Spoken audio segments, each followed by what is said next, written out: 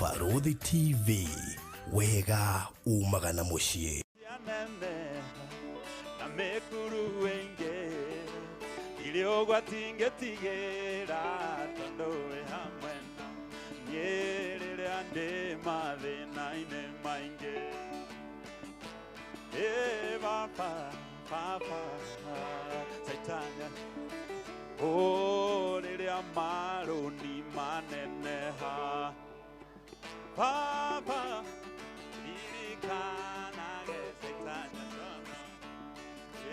ona ciana cienda kũgũrũka nĩndakũ papa irikanage saitanya ona mũthuri acererwo papa irikanage saitanya oye ona rĩrĩa okae mũrĩu nĩndakũ papa irikanage saitanya sonoka oye ndamwĩtia mbeca akarega nĩndakũ papa nage saitanya sonoka gerĩrĩa ndĩ mathĩna-inĩ maingĩ nĩndakũhoya papa ũndirikanage saitanya sonoka. Ai mũtikĩhũre karũhĩ ona konoka mwathani.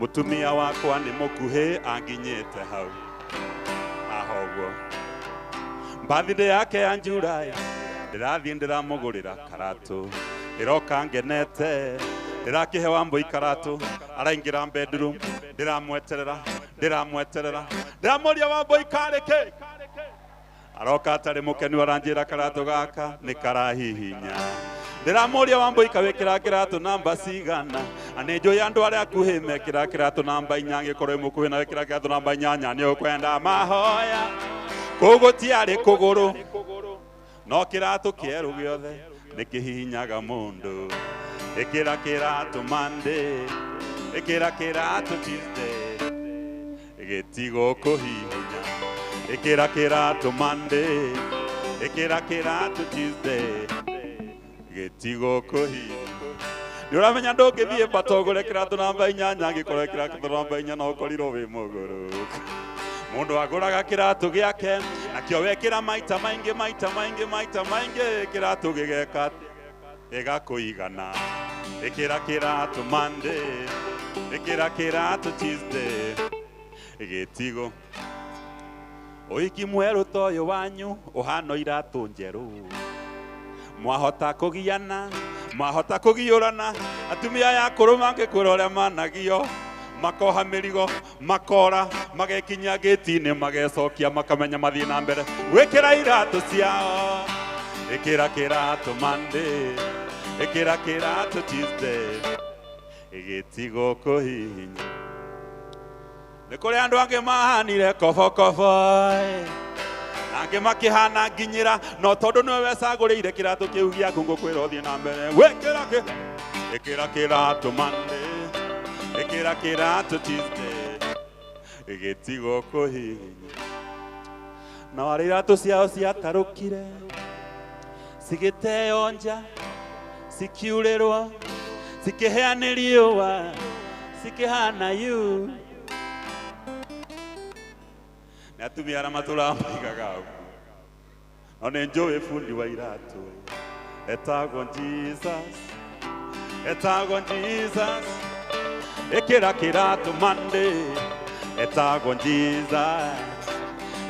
Jesus ĩkĩra kĩratũ Monday toina ĩkĩra kĩratũ Monday ĩkĩra kĩratũ Tuesday gĩtigo kũhihinya amen.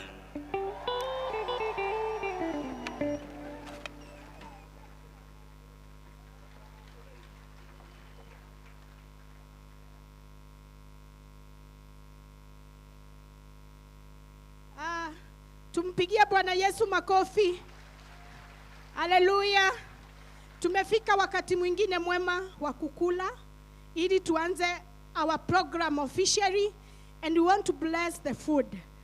And when we do so, sasa si unga imeanza pande hii, tukue fair, si ndio? Sasa tutaanza kukula na ile side.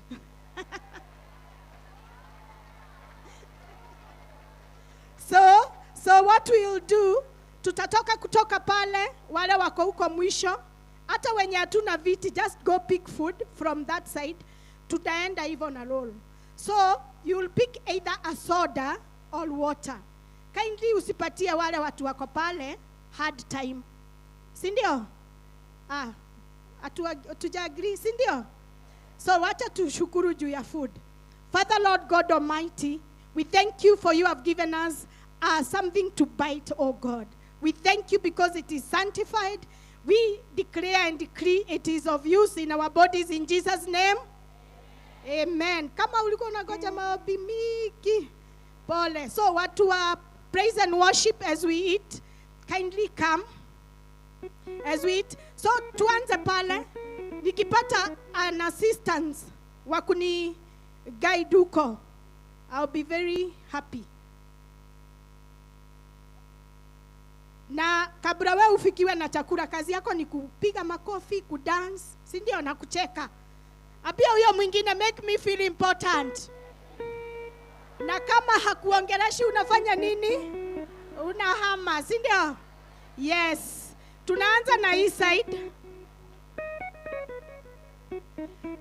So until hawa wote warudi na wakae, wenye tuko hapa hatuamki. Sawa sawa? Yes.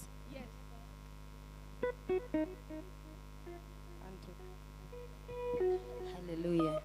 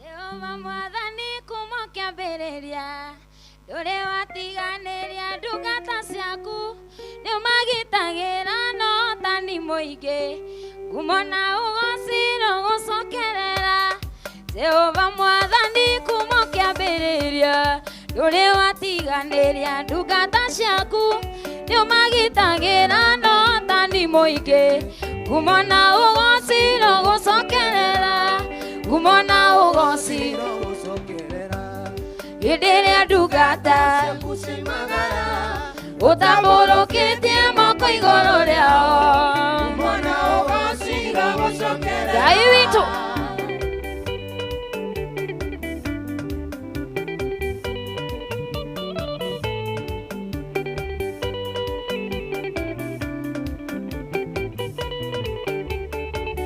Indire unemenyete ũrĩa wĩ hinya mũingĩ etagwo Jehova mũnene wa ita arĩa wĩtongoreirie matiotagwo ngumo na ũgooci rũgũcokerera ngumo na ũgooci rũgũcokerera rĩrĩa ndungata ciaku cioimagara ũtambũrũkĩtie moko igũrũ rĩao ngumo na ũgooci rũgũcokerera ĩni ngumo na ũgooci rũgũcokerera rĩrĩa ndungata cia kucaimagara utamburukitie moko iguru riao kumona ugacira gucokerera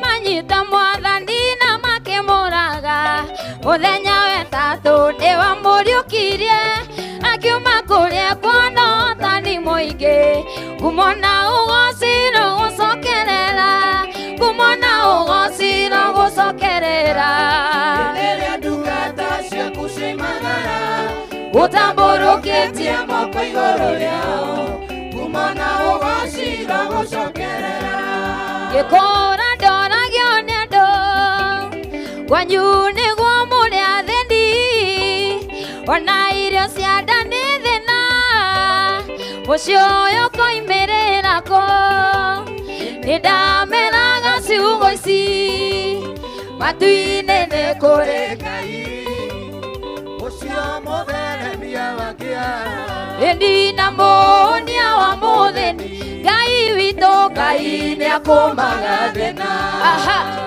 akaukia kĩnyararo ĩndi kuona atĩ ũyũ nĩ ũmũthĩ Ngai nĩ akũmaga thĩna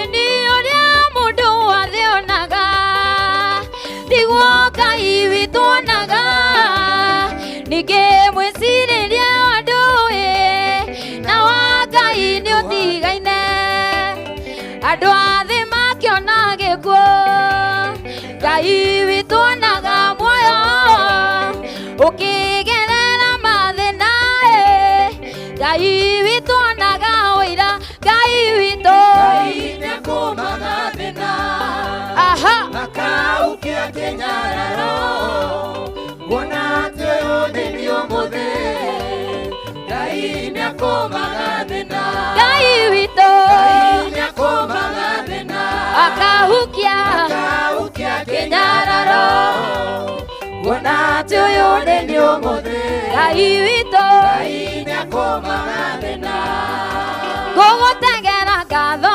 ngũhake na mĩromo ya kanua gaka gakwa mũndũ ĩriũrũĩte ũkahotana ĩguoko gwaku nĩkuo kũhotanĩire mũrũgamia wa kũrĩa ĩndi gwacingimana nĩ ũtuĩkaga meri ĩndi makinya makwa maigĩte haraya kũgacagĩra rwaro-inĩ rwa ihiga aiwe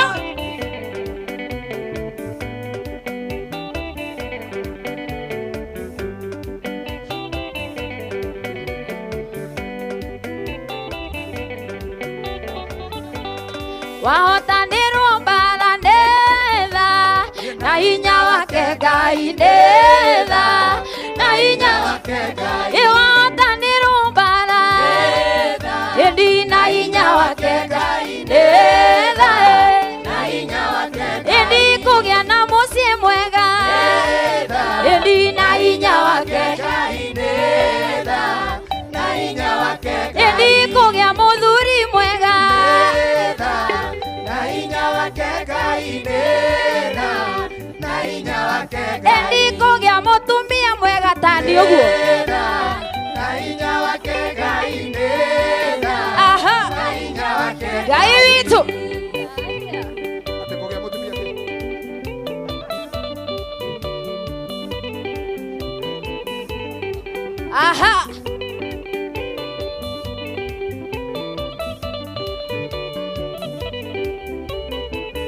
ĩndi kũgĩa na maitũ mwega ĩndi na hinya wake ĩndi na hinya ĩndi kũgĩa na maitũ mwega ĩndi na hinya wake ĩndi kũgĩa ũgima wa mwĩrĩ ĩndi na hinya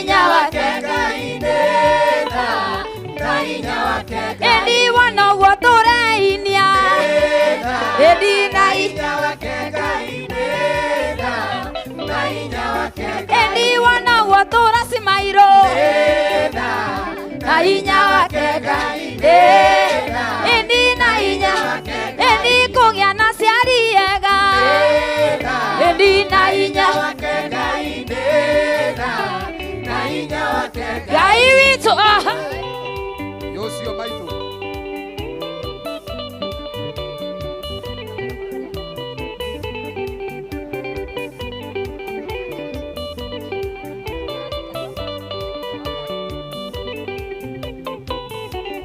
Ogorona tukiruga Endi na hinya wake Ngai nĩtha na hinya wake Endi kũgĩa na mĩaka mĩingĩ ta yakwa ũguo na hinya wake Ngai nĩtha na hinya wake Ngai kũgĩa mĩaka 70 nĩtha na hinya wake Ngai nĩtha na hinya wake Ngai kũgĩa mĩaka 62 nĩtha na hinya wake Ngai nĩtha na hinya wake Ngai kũgĩa mĩaka 28 Ngai ati hinya wake Ngai nĩtha au na hinya wake Ngai kũgĩa na mwĩrĩ mwega nĩtha na hinya wake Ngai nĩtha na hinya wake Ngai kũgĩa gakuo ta gaka toguo we aha na hinya wake Ngai nĩtha na hinya wake Ngai tũia rings tũtũrona ũguo nĩtha aha na hinya wake Ngai nĩtha na hinya wake Ngai witũ aha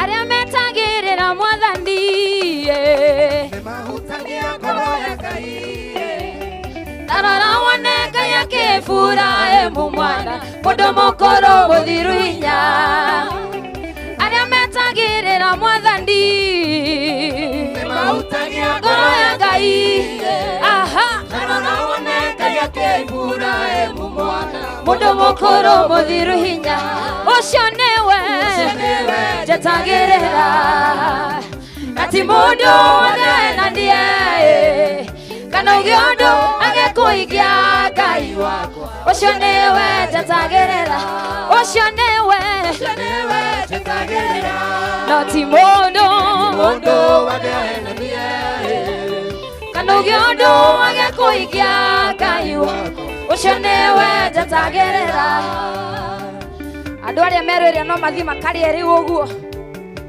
arĩa erĩrĩa no mũthiĩ mũkarĩa twambĩrĩirio na mũtumia ũcio wĩna ngũbia asante sana anake nĩmakorwo nĩ hinya ona kũnoga nĩmakanoga no arĩa othe metagĩrĩra Ngai wao ũhoti nĩũrĩmongagĩrĩra anake nĩmakorwo nĩ hinya ona kũnoga nĩmakanoga no arĩa othe metagĩrĩra Ngai wao ũcio nĩwe njetagĩrĩra na ti mũndũ wothe enanie kana ũgĩe ũndũ agĩkũigia Ngai wakwa ũcio nĩwe njetagĩrĩra Ngai witũ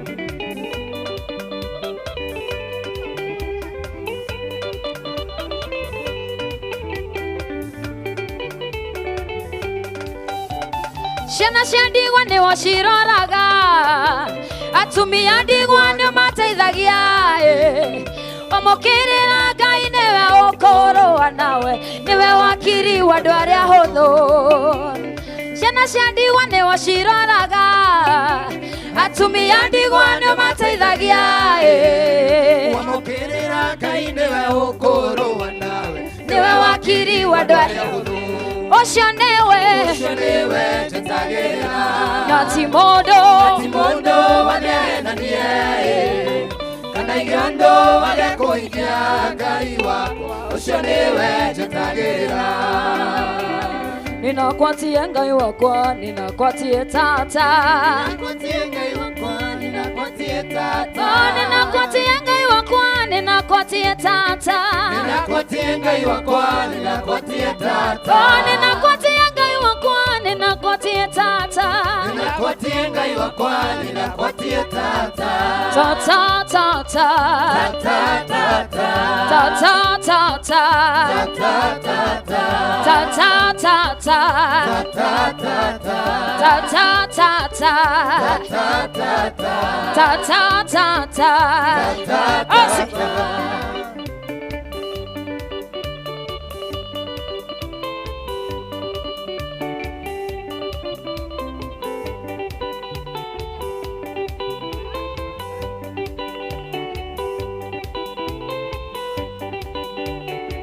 Asiwe.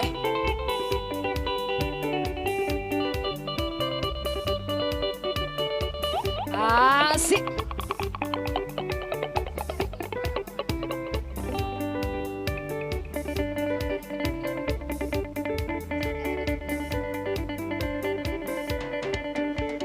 Bado mnabarikiwa, si ndio? Tuhorere maito wito makofi mega. Hallelujah. Tuhorere maito karohe kega oguo. Miaka 62. Miaka 62 to oguo, si ndio? 62 years kabla nifike hapo. Hey, kabla nifike 62 years. Ni neema ya Bwana inahitajika. Hallelujah. 62 years.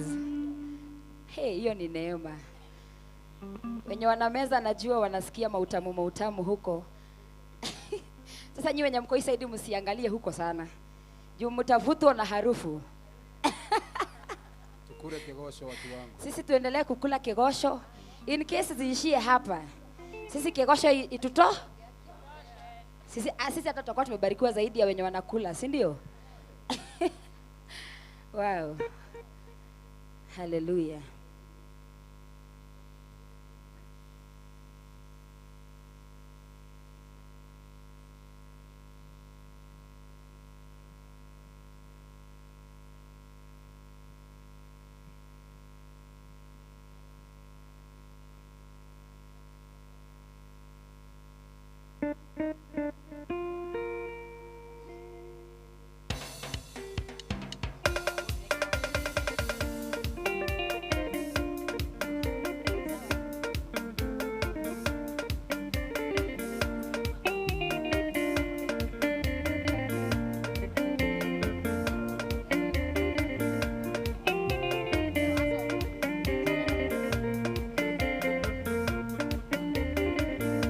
Matire matuthikane gwatouke makiriganirwo ati twari mbeu tiri watunukirira tugikunoka na matire metikia ati twi mbeu ya Ngai ndiumaga mbeu ya Ngai ndihoraga mbeu ya Ngai ndicinagwo nĩ heho mbeu ya Ngai ĩtũragio no Ngai matigire matuthika nĩguo tũhuke makĩriganĩrwo atĩ twarĩ mbeũ tĩri watũnungĩrĩra tũgĩkunũka na matire metĩkia atĩ twĩ mbeũ ya Ngai ndĩũmaga mbeũ ya Ngai ndĩhohaga ĩni mbeũ ya Ngai ndĩcinagwo nĩ heho mbeũ ya Ngai ĩtũragio no Ngai.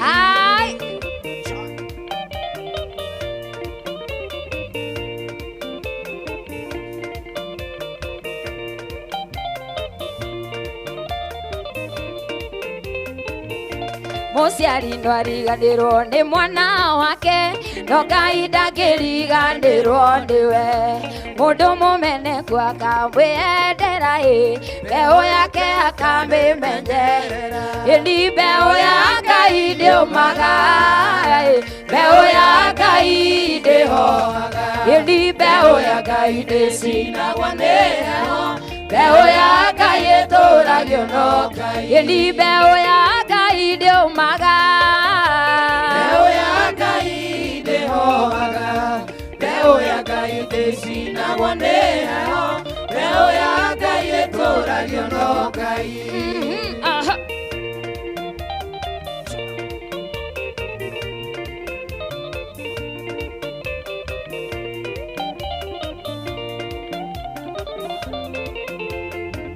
Gogwa mbere yaku na ihoru ngũthaithe tũngĩgirĩkaga tondũ Ngai wakwa nĩ mwĩya baba na wanyona ndoka ngũthaithe ndĩnyihĩtie ndũkandwĩra na marakara wamenya atĩ niĩ ndĩ rũkũngũ rwa thĩ nawe nowe wakũmbanirie Ngai witũ.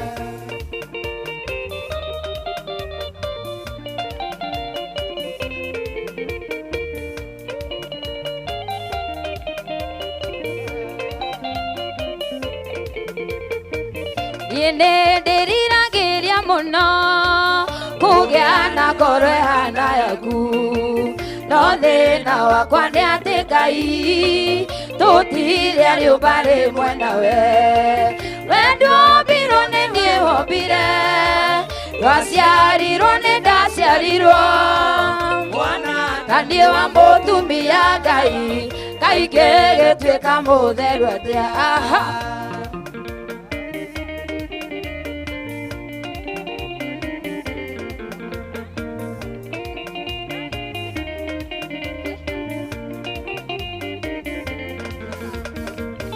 Iriganĩirwo warutire wĩra mũnene niĩ nyoneke wonanirie wendani na tha Mũrũngu agĩkwa mũthĩ igũrũ wendo tocio ingĩrĩ anake tigo ndĩnyie na njathĩke na ngerie na kĩo kũgarũra ingĩ ngoro ciao igũcokere aha.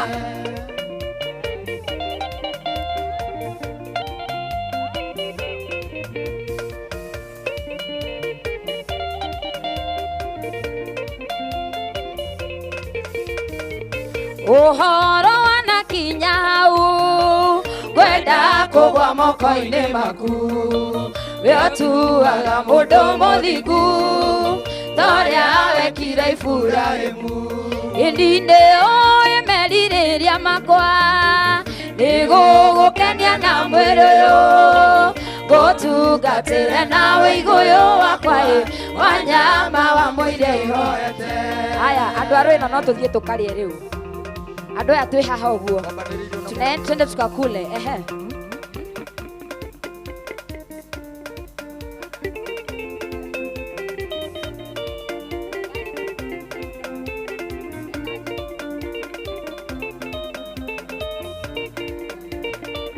Hallelujah.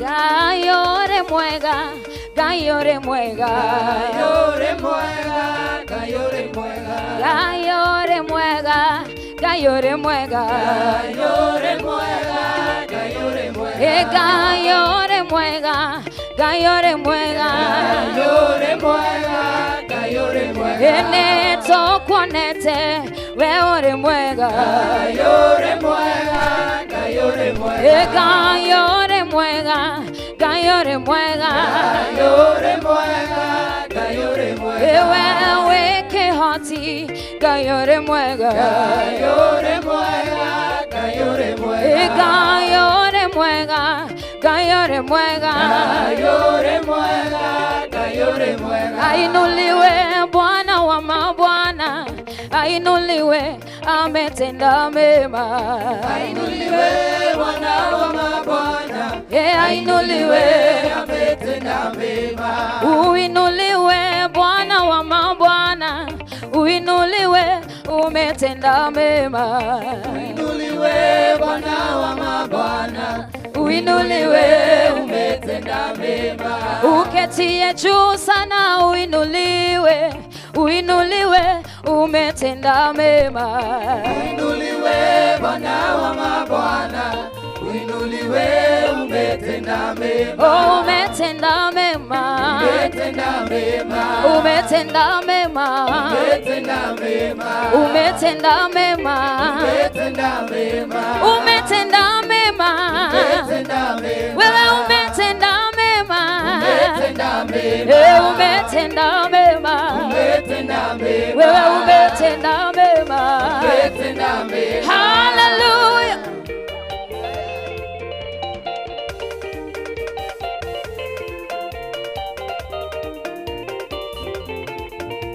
Wa milele Mungu wa baraka ni nani sema?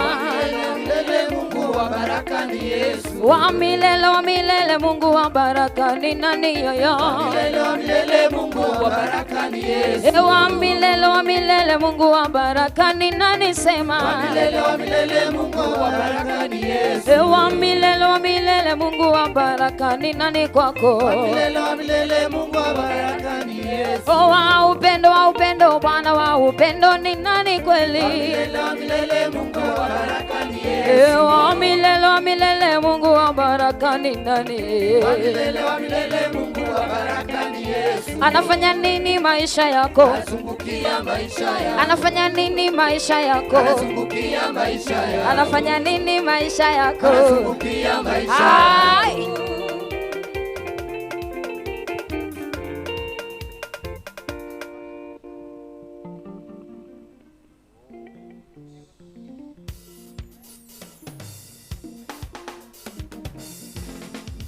Aha.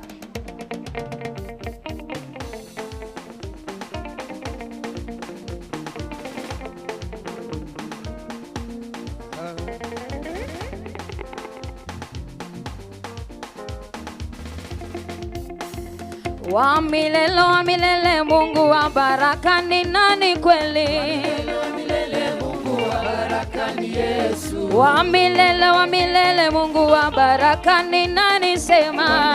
Milele Mungu wa baraka ni Yesu. Wa milele Mungu wa baraka ni nani jamani? Milele Mungu wa baraka ni Yesu. Wa milele Mungu wa baraka ni nani sema? Milele Mungu wa baraka ni Yesu. Wa upendo Bwana wa upendo ni nani kweli? Milele Mungu wa baraka ni Yesu. Wapi chezea Bwana? Hallelujah.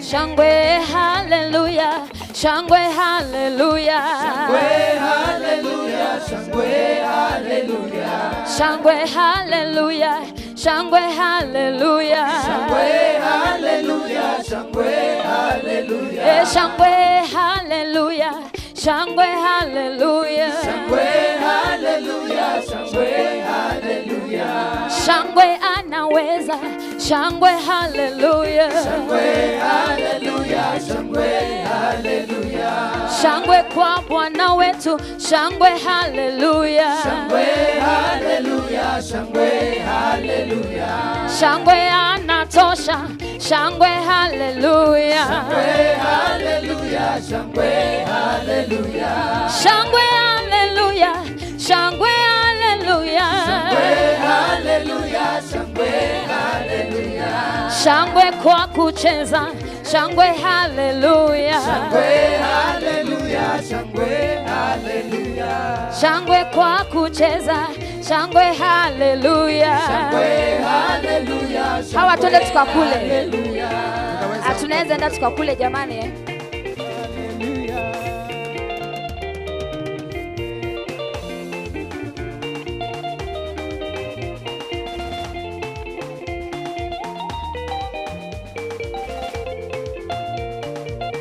Hallelujah. Tuendelee kukula, tuendelee kukula.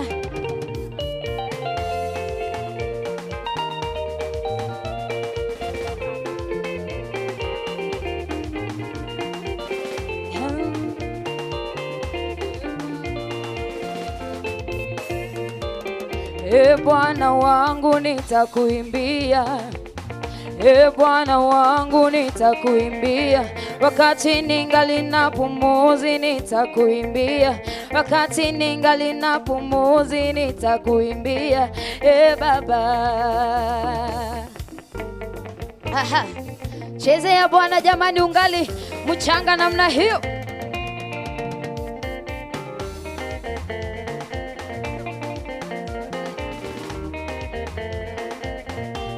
Bwana wangu nitakuimbia, Bwana wangu nitakuimbia, wakati ningali na pumuzi nitakuimbia, wakati ningali na pumuzi nitakuimbia, Baba.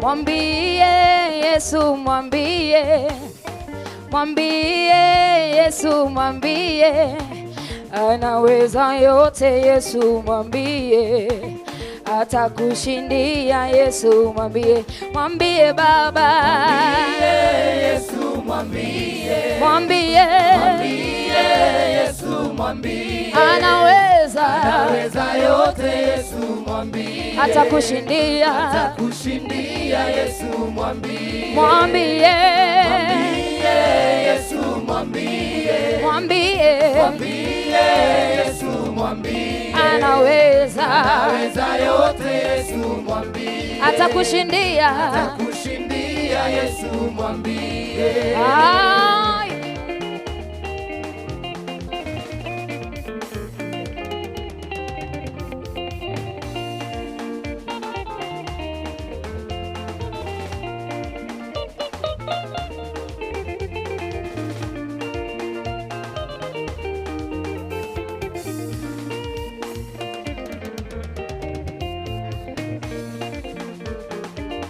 Hallelujah.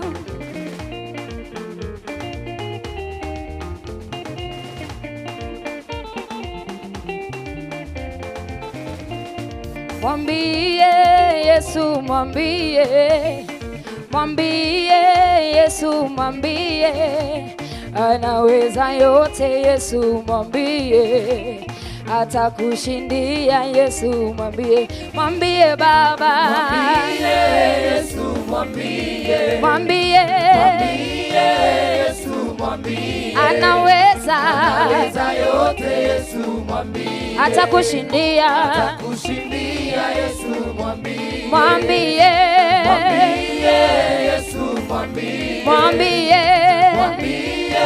Yesu, mwambie anaweza yote. Yesu mwambie atakushindia. atakushindia. Yesu mwambie, Amenisamehe, amenisamehe, amenisamehe, amenisamehe. aha, katika jina lake Yesu amenisamehe, katika jina lake Yesu amenisamehe.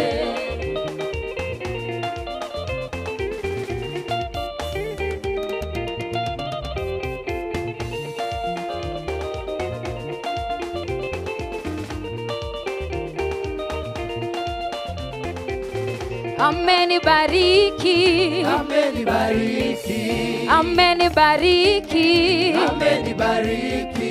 katika jina lake Yesu amenibariki, katika jina lake Yesu Amenibariki, ameniinua, ameniinua, ameniinua, ameniinua. tuseme katika jina lake Yesu Ameniinua, katika jina lake Yesu ameniinua. wewe.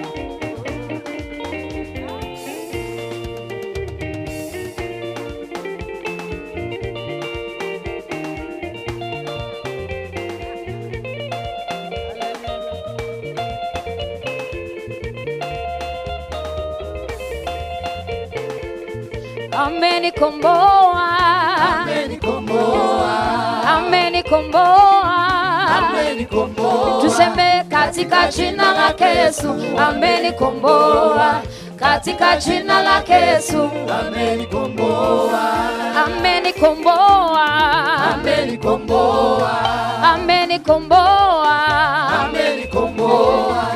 katika jina lake Yesu amenikomboa, katika jina lake Yesu amenikomboa, ameniinua, ameniinua, ameniinua jamani, ameniinua, katika jina lake Yesu ameniinua, katika jina lake Yesu ameniinua, amenibariki, amenibariki, amenibariki, amenibariki, tuseme katika jina lake Yesu amenibariki, katika jina lake Yesu amenibariki.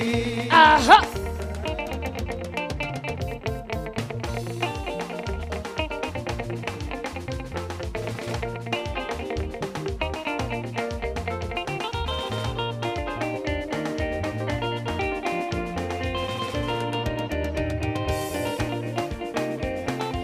Anaweza, anaweza, anaweza mwana wa Mungu.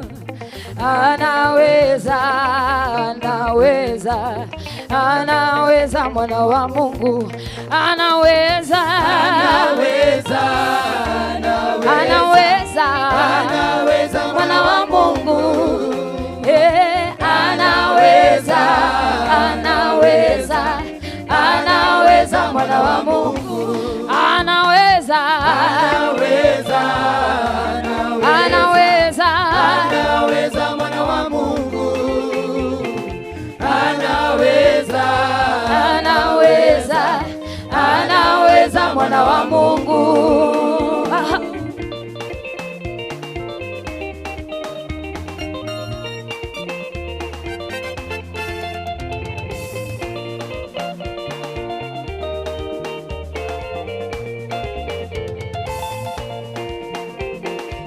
Anaweza, anaweza, lililo ngumu anaweza, anaweza, anaweza, anaweza mwana wa Mungu. Anaweza, anaweza, anaweza, anaweza mwana wa Mungu. Anaweza, anaweza, anaweza mwana wa Mungu. Anaweza, anaweza, anaweza, anaweza mwana wa Mungu. Anaweza, anaweza, anaweza mwana wa Mungu. anaweza, anaweza, zisilowezekana anaweza, anaweza, anaweza, anaweza mwana wa Mungu. Magonjwa magumu sana anaweza, anaweza mwana wa Mungu. Anaweza, anaweza, anaweza mwana wa Mungu. Tuseme Anaweza, anaweza, anaweza mwana wa Mungu. Anaweza, anaweza, anaweza, anaweza mwana wa Mungu. Anaweza, anaweza, anaweza, anaweza mwana wa Mungu. anaweza, Anaweza, anaweza, anaweza mwana wa Mungu. Hallelujah.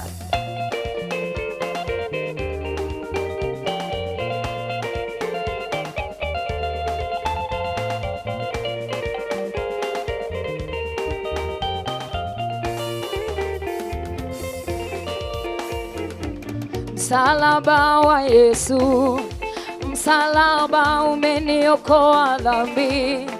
Haleluya. msalaba wa Yesu, Msalaba umeniokoa dhambi.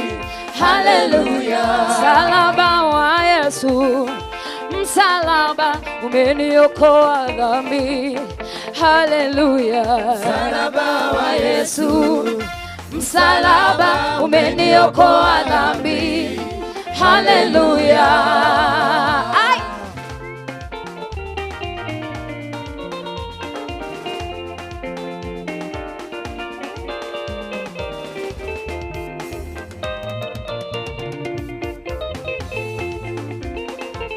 Msalaba wa Yesu, msalaba umeniokoa dhambi.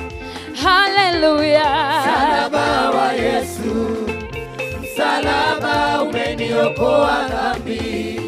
Haleluya. Msalaba wa Yesu, msalaba umeniokoa dhambi mimi. Haleluya. Msalaba wa Yesu, msalaba umeniokoa dhambi. Haleluya.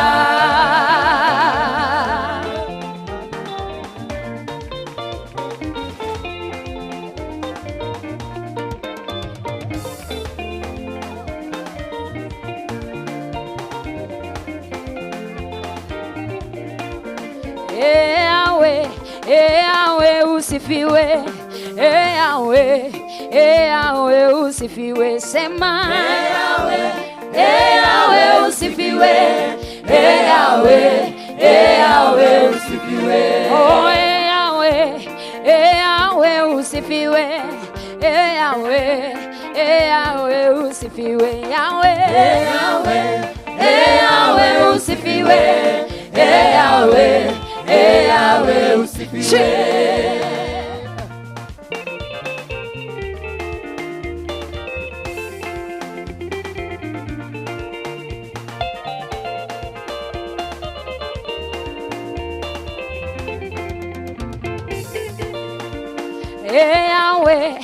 Yahweh akomama, Yahweh usifiwe, Yahweh usifiwe, Yahweh usifiwe, oh Yahweh akomama, Yahweh usifiwe, Yahweh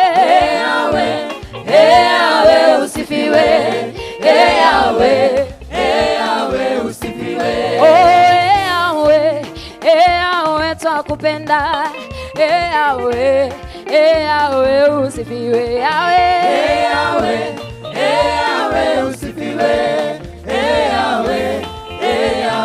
usifiwe.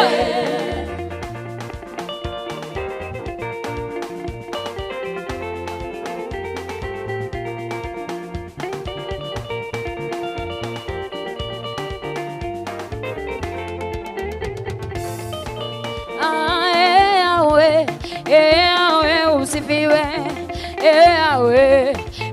Yahweh usifiwe, Yahweh usifiwe,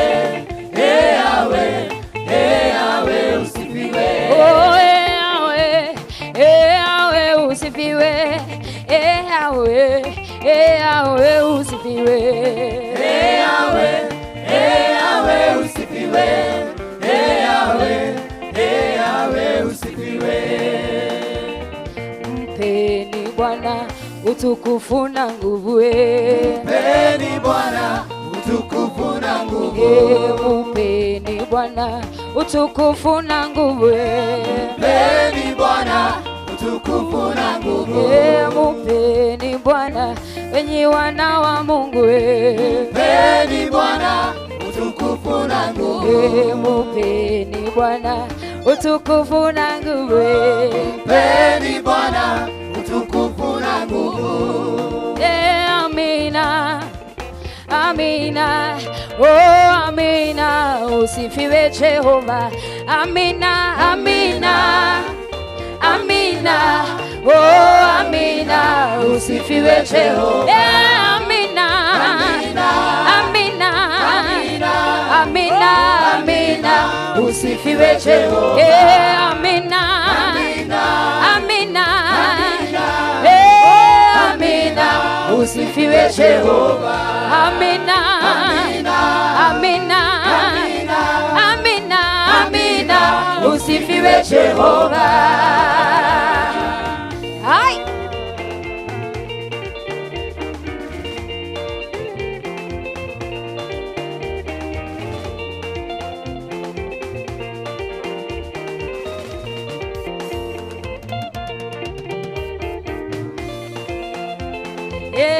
Amina, amina, amina, amina, usifiwe Jehova. Amina.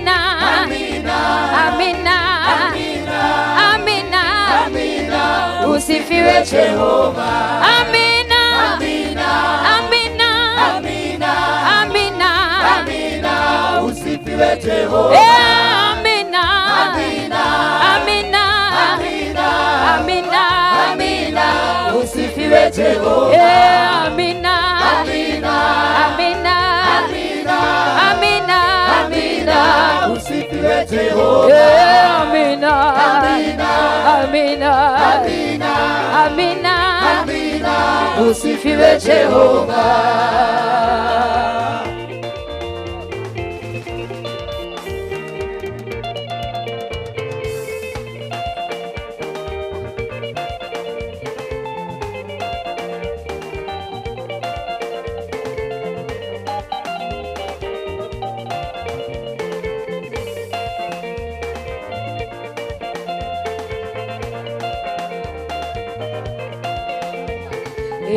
Mupeni Bwana utukufu na nguvu. Mupeni Bwana utukufu na nguvu. Mupeni Bwana enyi wana wa Mungu. Mupeni Bwana utukufu na nguvu. Mupeni Bwana utukufu na nguvu. Mupeni Bwana utukufu na nguvu. Mupeni Bwana enyi wana wa Mungu. Mupeni Bwana utukufu na nguvu. Oh, amina, amina, amina, usifiwe Jehova. Amina, Amina, amina, amina, amina, amina, usifiwe Jehova. Amina, Amina, amina, amina, amina, amina, usifiwe Jehova. Amina, Amina, amina, amina, amina, amina, usifiwe Jehova. Amina, amina, amina, amina, amina, amina, usifiwe Jehova.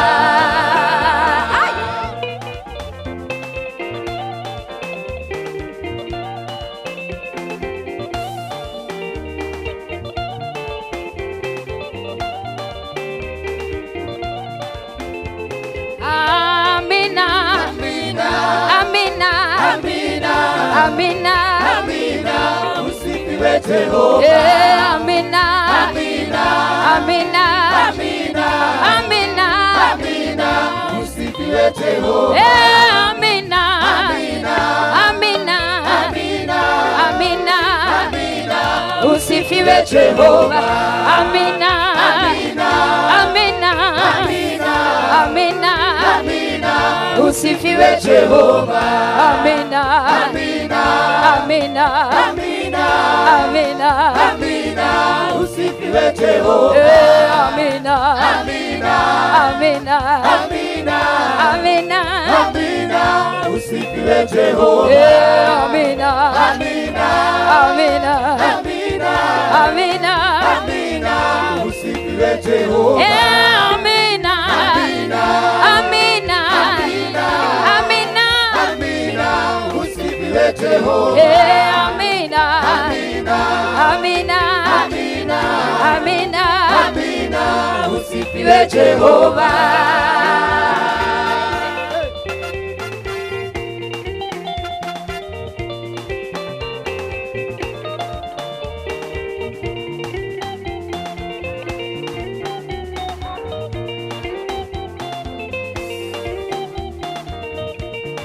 huku na huku kama mawimbi, upendo wa Yesu wanizunguka. Huku na huku kama mawimbi, Upendo wa Yesu wanizunguka. hata nikiwa na njaa kama mawimbi, Upendo wa Yesu wanizunguka. hata nikiwa nimelala kama mawimbi, Upendo wa Yesu wanizunguka. nikiwa ninatembea Mawimbi, mawimbi, upendo wa Yesu wanizunguka. huku na huku Mawimbi, kama mawimbi, upendo wa Yesu wanizunguka. huku na kule Mawimbi, kama mawimbi, upendo wa Yesu wanizunguka. Kule na kule kama mawimbi, Upendo wa Yesu wanizunguka.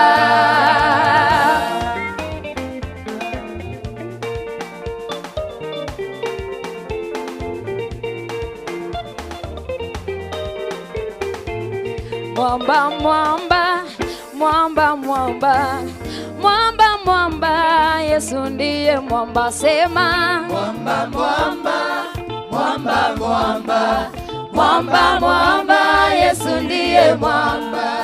Mwamba, mwamba, mwamba, mwamba, mwamba, Yesu ndiye mwamba. Mwamba, mwamba, mwamba, mwamba, mwamba, mwamba, mwamba, Yesu ndiye mwamba.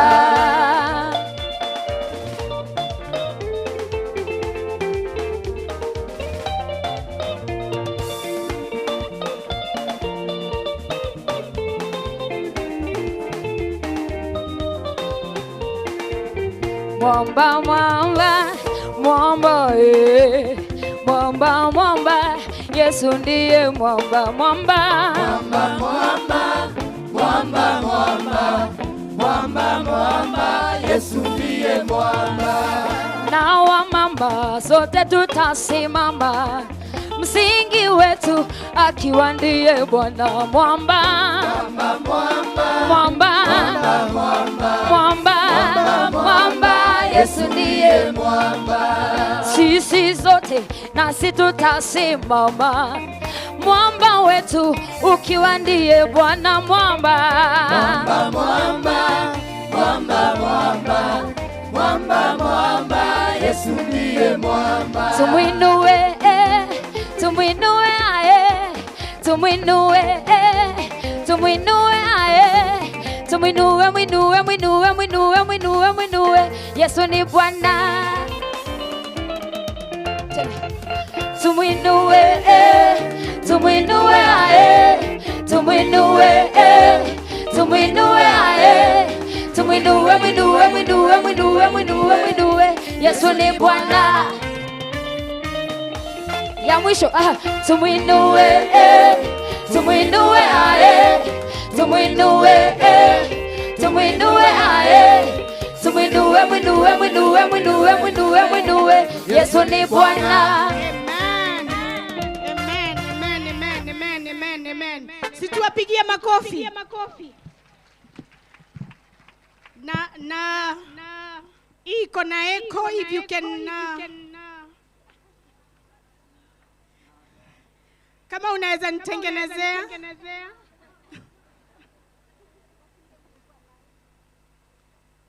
So muko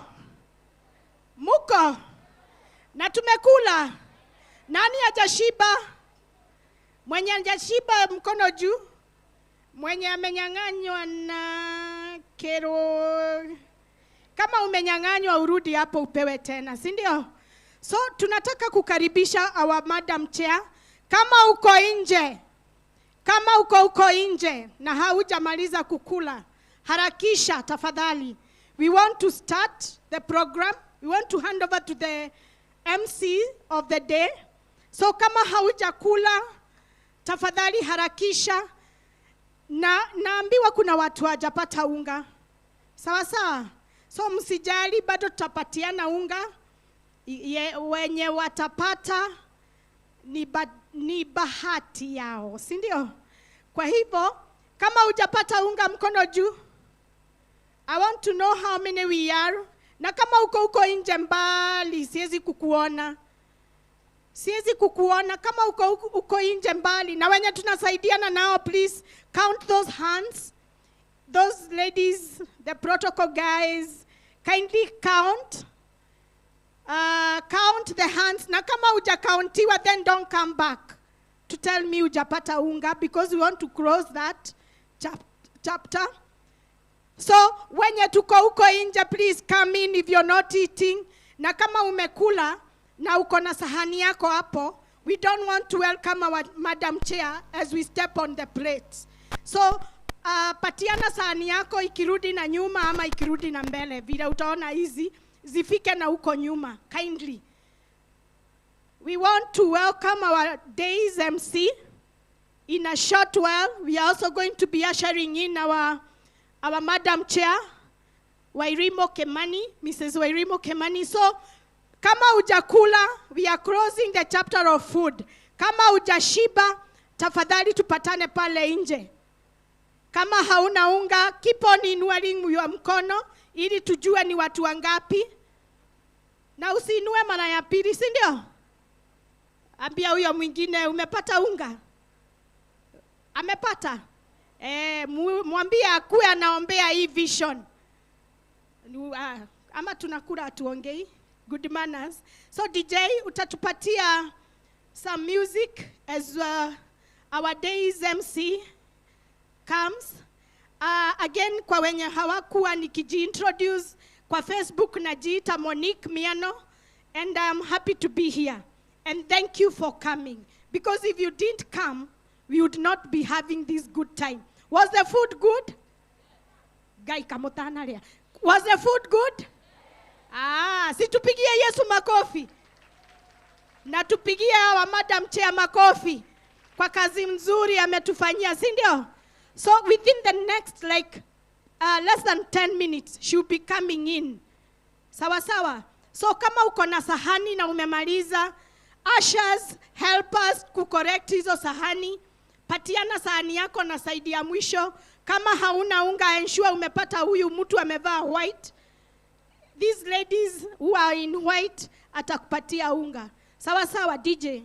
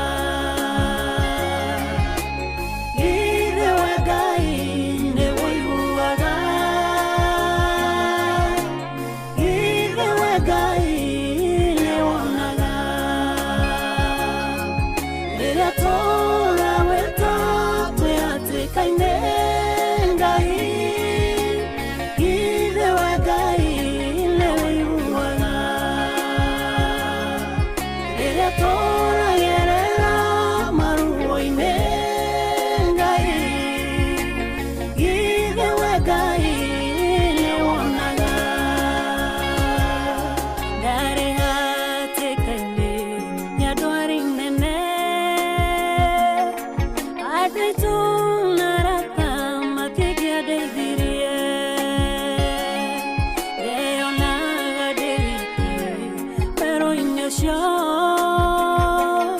ithe wenga yokwa le wanyonaga ithe wenga ile waiguaga ithe wenga ile wonaga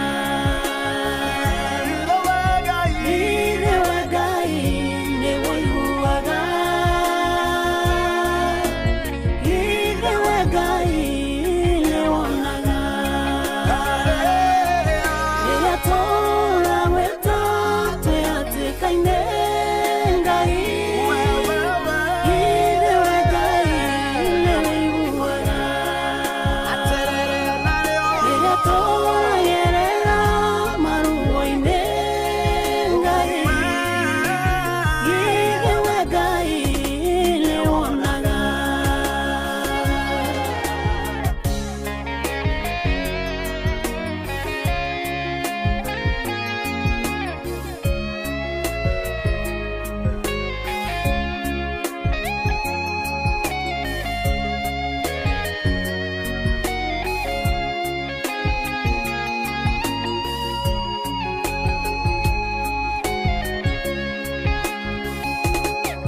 Wariye ngoro yakwa ukenjĩra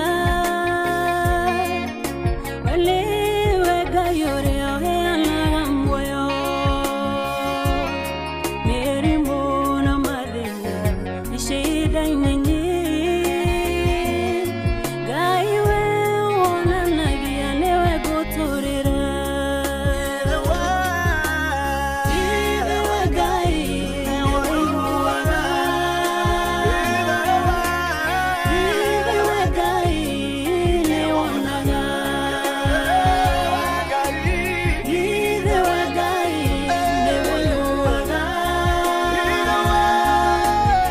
ithe wenga ile wonaga ria tora weta tweatikaine ngai ithe wenga ile waiguaga ria tora yerera maruo-inĩ ngai ithe wenga ile wonaga nimenyete nĩwonagia mĩrimũ yothe iwe wĩtagwo na marĩtwa andũ makamaka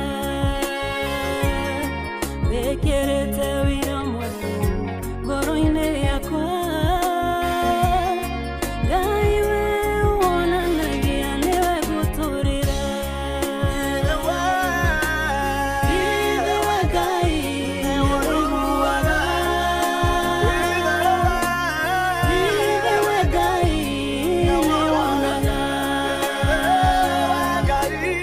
ithe wenga ile waiguaga ithe wenga ile wonaga ria tora weta tweatikaine ngai ithe wenga ile waiguaga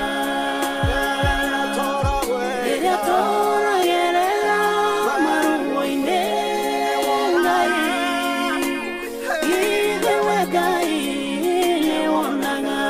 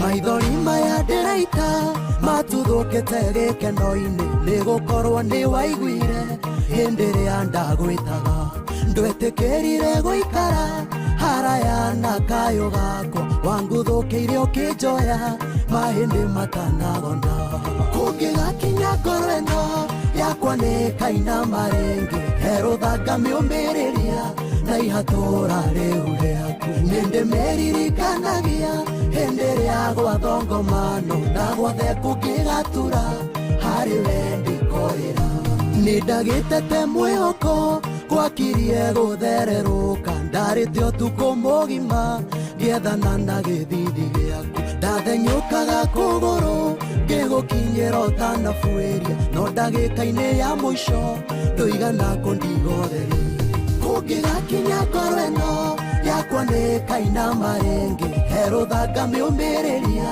na ihatũra rĩu rĩaku nĩndĩmeririkanagia hĩndĩ ĩrĩa gwathongomano na gwothe kũngĩgatura harĩ we ndikorĩra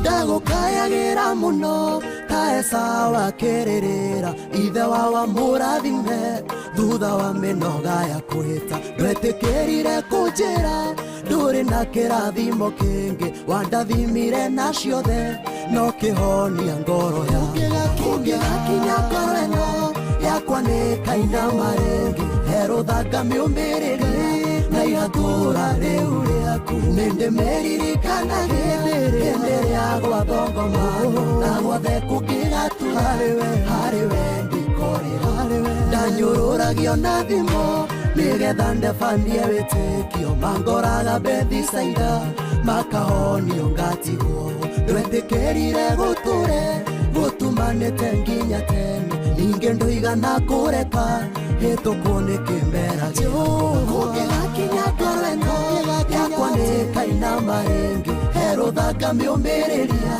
na ihatũra rĩu nĩndĩmeririkanagia hĩndĩ ĩrĩa gwathongomano na gwothe kũngĩgatura harĩ we ndikorĩra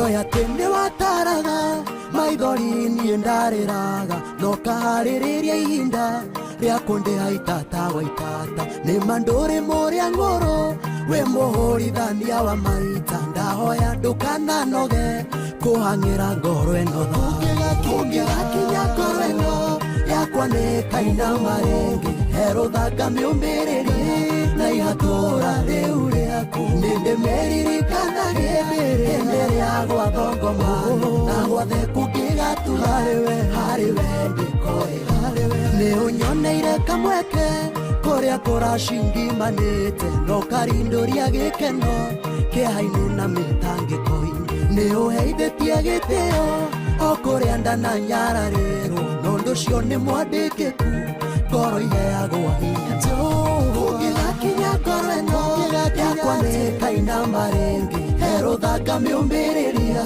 na ihatũra rĩu nĩ ndĩmeririkanagia hĩndĩ rĩa gwathongomano na guothe kũngĩgatura harĩ we ndĩkorĩra ũngĩgakinya ngoro ĩno yakwa nĩ kainama rĩngĩ herũthanga mĩũmĩrĩrie na ihatũra rĩu rĩaku nĩ ndĩmeririkanagia hĩndĩ rĩa gwathongomano na guothe kũngĩgatura harĩ we ndĩkorĩra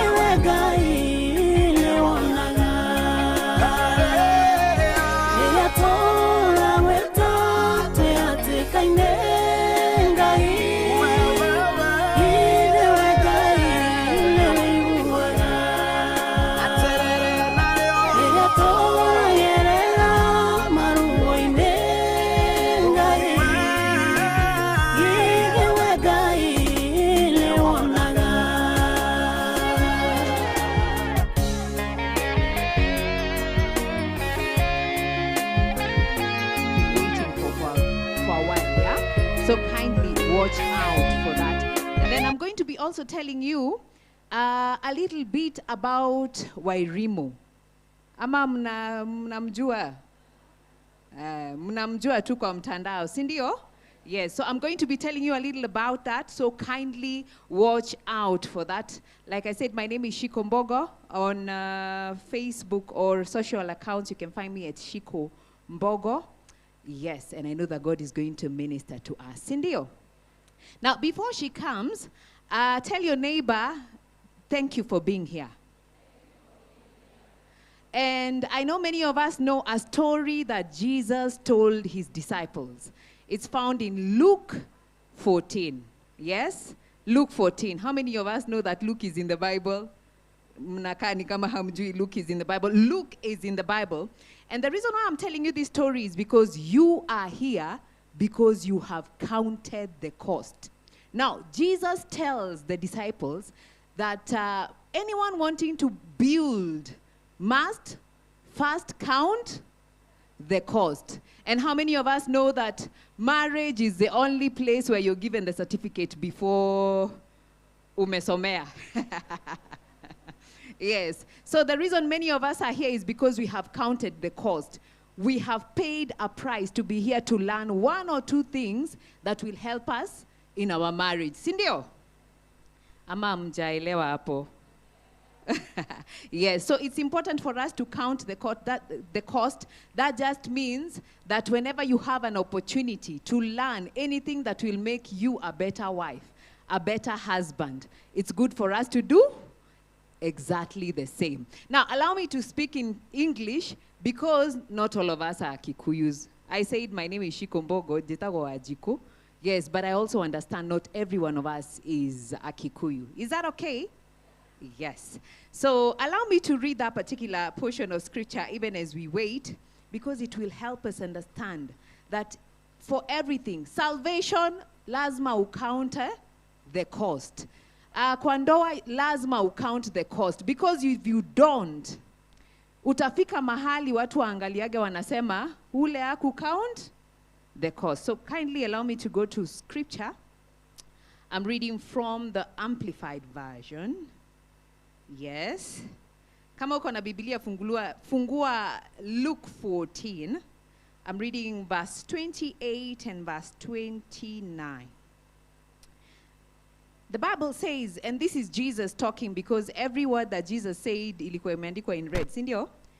For which one of you, when he wants to build a watchtower for his guards, does not first sit down and calculate the cost to see if he has enough to finish it? Otherwise, when he has laid a foundation and is unable to finish the building, all who see it will begin to ridicule him, saying, this man began to build and was not able to finish. Hapo Jesus anatuambia ni vizuri count the cost. Yes. I'm married to one Mr. Mbogo. We've been married, it's going to be 8 years later this year. But I know that there are many women here who have been married longer. And they will tell us that there is a cost to count. Naona mama nafanya hivi. Ni ukweli. Lazima ufanye. And that means finding out what the Bible has to say about marriage. Sindio? Yeah. There are very many scriptures. And these days we are not like Akina Peter and Paul. You can just Google scriptures and find. So today, the theme is, a wise woman does what? Yes. And so I'm not the speaker today. Once they come, they're going to give us things we call treasures. Yeah? Treasures. Ukishikilia vizuri what they tell you, your marriage is going to thrive. Sindio? Yes, and because we are children of the kingdom, our marriages must work and must work. Sindio? Amen and amen. So we are waiting for the chair lady. She is Wairimo Kimani. In a short while, like I told you, when I'm told she's about to come, I'm going to tell you a little about her so that you can understand mahali he, she has a passion for marriage. Sindio? Lakini ni vizuri ku understand where she's coming from, why she's passionate about it, what God has told her, 1, 2, 3 things, so that when we are listening to her, we are listening from a point of understanding. Sawa sawa? Yeah, angalia neighbor yako mwambie smile kidogo. Mwambie it's not that serious. Yeah, tell them you're looking beautiful. Tell them you're looking beautiful. Yes, ladies looking, I wish you could see yourselves from up here. You all look so beautiful. Come on, clap for yourself. Clap for yourself. You did something, eh? You put some work into it. Sindio? Yes, so in a short while, we are going to be welcoming our lady, Mrs. Wairimo Kimani, and I know that God is going to minister to us. Okay, I wanted some clarification. I think I'm going to get it later. So I think until we are very ready, I can just ask our DJ to play us a song to wait for her to finish what she's doing there. Sindio? Yes, I think so. And the DJ is not here. Baby, fire, baby.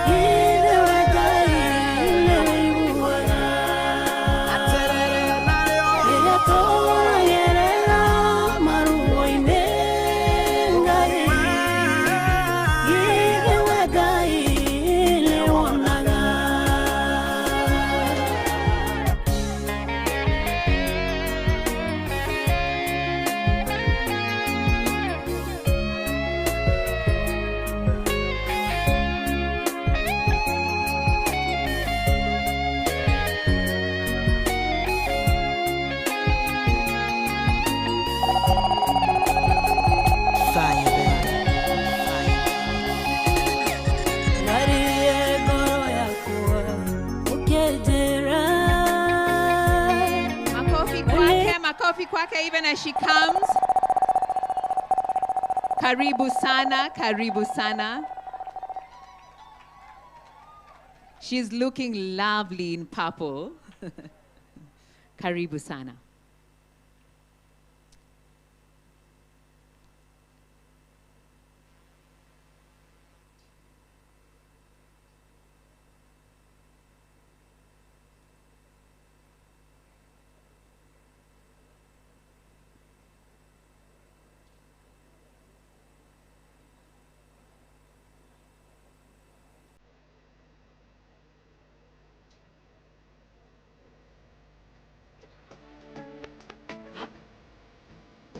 Makofi, Makofi, Ruben Kigame is in the house.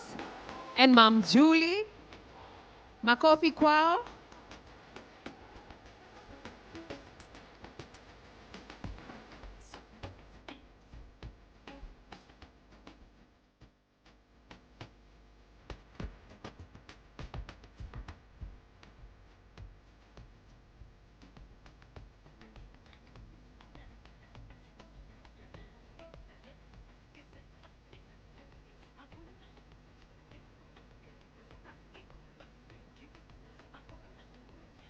Makofi Mary Atieno is in the house.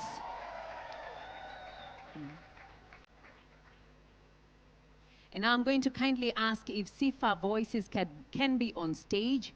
Kindly. Sifa voices, let's be on stage.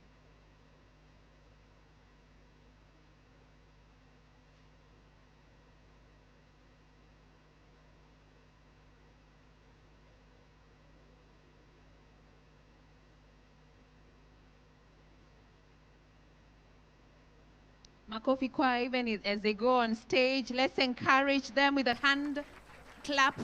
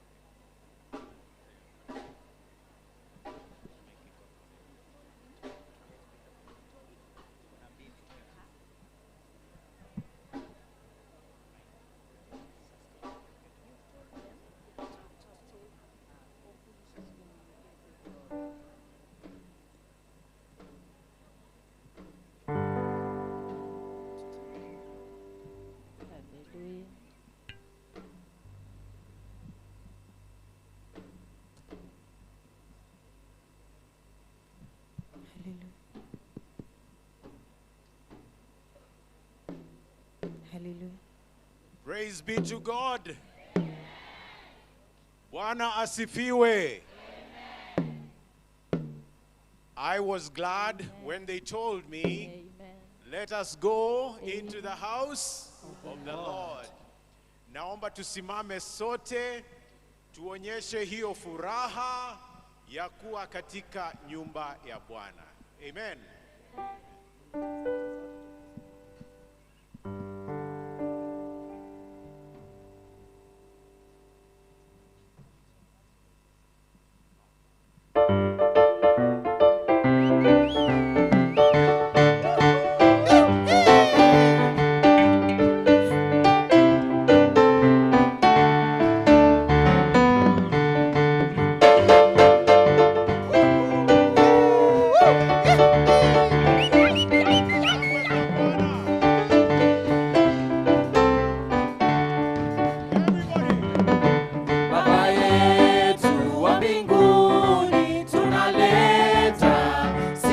Kwako wewe hulinganishwi na yeyote duniani, mbingu na nchi za kusifu, jua na mwezi vya kutukuza, wanyama wa pori, ndege wa angani, sifa tele kwako Bwana.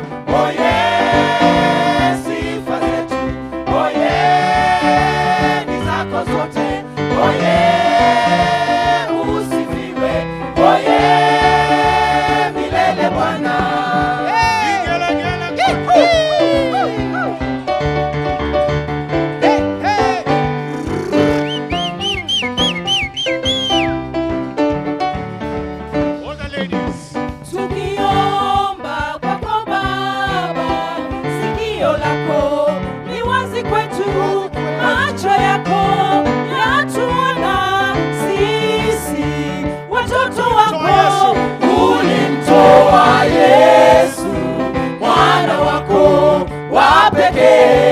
Alikufa msalabani, sasa tuko huru. Oye, sifa zetu, oye, ni zako zote, oye, usifiwe, oye, milele Bwana.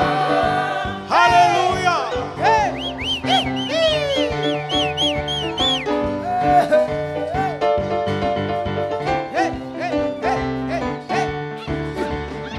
Anastahili sifa.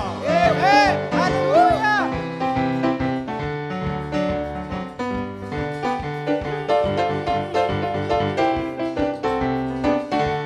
One more time. Oye, oye, oye, sifa zetu, oye, ni zako zote, oye, usifiwe, oye, milele. One more time. Oye,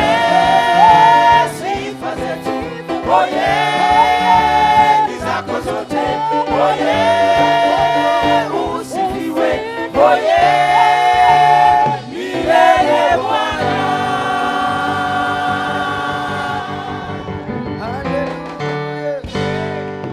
Amen. Mpe shangwe kwa nyumba yake.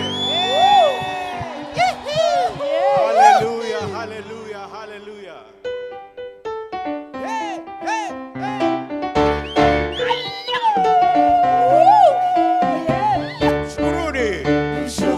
Mshukuruni Bwana kwa kuwa ni mwema, kwa maana fadhili zake ni za milele. All right. I needed to stop to explain something. Yes. This is the song that our chief guest wanted, and she says she was there about 28 years ago when the song was being launched. That is how long we've been there as Sifa Voices, and God has been good to us. If you are here and God has been good to you, you join Israel in saying His mercies endure forever. Amen. Amen. And this is a song, unaenda pole pole tu, no hurry, okay?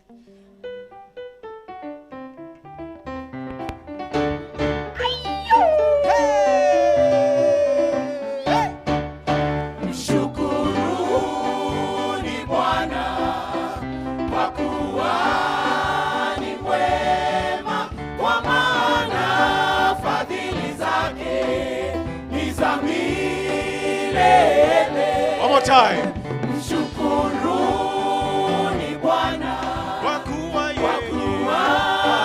ni mwema, kwa maana fadhili zake ni za milele. Shukuruni Mungu wa miungu, Fadhili zake ni za milele. shukuruni Bwana wa mabwana, Fadhili zake ni za milele. amefanya maajabu, Fadhili zake ni za milele. yeye alifanya mbingu na nchi. Fadhili zake ni za Oh, milele. sema kabisa, Mshukuruni Bwana kwa kuwa yeye ni mwema, kwa maana fadhili zake nasema, ni za milele. shukuruni Bwana wetu. Shukuruni Bwana Sababu gani? kwa kuwa ni mwema, kwa maana fadhili zake ni za milele. Amefanya mianga mikubwa, Fadhili zake ni za milele. jua litawale mchana, Fadhili zake ni za milele. mwezi na nyota usiku, Fadhili zake ni za milele. tanda za nchi juu ya maji. Fadhili zake ni za milele. Sema kabisa, Shukuruni Bwana kwa nini yeye? kwa kuwa ni mwema, kwa maana fadhili zake ni za milele. Shukuruni Bwana wetu. Shukuruni Bwana Sababu gani? kwa ni mwema, kwa maana fadhili zake ni za milele. Aliyegawa bahari ya Shamu, Fadhili zake ni za milele. akavusha Waisraeli. Fadhili zake ni za milele. Aliyemshinda Farao Fadhili zake ni za milele. na majeshi yake yote. Fadhili zake ni za milele. Sema kabisa, Shukuruni Bwana kwa kuwa yeye ni mwema, kwa maana fadhili zake ni za milele. shukuruni Bwana, Shukuruni Bwana kwa kuwa yeye ni mwema, kwa maana fadhili zake ni za milele. anastahili sifa Bwana Yesu.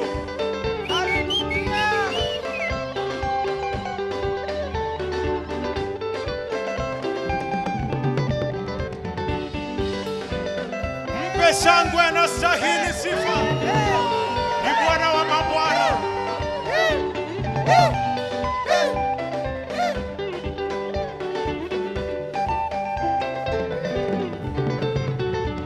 Yeye aliyetukumbuka Fadhili zake ni za milele. katika unyonge wetu, Fadhili zake ni za milele. tuokoaye na watesi. Fadhili zake ni za milele. Mungu kweli ni wa ajabu. Fadhili zake ni za Sema milele. kabisa, Shukuruni Bwana kwa kuwa yeye. Makofi kidogo namna hii. kwa maana fadhili zake ni za milele. Piga makofi, shukuruni Bwana, Shukuruni Bwana kwa kuwa yeye. ni mwema, kwa maana fadhili zake ni za milele.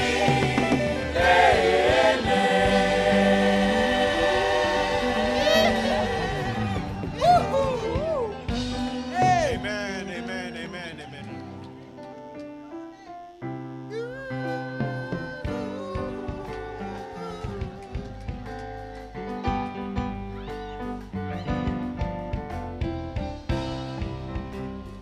God will never leave you.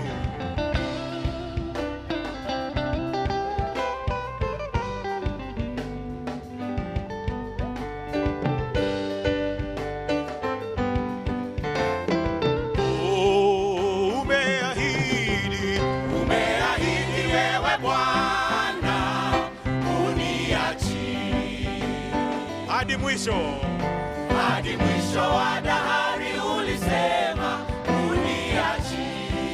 Wewe ni Mungu, Wewe ni Mungu uliye mwaminifu siku zote.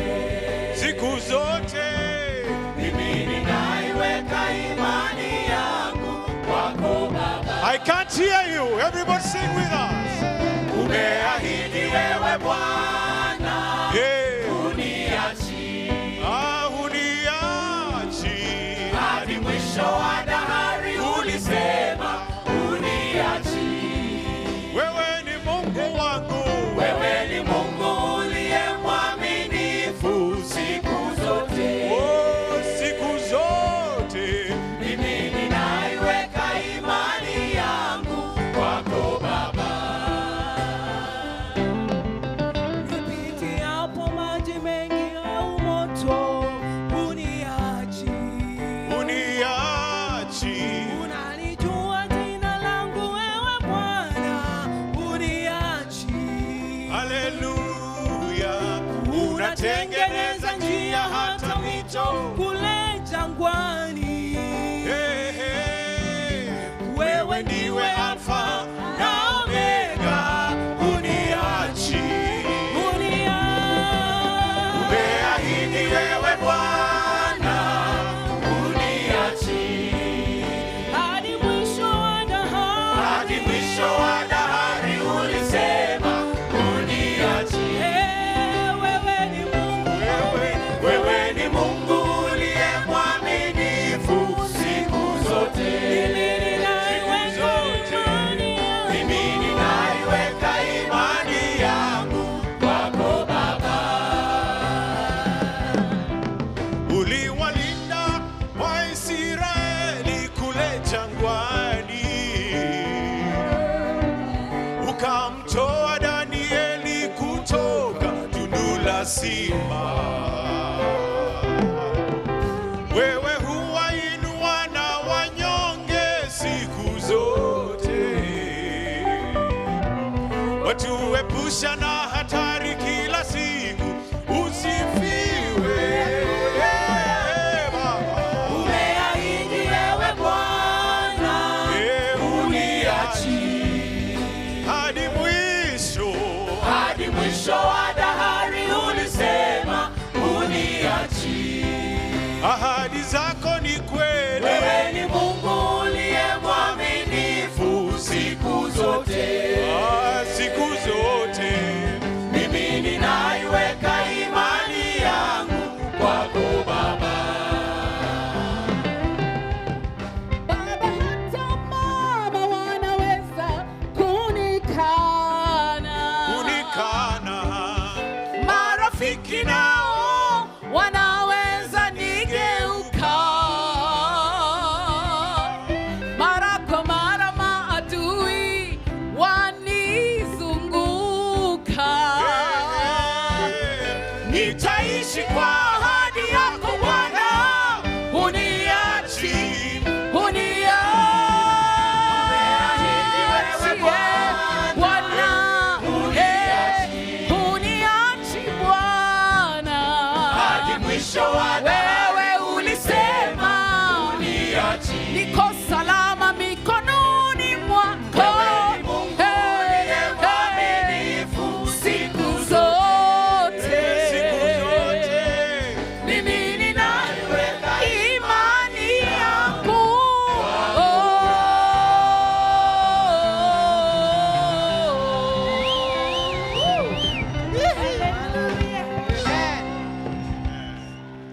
Amen, amen. Come on, let's give them another round of applause.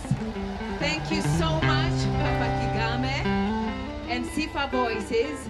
May God bless you. And now we're going to invite on stage our mother. We can call her our mother, Mary Atieno. How many of us? Yes, let's clap until she gets on stage.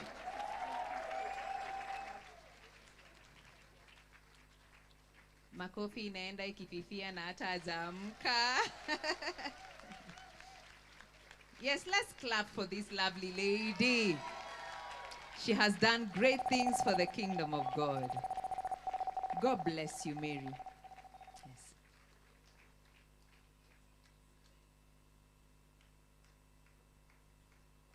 I think another round of applause would be befitting. Yes.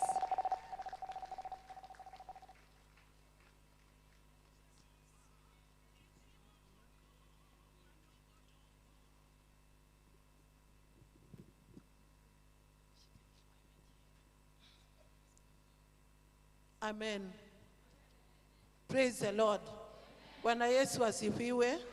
Nimeokoka, nampenda Yesu kama mwokozi wa maisha yangu. Namshukuru Mungu siku hii ya leo kwa kunipatia nafasi ya kuja hapa. Asante sana my brother Ruben together with Sifa Voices and Julie. May God bless you. Mungu hawezi kutuacha. And I want to thank God for my sister, the guests, my sister Wairimu. Mimi sijui niseme nini. Unajua, ni vile wengine wetu hatupendi kuingia kwa mtandao tuseme maneno. Lakini nikikupata kama umeniweka. Nataka kusema ukweli. It's good to testify. It's good to tell about the greatness of God. Because in 2021, I was going through a lot. And my brother Ruben knows very well. So kuna wakati ambapo nilikuwa najiuliza, yani inside my heart, kuna mambo ambayo singejijibu, you know zile za you cannot answer yourself. So umewachia Mungu. So I didn't know what to do. I needed some finances. Sitakuambia mengi hata ukinitafuta. But I don't know. But here I have my sister Dormax. Akawa ananiambia kwamba kuna mtu anakutafuta kwa mtandao na umetafutwa sana na anakutafuta sana, anataka kuwa baraka kwako. Sasa unajua mimi na zile zangu na yeye ni nani na natoka wapi na ameokoka. Na hiyo baraka ambayo ananipatia inakaaje, na niichukue nisichukue? Sasa akaendelea kunitafuta. So little did I know that she was going to become an answer to my prayer. Little did I know, sikujua because the devil was determined to make sure that niingie into depression. But little did I know, kume sikujua that what the Bible says in Hebrews 6:10, that God is not unrighteous to forget. Mungu si mdhalimu wa isahau ile kazi ambayo umetenda. And is not unrighteous to forget what you've done to the saints. So little did I know that Mungu angenikumbuka. She doesn't know, but I think that after mkutano, I'll tell her everything because yeye hakujua. So when the blessings began to come, yani kuna watu waliambia, lakini kuulize, na si wewe uko na Mungu? There are people who told me, yani wewe uko na Mungu kweli kweli. They never understood. Waliookoka na wasiokoka had to bow down to my God. And I want to thank you very much for becoming a solution to my life. Yani mtu ambaye hujui, hata hukujua utaanzia wapi, hukujua utafanya nini, wewe huwezi kujua, but she did everything mpaka yule Mungu ambaye nina serve, yani watu walijua kwamba I am serving the true God. So my sister, may God bless you a lot, a lot, a lot. Akitu Mungu akukumbuke, because God made sure that you remembered me at the right time. Thank you very much. Yani na Mungu alikutumia tu bado nisimame. Mungu alikutumia tu bado niwe na nguvu. Na hakunibariki once, again the second time she did it. And I want to thank God. And I wish sitasema mengine, niende nitamwambia you I wish. Otherwise, may God bless you abundantly. May God exceedingly do to you what you've never imagined in your life. And may God exceedingly do any above that which you never thought or dreamt of or imagined in your life, because of becoming an answer to me. Amen.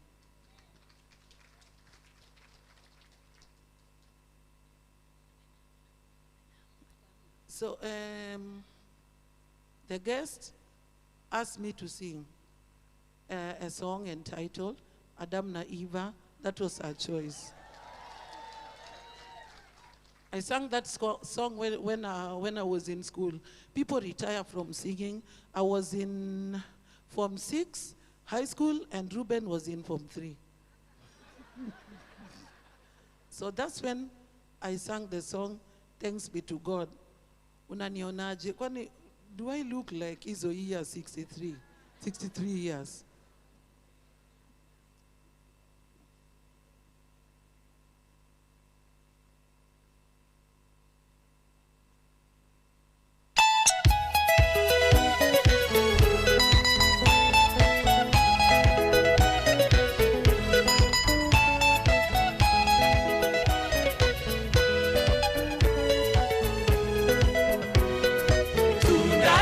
Walilokatazwa na Mungu walikula. Tunda lile walilokatazwa na Mungu walikula. Adamu na Eva walitenda. Adamu na Eva walitenda. Adamu na Eva walitenda. Tunda lile walilokatazwa na Mungu walikula. Tunda lile walilokatazwa na Mungu walikula. Shetani mbaya alidanganya. Shetani mchafu alidanganya. Shetani mjanja alidanganya. Tunda lile walilokatazwa na Mungu walikula. Tunda lile walilokatazwa na Mungu walikula.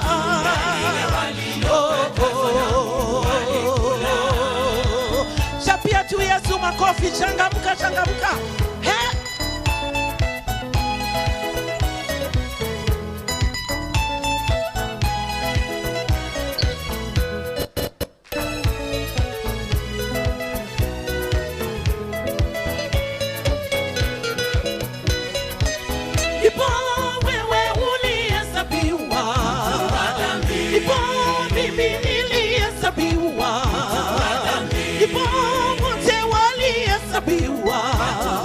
Mungu kwa upendo kamtuma Yesu atuokoe. Mungu kwa upendo kamtuma Yesu atuokoe. Kanisa na dini haviwezi. Elimu na mali haviwezi. Ulevi na urembo haviwezi. Yesu mwamba wetu ndiye mwenye nguvu za kuokoa.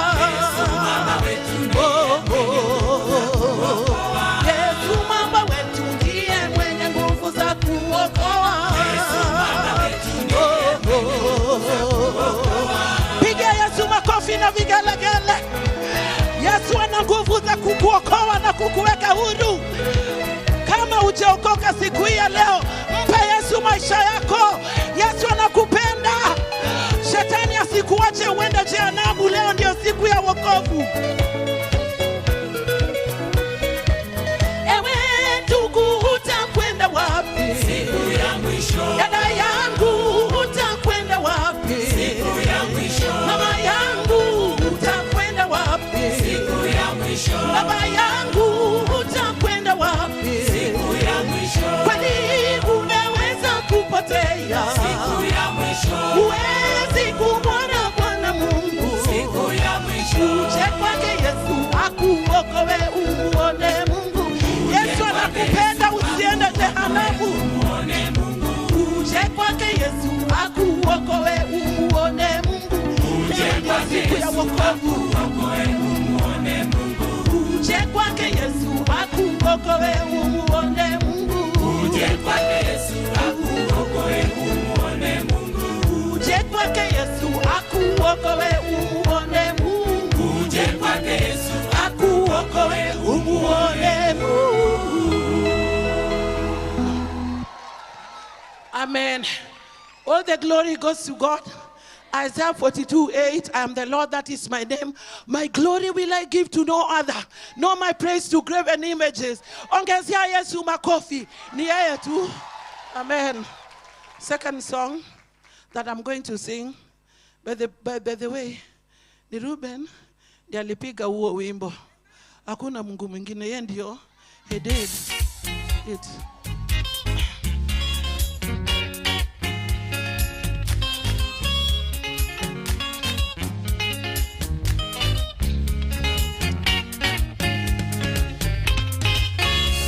Sasa nimetambua kwamba hakuna Mungu mwingine ila Yehova, Mungu wa Israeli, Mungu mwenye uwezo ninayemwabudu.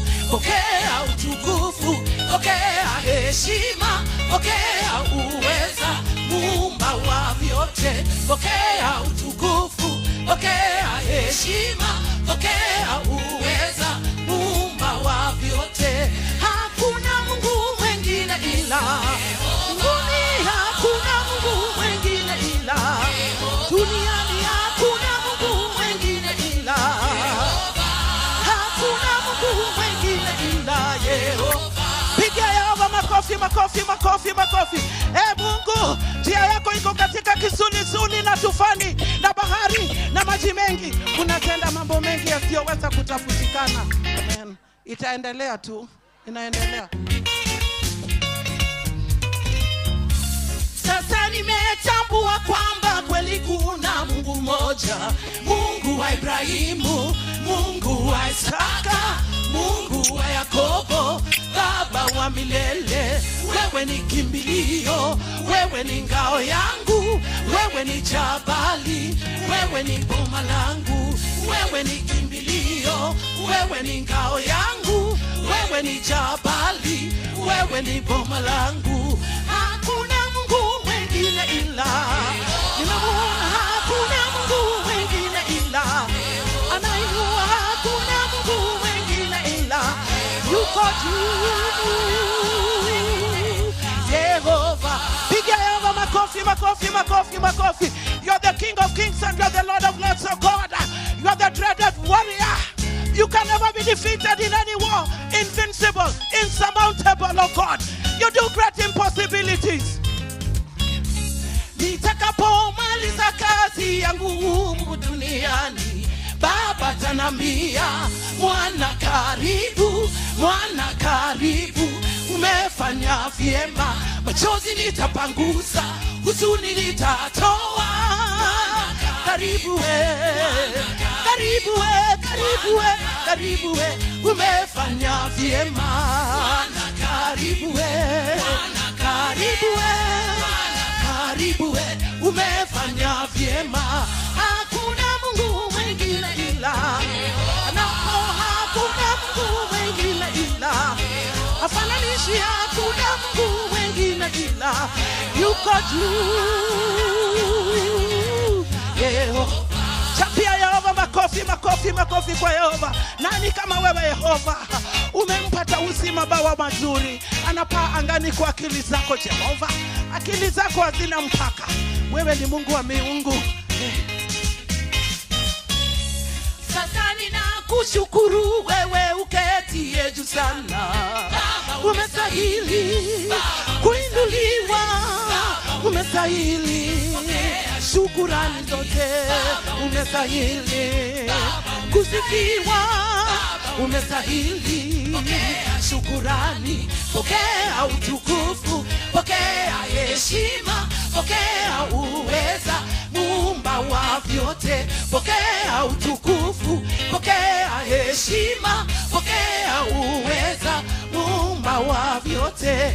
Hakuna Mungu mwingine ila, hakuna Mungu mwingine ila, hakuna Mungu mwingine ila, hakuna Mungu mwingine ila.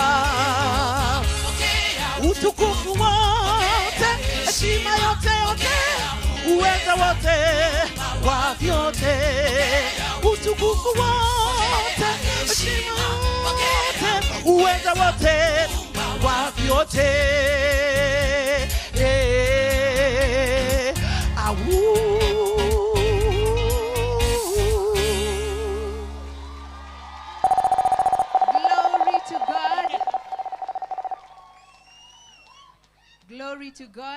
give another hand clap to our lovely mom, Mom Mary. God bless you. God bless you for that wonderful ministry. And now it's time for me to invite the lady that we have been all waiting for. But before I do that, allow me to just tell you a little about Wairimu Kimani. You remember I told you I'll give you some tips or some things. I'll tell you some things that you didn't know about her. Sawa? Yes, so allow me to begin. Wairimu Kimani started ministry at a tender age. She is passionate about youth, and in her single years, she had a very large Youth Friday Fellowship in Seattle, Washington. Wairimu Kimani is a wife to her husband, Kimani, who is a loving and supportive husband, and a mother to 2 boys, David, who is 10, and Paul, who is 8 years old. She also has a prayer closet global ministry where people from different diaspora nations gather in a WhatsApp group to pray. She's passionate about praying for healthy families and marriages.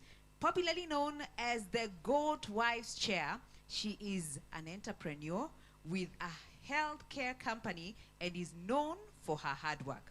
After she got married, God placed a burden of marriages in her heart, and on her social media platforms, she had tackled a lot of marriage issues from her loyal fans.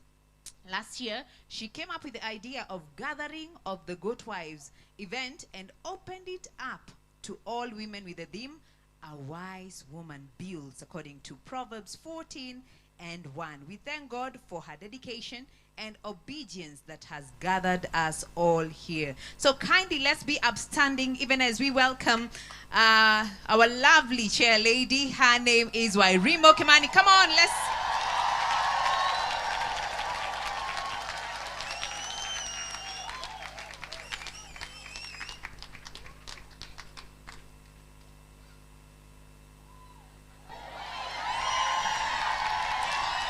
Wow. Praise the Lord. You may have your seats. Yeah.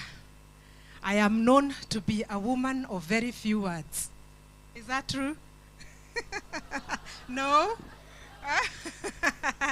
Yeah. Wamama mpo. Wamama mpo. Oh my God, we are here.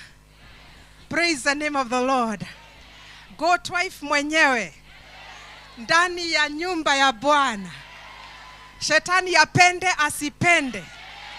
Tumepigwa, tumelia. Lakini Yesu ametukuka. Praise the name of the Lord.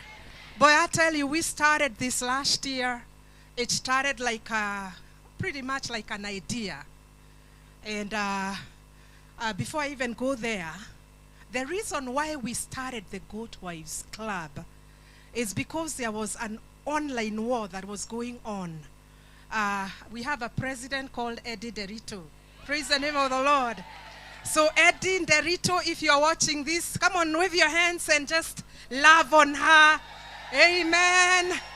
Oh my goodness. And she united all the married women.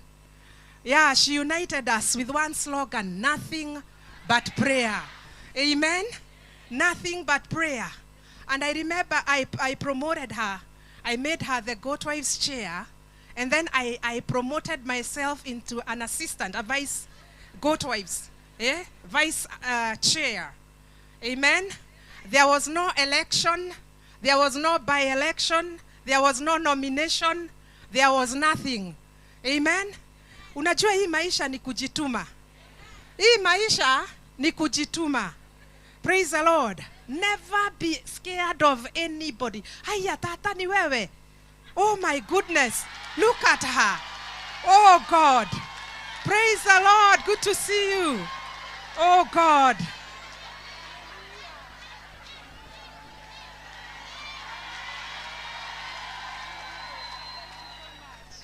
Oh God, I'm recognizing faces from Facebook. Amen.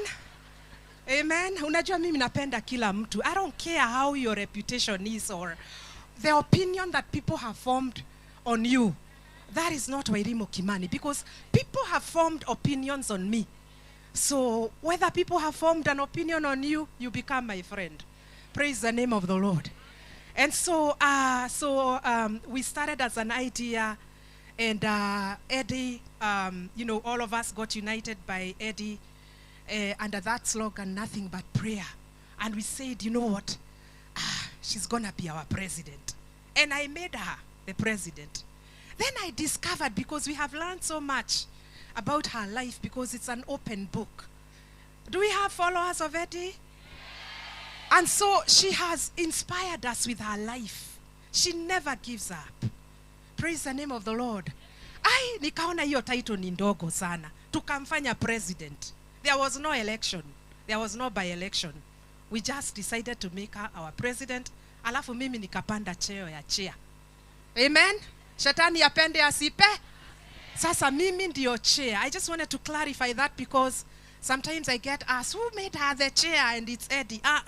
Eddie is the president. Amen? Praise the name of the Lord. And so we are here today.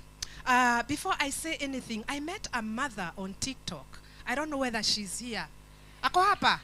Huyo mama nataka akuje hapa. I said I love on women. I want to empower women. You know, I could have invited celebrity singers, big names. Big names. Amen? But we have a mother. This mother, I saw her on TikTok. And she was singing so well. I said, huyu mama nimemuadapt. Oh God.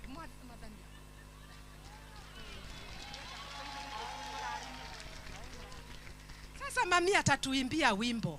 Amen? Atatuimbia wimbo. Alafu sasa tutaendelea. Amen.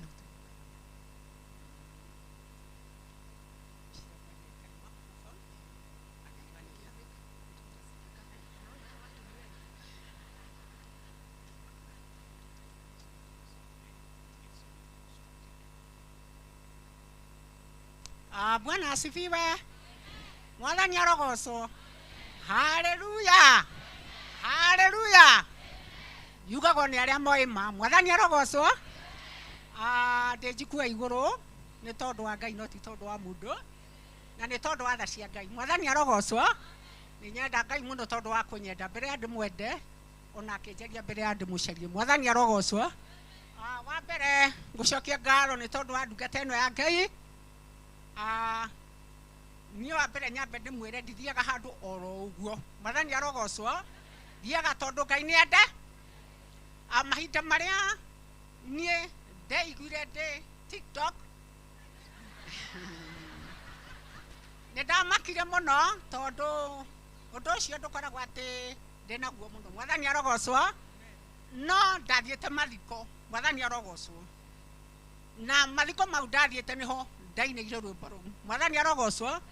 Ngitirira ngoro nyingi ni tondu uria gutarie na uria kuhana. Mwathani arogocwo. Twagite muhoko na kirigiro ni tondu wa maria mari thi, maria marathi na maria maratumorire umuthi. Mwathani arogocwo. Uramenda no ndungimenda Ngai atende, na tondu ni mwakiendire Ngai atendete ri githe to nginya rekiriro na hatike ikionekane. No Ngai witu arotuiguira tha na turekere na arathime ndungata na rehete kiugo kia Ngai. Mwathani arogocwo. Andu ni magire kwihoka Ngai, makihoka maundu mathi matangi mateithie na matangi maguna. Mwathani arogocwo. No hindi iria nderirwo uhoro wa ndungata ino, ni ndendire kumenya wega kana ni mane Ngai watumaga nyine rwimbo ruu, tondu rwimbo ruu ndiari wa kuruina, ndaruinire na njira magegania, no tondu wa gukorwo thiini wa family itu aria mendagwo marie matiari ho, no nie ni ndari ho na ngirurikia magiuka. Mwathani arogocwo. Na hindi iria ndaiguire ndi hau ni ndarigirwo muno no ucio wanjikirire kuu. Ngihurirwo ni my cousin akinjira, tata uthiete ugathie. Ngimuria atiriri kuu thiini wa thi ngima gutiri handu utaronekana. Ngimuria niki ni atia ndeka. Akinjira ni kuina wainire rwimbo rukenetie andu muno. Na hindi iria ndoririirie no wanjikirire hau niguo ndahorirwo thimu ni my cousin urutaga wira kwa watangazaji. Mwathani arogocwo. Akinjira ni mari na mwanake umwe muratawe na niwe wanjoire na akinjikia ho. O hindi wakihorera thimu akinjira sorry muno ni undu wa gwikira, no undu ucio ndaiguire waningiriria gwikire tu hau. nĩ tondũ ũrĩa ainire rwĩmbo rũu. Mwathani arogocwo. Nĩguo nderirwo he mamu ũragũcaria na ena bata mũno nawe. Na itanoiga ngĩthiĩ ndu-inĩ. Mwathani arogocwo. Ndiraria tondũ nĩ kwaragio tondũ andũ nĩ meyugithagia mategwĩtigĩra Jehova, no ndĩraria tondũ ndĩtigĩrĩte Ngai. Mwathani arogocwo. Ngĩenda gũkwĩra ũyũ ndarũgamĩte haha oro ũguo. Mwathani arogocwo. Na niĩ ndiaragĩrĩria mũndũ hatarĩ Ngai. Mwathani arogocwo. Tondũ nĩ ngorio gĩtũmi gĩa kwaria ndeto itarĩ cia. Na hĩndĩ ĩrĩa ndathire ndu-inĩ ngĩhoya atwarĩ erĩ tũnyitanagĩra, na niĩ thomaga AIPCA Church. Na hĩndĩ ĩrĩa twahoire icokia rĩacokirie atĩrĩrĩ, njukua igũrũ haha ũguo, na arehirwo ngerekano ya ndungata ĩngĩ tũkoragwo nayo, mũtana mũno na mũtugi. Mwathani arogocwo.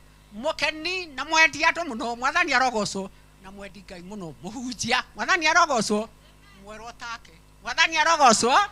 Hakerwo hena ũtheri. Mwathani arogocwo. Njukua-inĩ igũrũ ĩno rĩ, ĩna ũtheri, na ĩrĩ thayũ, na ĩrĩ na wendani, na nĩ ĩrĩ na tha. Mwathani arogocwo. Koguo njũkĩte gũkwĩra ũgĩũka no gĩthikĩrĩria no kĩmuona ndũkone we wone ũ. Tondũ mbeũ yake ndimĩte he mũndũ, yumĩte harĩ ũ. Ũndini ũrĩa mwega nĩ wakũra ciana cia ndigwa, atumia ndigwa, ciana cia ngũri, na arĩa athenya marĩku na thene. Ndamaka na ndagega ndetigĩra Ngai ũcio ndĩroiga kuma irathĩro, tondũ rĩrĩa ndakinya ũrĩa Ngai aronanĩtie atĩ nĩguo hana nĩguo eka. Mwathani arogocwo. Tondũ githĩ tiguo mweko. Ũrĩ na ũtarĩ nĩ arĩ. Ũrĩ na ũtarĩ nĩ marĩho. Nĩ ũranyita ũrĩa ndĩroiga. No tanahĩrwo. Kwĩ mũndũ ũtatugĩtwo. Kwĩ mũndũ ũtathukĩirwo. Kwĩ mũndũ ũtarĩte. Na githĩ Ngai ndakĩrĩ wa ma. Koguo ngacokeria Ngai ngatho mũno. Ngai akũrathime mũno. Akũrathime mũno. Na mũrathime inyuĩ mũiguĩte mwĩto wake, mũgetĩka. Mwathani arogocwo. Ngai amũrathime. Na yo tũrie Ngai na Ngai akwende mũno. Aingĩ manorano na Ngai nĩ tondũ wa mwĩra hau na mwĩtĩo na mwĩtũgĩrio. Mwathani arogocwo. Ũkariganĩrwo atĩ ciĩga tinene gũkĩra iheo tĩkĩ. Kĩambĩrĩria kĩaguo nĩ gwĩtigĩra Ngai. Ũyũ atigĩrĩte Ngai tondũ ekĩte ũrĩa Ngai endete. Mwathani arogocwo. Koguo Ngai wa muoyo mũrathime na mwĩke wega. Na rĩu nĩ ngoina rwĩmbo. Mwathani arogocwo. Ona gũtuĩka ndiendete macini mũno. No nĩ ngoina nayo nĩgetha mũndũ wothe wĩ kũraihu na wĩ hakuhĩ aigue. Mwathani arogocwo. Ngai we nĩ ũtũroraga na ritho rĩiyũirwo nĩ tha, nĩwe tũkinyagĩrĩrio tugi kuo tukũ rĩrĩa twĩ toro. We nĩwe atũrangagĩra na mana kwaroka gũkĩoga tũringa kuma irathĩro rĩa riũa, nama okinya ithũĩro rĩarĩo, nama rĩtwa rĩa Jehova Ngai rĩ gocwo kuma irathĩro rĩa riũa, nama okinya ithũĩro rĩarĩo, Baba rĩtwa rĩa Jehova Ngai rĩro rũcinĩ kĩroko tene, nama rĩrĩa ruoro rũtemaga, nama tũnyoni-inĩ tũrokaga gũkũgwo kĩrĩa gĩothe kĩ mĩhũmũ, nakĩo nĩ kĩgoci rĩtwa rĩaku, nama nĩ kĩanĩrĩre ngoga ya wega waku kuma irathĩro rĩa riũa, nama okinya ithũĩro rĩarĩo, nama rĩtwa rĩa Jehova Ngai rĩro so mũthenya wa ire riũa, narĩo rĩaragĩria andũ aku ũtheri, nama ũtukũ mweri ũkĩgayania na njata maria marĩa manene, namo makĩgĩire nĩ ũndũ waku, nama ũkĩmatha na ũkĩmaigĩra mĩhaka kuma irathĩro rĩa riũa, nama okinya ithũĩro rĩarĩo, rĩtwa rĩa Jehova Ngai nĩrĩo gocwo kũrĩa guothe gũtũgĩru, nakuo guothe gwĩtanagio nawe, nama na kuria kurikumo ma okinya ithwiro riario nama okinya ithwiro riario nama ritwa ria Jehova Ngai rirogo kuma irathiro ria riua nama okinya ithwiro riario nama ritwa ria Jehova Ngai rirogocwo. Praise the Lord.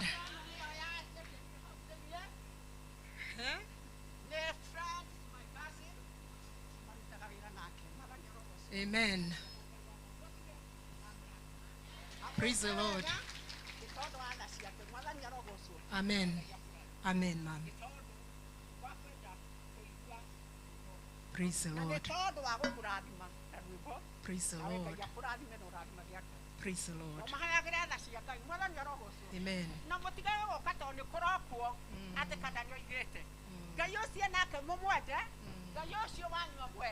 Praise the Lord. Amen. Praise the Lord. Glory to God. Praise the Lord. Makofi kwa Yesu. Amen. Glory to God. Guys. Amen. Bwana akubariki sana.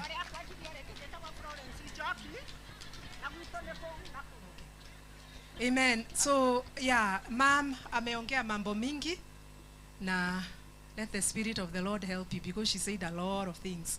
But anyhow, I saw her on TikTok. That man that put her on is not the son because some people are thinking that it's the son, but that's not the son. Anyway, let me get to the point here. The reason for this event is to campaign about healthy marriages. Praise the name of the Lord. There are people who come to my inbox with all manner of, have you seen those questions? Hide my ID, my husband did this and that. Amen? And marriage has become a situation where people don't believe in it. They don't have faith in it anymore. You know, there are people who want to come in and a whole lot want to go out. And some of them for very petty reasons. Very petty reasons. Amen? But we believe in healthy marriages. Marriage works. Nothing but prayer. Amen? I usually tell women, be very careful what you say with your mouth. Wengine wanasema, oh, sisi ni side chick. Sisi sijui ni second wives. Whatever you confess, you possess. I am praying that as we leave this place, that people are going to live with a positive mind. I pray that all of you women that are here, you're going to live with a very positive mind. Some of you, your voices and your words have cast your own children. You know, when you call yourself a side chick, that spirit can jump on your child. Amen? That spirit can jump on your child. Praise the name of the Lord. Please make sure whatever you confess glorifies the name of the Lord. Praise the name of the Lord. So marriage works. Don't leave because of petty reasons. You're going to hear some stories of women who never left. Amen? People who never left. They stayed. They stayed, and today they are our inspiration. Praise the name of the Lord. So I want you to be encouraged. How many people want to get married in this place? Unajua mimi nakuanga na mafuta ingine. I went to a conference in Baltimore, Maryland in 2019. Nilienda huko, nikatabiri bwana. You know, some people expect prophets to kushanda na kuribasaika na maneno ingine hapo. Nilienda hapo nikaambia wadada mtaolewa. When I come back the next go to his meeting, go to his event, some of you who raised up your hands, be very careful if you really want it. If you really want it, I tell you, when I come back next time, by the grace of God in Jesus' name, wengine, kwa sababu hapa kuna mafuta. Unajua, this is an event that has been organized by married women, but we allowed all women to come. Amen? So that you hang out with married women. You might just capture. You might capture that grace to be married. Some of you are divorced. Some of you are muliingia mahali. I tell people you kiss so many frogs before you kiss the right one. So you are kissed by a bad frog. You might be kissed by a good one when you leave this place. Yeah? And I tell women, don't put your standards that high. When I met my husband, nobody could think I could marry that guy. And some of you saw him out there. He was not the way he looks today. Yeah? Unajua wengine wanasema mimi si hexijioshea. My friend, wacha nikuambie. Maybe God just gave you the grace kujioshea. Lakini wewe na kiburi yako unataka mwanaume amevaa suti na anafanya kazi. Huku kuna Walmart, kunaitwa nini? Nakumat, Naivas, whatever. So some people want microwaved men. Pole sana. Those of us who are in beautiful marriages, very good marriages, tumetoa hawa wazee mbali. Tumewatoa mbali, my friend. Tumewatoa mbali. I see my pastor, Pastor Patrick Mushai. That is my Seattle pastor. Kanisa yetu iko ndani. Na ako na mama kanisa. If you want to get, sometimes you just have to sit under a cover of a good married man. Sio mtu ako na historia zingine na vituko zingine. Alafu anakuwekelea mikono, anakuombea wewe uolewe. Na yeye ako na mambo yake na uko. Be very careful who lays their hands on you to be married. Though you might capture some spirits out there. Amen? Maybe he used to be a cheater and then he took somebody there, alafu amekuwekelea mikono. Mungu asaidie wamama sana. Wamama mpo?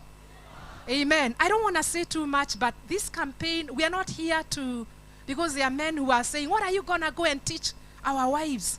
We are not here to say that we are greater than our men. I usually tell people marriage is not equal. Men are higher. They are above. And that is the order of God, and there is nothing anybody can do about that. That is why so many marriages don't work. Because we men, we want to be here. Tunataka kukaa hapa na wazee.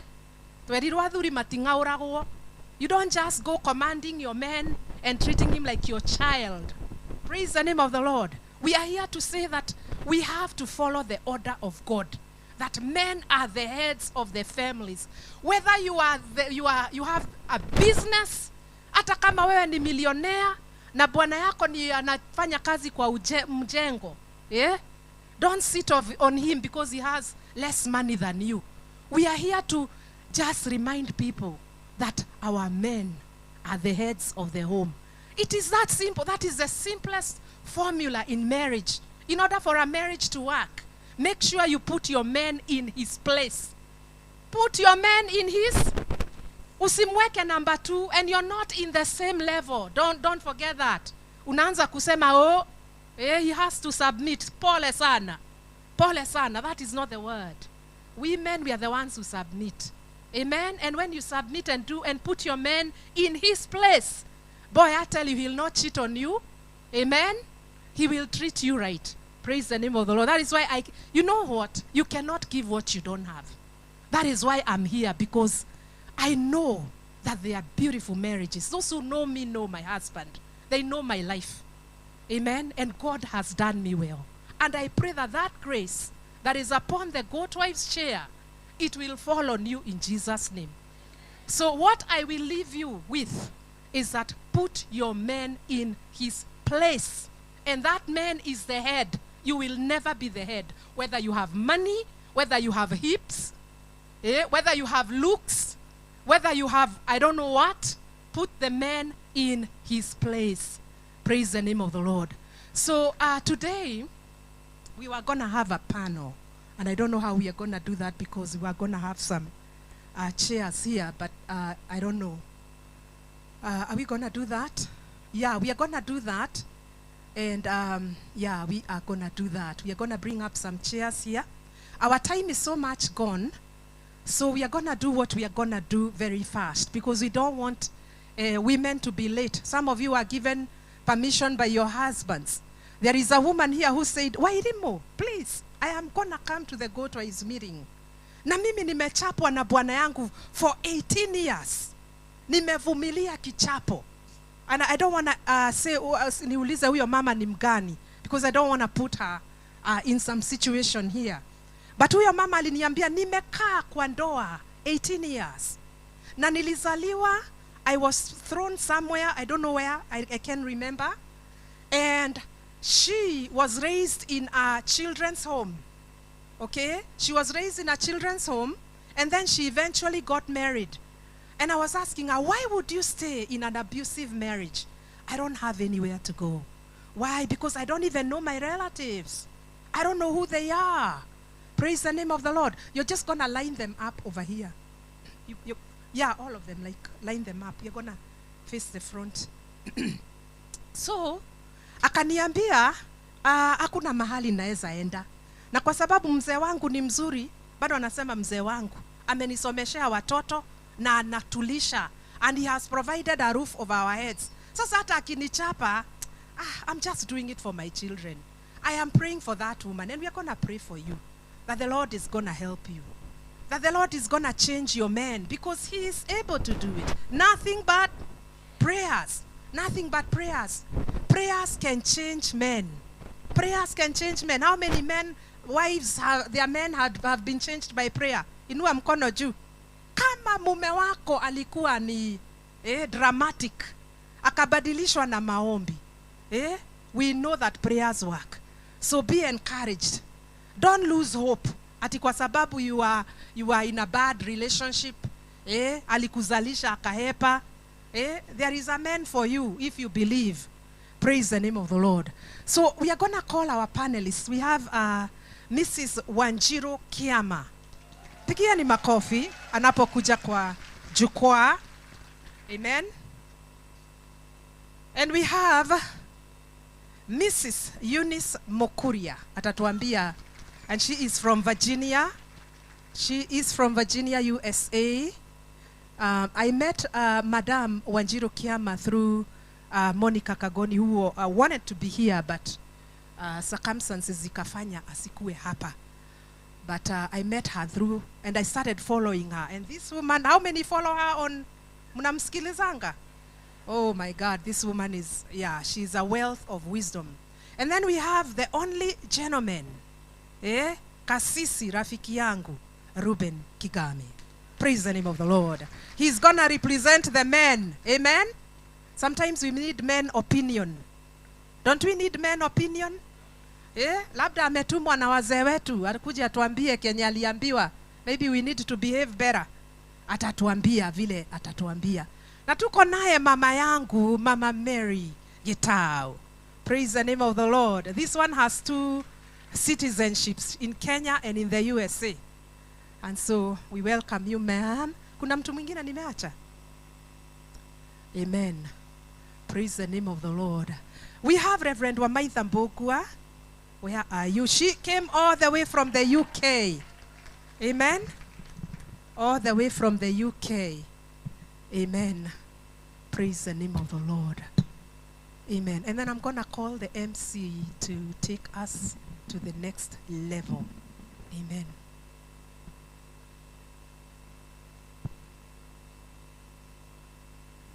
Come on, let's give her a round of applause. Yes, we are going to be giving every speaker about 10 minutes to just give us an introduction, tell us who you are, possibly your marriage. If you have a story, if you can be able to compile it in that 10 minutes, you'd be very grateful. I think because Papa Ruben Kigame already has a microphone, I'm going to start with him.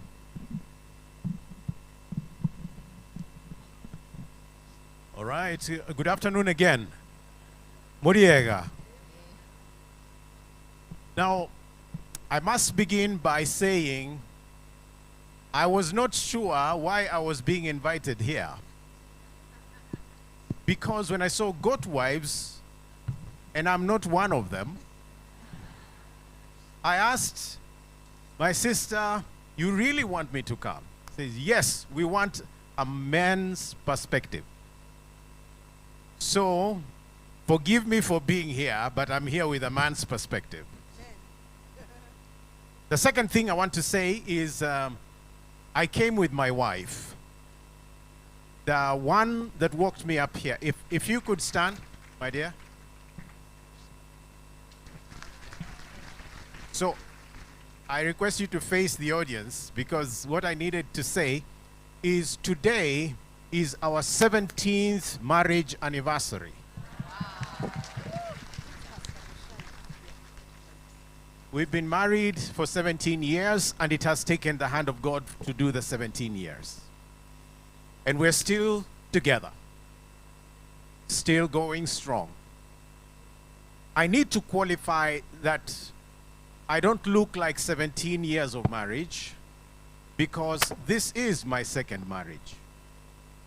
The first marriage ended in 2006 when my wife then, Mercy Waderwa from Kagio in Kirinyaga. Anyone from Kirinyaga here?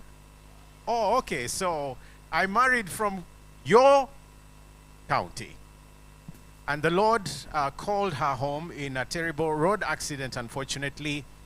And so this is my second marriage. The reason I say that is because I have a comparative position.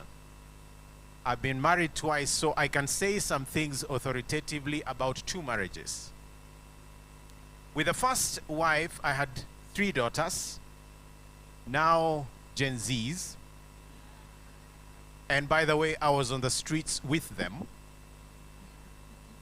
And with my second marriage, in my second marriage, I have a son who is now in Form 1.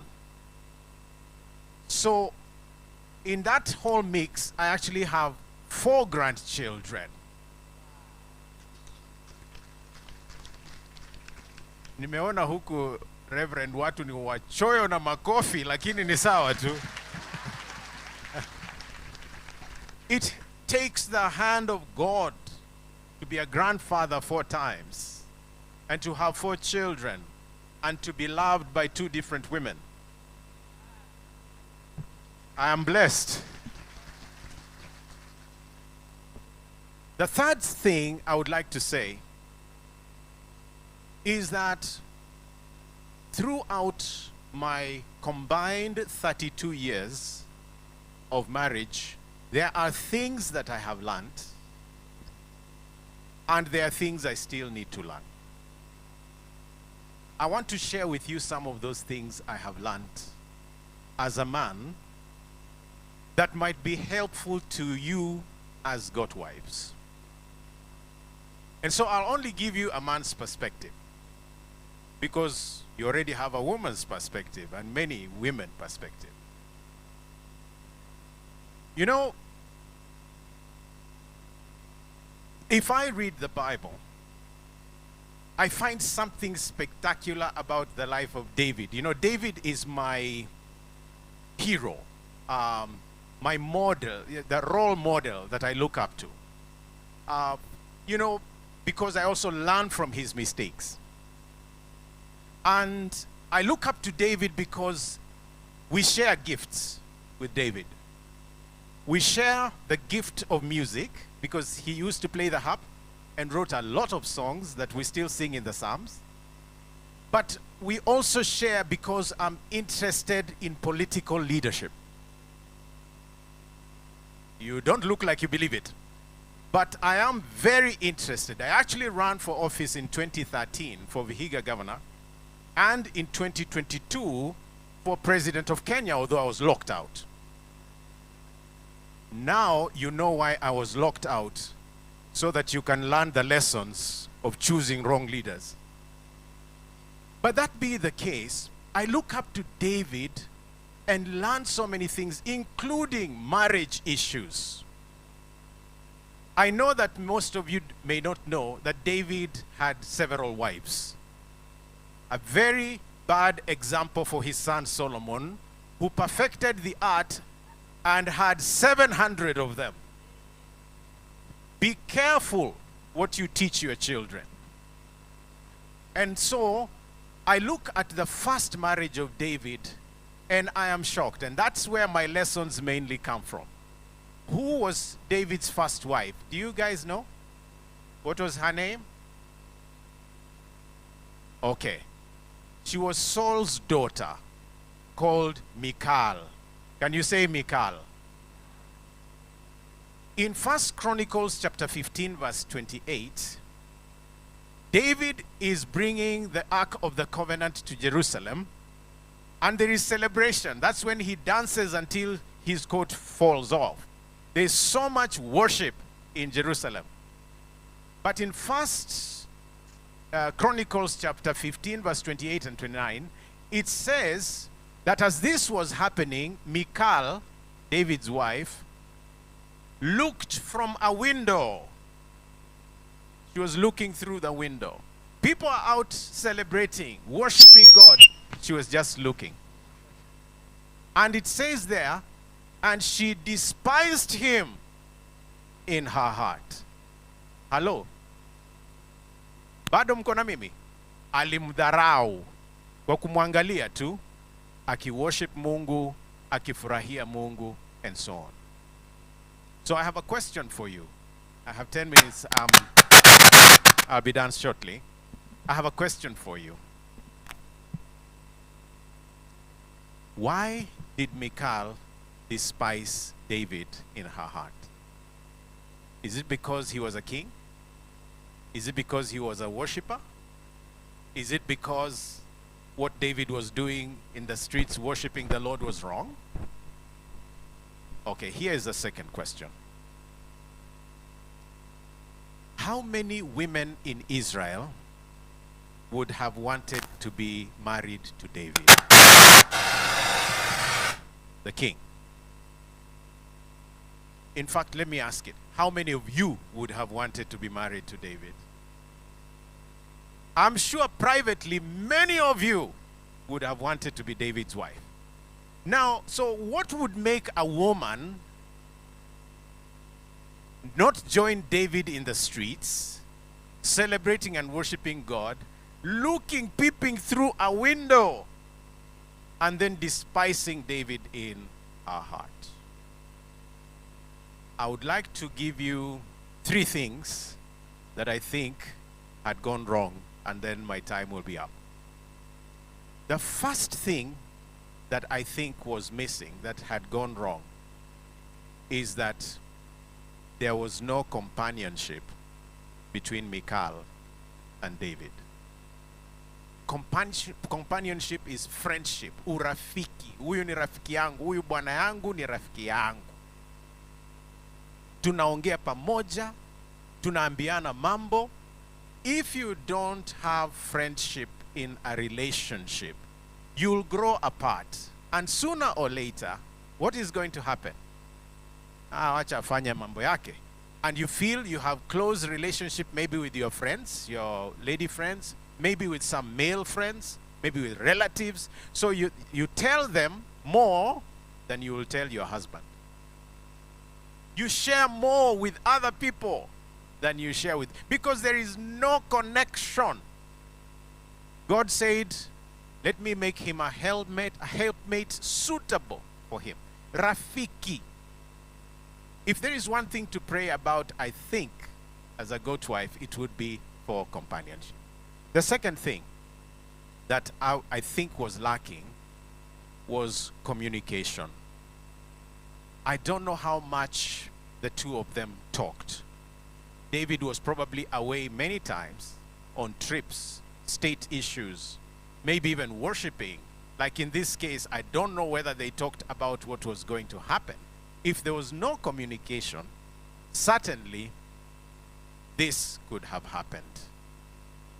So much so that msipoongea, usipomwambia ninaenda mahali fulani, usipomwambia nina mkutano huu, and some of you have not even told your husbands that you are here. So in the evening you begin to tell stories and they'll say, oh, you went, you know. Ulienda. Wapi? So give information, don't shock people, so that your man is able to know what's going on in your. Otherwise, you'll end up like Michal. You'll end up like Michal, despising. Now, the third thing that I will finish with is what I call the sin of familiarity. Familiarity. Kuzoea mtu mpaka unamdharau. I think that was the biggest problem here. Wamezoeana, yani ni ile mfalme nini, baba yangu ni mfalme, hata huyu ni mfalme, you know. So there's nothing special here. Kwani, you know, my father almost killed you anyway, you know, kind of thing. So you get into a situation where umezoea mtu mpaka unamdharau. So na hiyo inasema familiarity breeds contempt. Ni kitu hata Israeli ilikuwa. Yesu anaenda Nazareti, alafu anasema this is Joseph's and Mary's son. Daughters sisters and brothers wako hapa. So he did not perform any miracles there. Familiarity can actually make you miss a lot. And I would like to say this. Maybe for many of you, it will take your husband to lose a job for you to know how to be thankful for him having a job. And I pray it doesn't happen. But sometimes it is when your spouse dies, that's when you begin to think, I wish. That's when you know what loneliness is, what making decisions alone is all about, what taking care of your children by yourself is all about. Anaweza kuwa mlevi, anaweza kuwa ni nini, lakini, let me put it this way. Anza kugeuza mwenendo ama mtazamo na kuondoa familiarity. Ukiondoa familiarity, I think you'll begin to go upwards in your relationship. Now, I wish we had time to talk about the 3 things that can work. One is affirm your husband. Talk positively. Wacha matusi. Wacha, you know. So affirm your husband. Affirm, kumwambia ndio ajue yeye ndio ndume peke yake. Hapo semeni amen. Amen. Because if you don't, and somebody else praises them, ndio unasikia side chick, sijui ndio nini, that is when it will happen that you will lose your person. And you may be the reason why that is happening. I love to feel I am the man here. I am the one. Hata kama anafanya kitu kizuri, mwambie you've done well. It will work for you. Secondly, stop gossip. Mushene. Huku na kule, you know, don't talk about your husband to other people before talking to God about it, and before perhaps talking to a counselor. Kama imefika mahali pa counselor. But lakini ndio huende kwa counselor, try and deal with the issue first. Gossip out. Gossip out. And thirdly, I don't know whether to say this, but maybe I should. If you have a chance,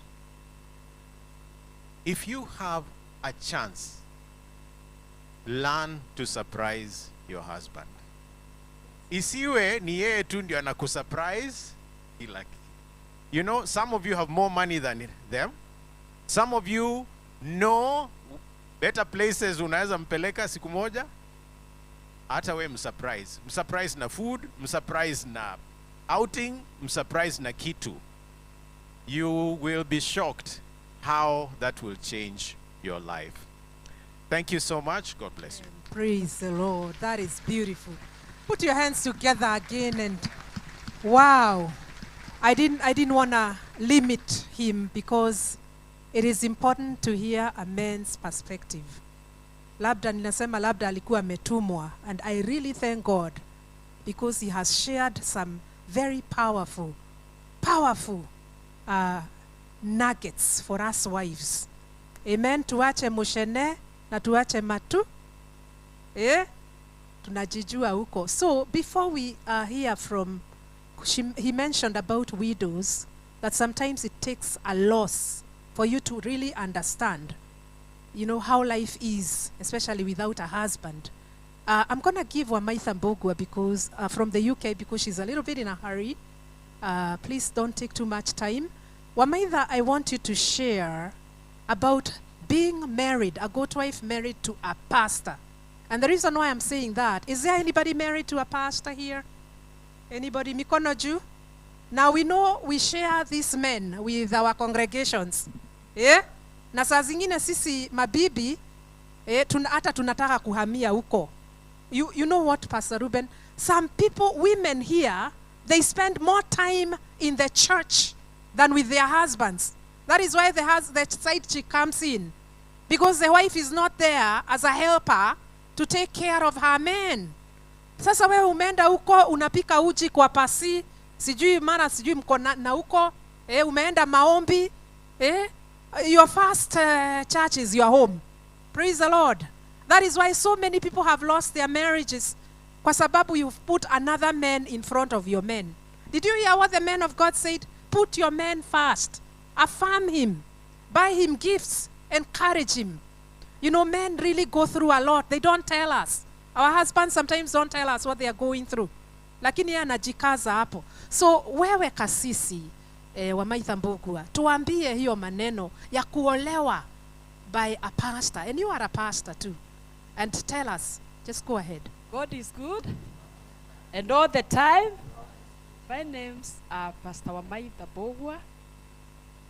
I live in UK. I met my husband in the year 1996 in industrial area. He was a salesman. I was a sales lady. I was very naive. I didn't know what he wanted. He came where I was working and he did photocopy more than 10 times. His ID. It is my boss who told me, don't you realize this man is you? Our first date was the kiosk. And I remember we ate chapati madodo. Chapati madodo. And I am the one who told him, you are my husband. What? I am not ashamed. What? Reason being, I grew up in church and I really wanted never to be a single mother, but to get married. I want to encourage single women who are here. Sometimes situation makes you a single mom. Sometimes it's not you who want to be a single mom. Our reader have told us, you pray for your husband. When I met my husband, I have a gift in me, and just like Mary and Elizabeth, I felt in my stomach and I told him, you are my husband. Has the walk been easy? Not at all. I didn't realize my husband was a drunkard. Allah. Hallelujah. Amen. So it has been a journey up and down, but what has kept us are prayers. Because of the wrath I had for him, I told him in the year 2000, I cannot stay in Kenya. And we ran, that day I remember very well. We went to airport, I rang family home, there were booths in the year 2000, and I told him, if it is the will of God, I will come back for you. I went to UK, but my heart was still in Kenya. God bless you, amen? Amen. So, wrath endures forever. It's the love of God. But if you love somebody, you don't just love them because of who they are. My husband was the big man, Karume Investment. Remember, we started a single room there. Now he's here. I saw work, you know, the advertisement which would come on newspapers. I could lay hands on that newspaper, he'd go and get that job. But Pombe, amen? But I kept in prayer, brethren. I kept praying for salvation of my husband. He joined me in UK. We came, we did a beautiful wedding, and God have really blessed us. My life has been up and down, but God have seen us through because of prayers. I've been taught 10 minutes. Wairimu have asked me, how do you feel being husband to a pastor? You are running a church. My husband, we are like this. We run church, we run business together, and we have come with him here. The thing that have kept me going is submission. I have a gift, but he's still the head. Why? The Bible says marriage is honorable and the bed undefiled. And whoremongers God will judge. Two are better than one. Wife, submit to your husband. He is the head, I am the neck. No matter what title people give me, I will never take his position. So what have kept us going is going in prayer. If he tells me something, is it the will of God? Going on my knees and listening to him as the man of God have told us. Women who are waiting, who are single, who have never been married, don't look outside look, because it will write to you. Mchukue, umsafishe. Hallelujah. Amen. Hallelujah. Do it to the glory of God, because I tell you, personally, God showed me in a dream. When he was drinking, I could fast and pray. And I could see him wearing white, preaching in the altar. And when I called my mom in love, she could tell me, you know what, Wamaida, your husband was drinking changa last night. I said, God showed me this, and mom is telling me this. So it is the truth and the reality. The truth, what does the Bible say? Continue with the word of the Almighty God. I have been given 10 minutes. My life has been prayer. I am who I am today because of being on my knees. Women, enroll yourself in University of Neurology, and you'll never miss it. Amen? I love prayers. I'm going to pray for every woman in our midst tonight. Father, in the mighty name of Christ Jesus of Nazareth, we come before the Abba Father. We give you the glory. We give you the honor. We give you the praise. You are worthy of our praise. There is none like you. Thank you. This is your will, Abba Father. You put an idea in the woman of God. It has become a reality. What does this tell us? Every woman who is here who has fear of unknown, they are trying to do something you have shown them in a dream, in a vision. The Bible says, I'll pour my spirit onto all men. Old men shall dream dreams, young men shall prophesy. And Lord, they don't even believe it can come to pass. This is a reality for they who wait upon you, because the Bible says you'll give them strength to fly like eagles. They will walk and not be weary. Abba Father, we are calling every godly marriage, Abba Father. It's an institution made up of a man and a woman. In the book of Genesis, you created Adam and you said, it's not good for a man to be alone. I will make a help meet for him. And you created Eve out of his sleep, Abba Father. There are single ladies in our midst who have been waiting for you, Lord. Let this year be the year they will meet their husbands in the name of Jesus. There are those who are single mothers, Almighty God. And they are wondering with the children, how, Lord? But with you all things are possible. You did it for me, Abba Father. Out of a drunkard, Lord, you gave me a husband.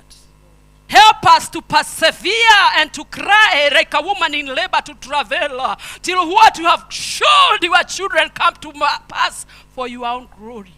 You are telling us, oh Zerubbabel, if thy faith be as little as mustard seed, you tell this mountain yonder, be thou be removed and be cast into the sea, and the mountain will obey. Abba Father, let every woman come back with a testimony next year that they were prayed for, Lord, in God's wife meeting, Lord, and they will show us their husband, Abba Father, and we will declare, Lord, this is you are doing, and it's marvelous in our eyes, Almighty God. We pray for peace of Jerusalem, because the Bible says, Lord, when we pray for our leaders, Abba Father, who are the men, Almighty God, they who are in institutions, they who are in offices, government offices, Abba Father, they who are teachers, Almighty God, they who you have set above us, Lord, there will be peace. Peace in families. Peace in marriages. Shalom of God, not as the world gives, Lord. When you are going, you say, I go and prepare a place for you, and what is finished shall come for you. It's not finished because we are still alive, and as long as we are breathing, there is still hope. There is still hope to the single mothers. There is still hope for women who do not know what they will give their children, Lord, tomorrow night. There is still hope of them who do not know what they will pay their school fees with from tonight. Let them see, behold the horizon, Lord. And as they wait upon you, Abba Father, Jehovah, let them not substitute, Lord, with material things what they can see, Lord, because faith in Hebrew 11 is substance of things hoped for, is evidence of things not seen, Abba Abba Father, thank you for the testimonies you are putting Yes, Lord. in every woman here tonight, in Jesus' mighty name. And everybody say, amen. Amen. What a powerful testimony from the woman of God. We are going to go to the widows. Do we have widows in the house of God tonight? Lift up your hand if you are a widow. Inua mkono kama wewe. Yeah, we are going to go to Mrs. Wanjiru Kiama. Tell us a little bit about yourself. Pastor Ruben talked about widows. Sometimes it takes a loss to understand. Kwa hivyo tuambie in the next about 10 minutes. Amen. Bwana asifiwe. Bwana asifiwe. Amen. Yes, I've been a married woman. Now I'm a widow. And I think from when I became a widow, mzigo imepunguka. Na sisemi ninafurahi, ni kwa sababu most of you have read my story. I don't tell this story because it was a very sweet one, but I tell it to those women who have sick husbands, husbands who have been sacked, husbands who have no money. Because I was married to a man who had money. And he went to Western Kenya, and I was not there. I was in Nyeri. And he had his life there. And I think he got a girlfriend. I don't know what happened for 4 years. And I was called to Bungoma that my husband has gone bonkers. Mwenda wazimu. And I went for him. Can you go for him? Huh? Can you go for him? Wengine wagepark, I can see. And so I went for him and brought him. I was living in Nyeri. I went with him. I brought him to Nairobi, Kenyatta Hospital. He was admitted at Nairobi West. That was 2013. And I have lived with that man for 18 years, giving him medicine, clothing him, feeding his children. And all he could tell me, let me tell you, yesterday I wrote something on Facebook. And I said, those women who abuse their husbands make their children to get curses. Nilitwangwa, nilitukanwa na wanawake, nikaambiwa tuondokee, kwanza wewe uliroga bwana yako. I was told everything, but the only person who was positive was Wairimu Kimani. And she said, I wish this could be discussed tomorrow. Because this man, I made the children to know this is your dad. And you never get another dad. This is the high priest of this home. And in his madness, I would tell him to pray for us. And he would say, we could not know what he was saying. But I always told the children to say amen. Because God is not listening to the words. He's looking at the motive of the heart. What did this man want for his children? And we were blessed. And every time we went out, he would ask us, umeenda? Nimekubariki. Umeenda? Nimekubariki. For 18 years. And in fact, I'm launching a foundation in November to be helping the mentally ill and those living with the mentally ill. Because I want to teach families that you can live with a mentally ill person and he will never harm you if you show him love. So all he told us was, nimewabariki. And I was always telling women, because I've been talking to women, I better not get money from my husband, but the word nimekubariki. Kwa sababu nimebarikiwa, watoto wamebarikiwa, niko na wajukuu 7 wamebarikiwa. And when I'm in weddings, I always say, I could be old, I'm a retired teacher over 60, but when it comes to romance and slaying, I'm a girl. Yeah, even when you are a widow, don't live sad. He left us in November last year, and we had a very decent funeral for him. And the day before he died, he told all of us, mimi am Esther. Esther, nimekubariki, nimebariki watoto na ninawapenda. Because of what we had done for him. Ladies, let me tell you, if you want blessings from God, do good to your husband. Be a kind person to your husband. Jana niliona mumeandika mengi. Kama unajua vile wametufanyia, kama unawajua hawa mashetani, hata saa hii nasema ni mbwa. We. Never call a high priest a dog. Sawa? Nyinyi wengi munaenda kanisani kuuliza pastor, pastor, ni maji moto ama baridi? Na wako hujapatia. God records. That is why the book of Malachi says there will be books. One for the names and another one for actions. Angalia kile unafanyia the high priest of your home. I always tell ladies, mine, I called him the high priest, ni vile tu akuvaa nguo za pastor. And so whatever I would give a pastor kama angekuja, I would give him. And even wajukuu wangu wanajua, hakuna mtu angekula matunda kabla ya guka. So we really loved him. And I'm telling the widows, simameni kidete. Na musijifanye watu ovyo. Ti Mungu ana understand niliachwa. You know, I know we are being watched, but I can tell you, sex is not everything. Sawa? Wengine wanasema mimi ni binadamu lazima nihanyahanye, utaleta ugonjwa nyumbani. But if you are young, get married. If you are old, tell God to keep your body safe, and you teach the young ladies how to love their husbands. Wacha kurukaruka na hapa unavujwa miguu na vijana.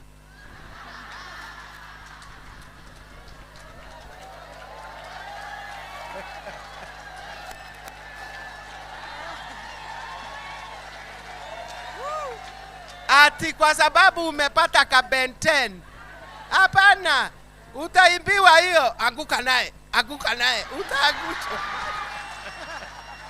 Utaangushwa na kijana ataenda mambo yake na ataenda aowe. And that is why the book of Timothy, Paul says, auga wega muno na Gikuyu, ndugathiage tunyumba twa tumundu mukatukigu. Hani wanawake wajinga ambao hawajui their age, hawajui wameachwa wamevaa kofia mbili, wa respect their children, widows. Now you have 2 kofias, you are better than other women. If you stand like this, watoto watajua we have a father and we have a ma. Ama munaona kama nimehoreka. Siwezi na si wanaume, ni Mungu na mimi. Sawa? Kaa na Mungu na wewe. Wachana na wanaume, hata wengine wanakuja kula kile uliachiwa. Mungu ambariki sana. Amen. Oh, that is beautiful. Amen. You know, some widows are very sad. Very sad. Hata wanakujanga kwa inbox, mami. Very sad. Since their husband left them. Look at this one. I think you need to learn from her. She's still eating her life with a big spoon. Look at her. Amen. So I'm going to go to my mom, Mama Mary Gitao.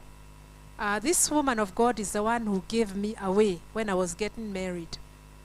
Sometimes it's good to bring your own mother. And she represents my mom. They celebrated 50 years with my parents. When? Was it last year? Last year we had a very big celebration up in Seattle for my own parents.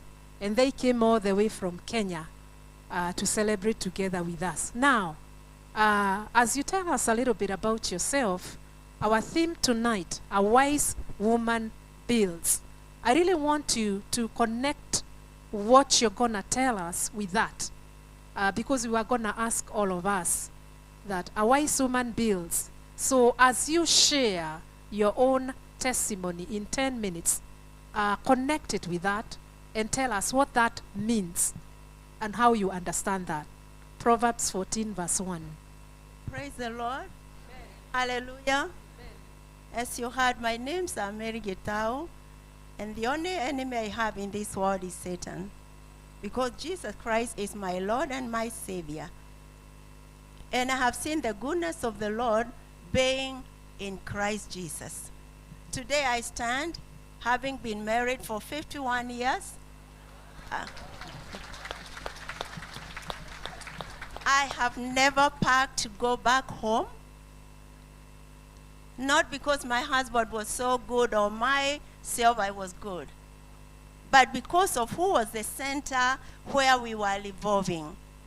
It is revolving, I mean, Jesus is the one that we revolve around. I have gone through fire in that marriage, but I stood. I have gone through the waters, I stood. Because I knew the Bible says God hates divorce. And if God hates divorce, I should hate divorce. What should I do? Work out my marriage with humility, in prayer, in fasting, in loving, in perseverance, in everything that I know the Bible says, as a wise wife. And I believe that God who gives wisdom has given me wisdom up to now. Today I celebrate my husband. I call him my brother because I didn't have a brother when I was growing up. So the Lord spoke to me the other day and he said, he is a brother you never had. And he knows that. Why?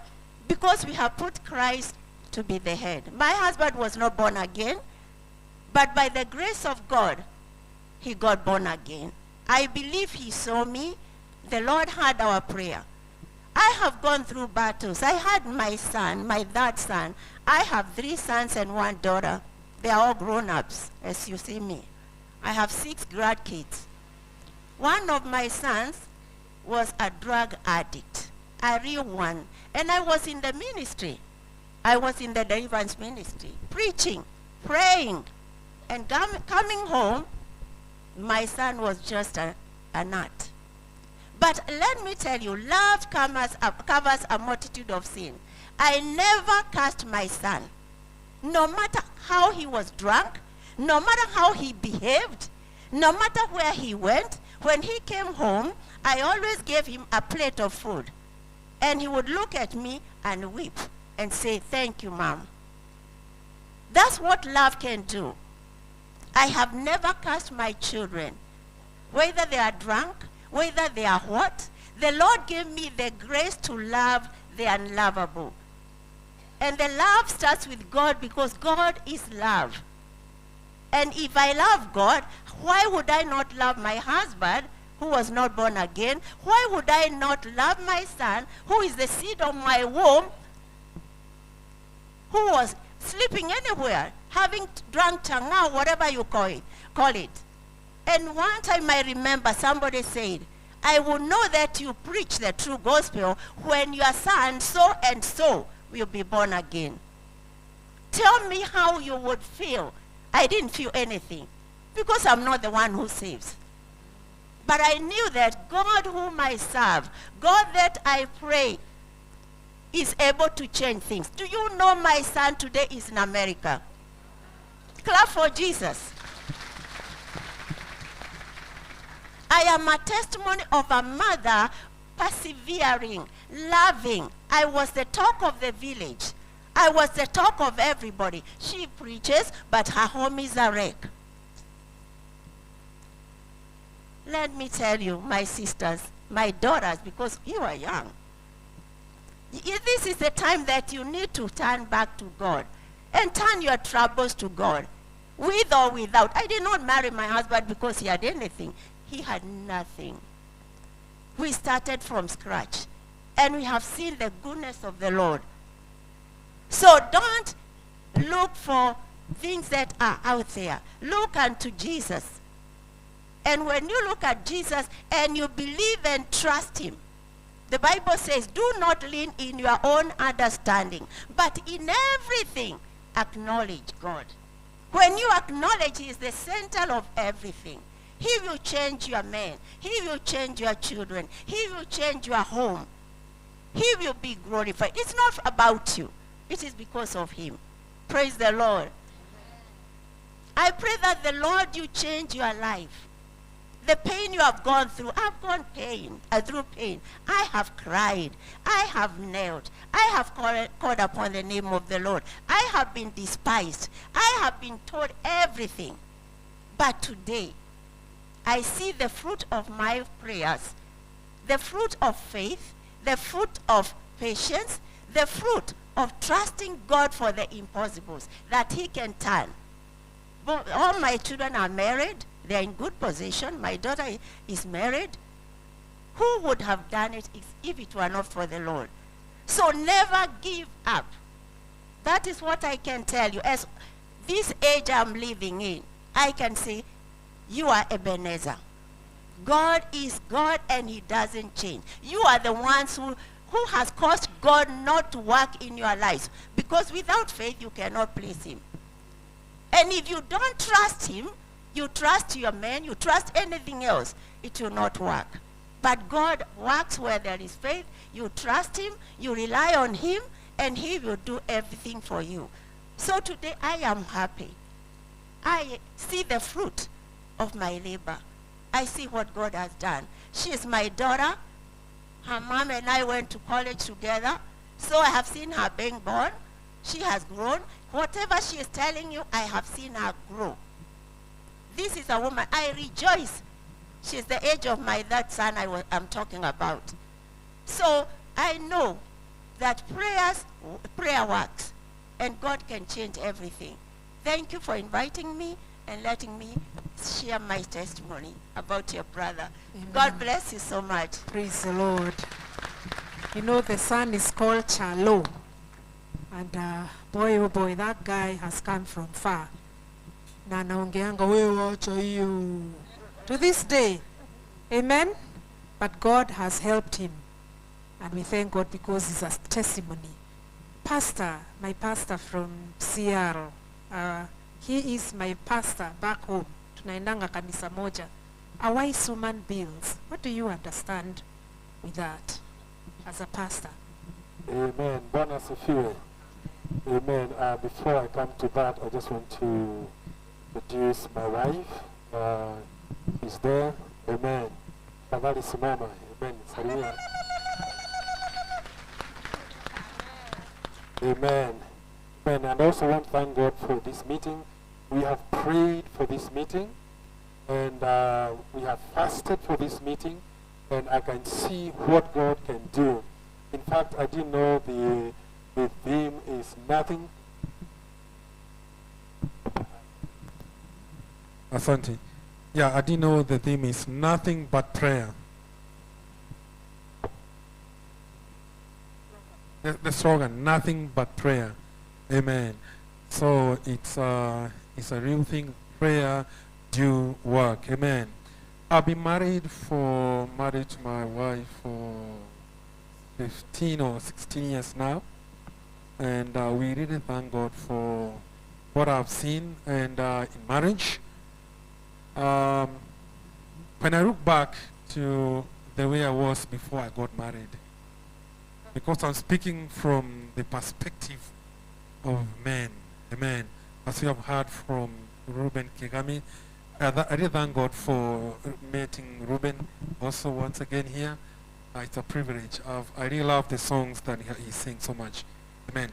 So when I look back from the way I was before I got married and the way I am right now, I can say that I was not complete.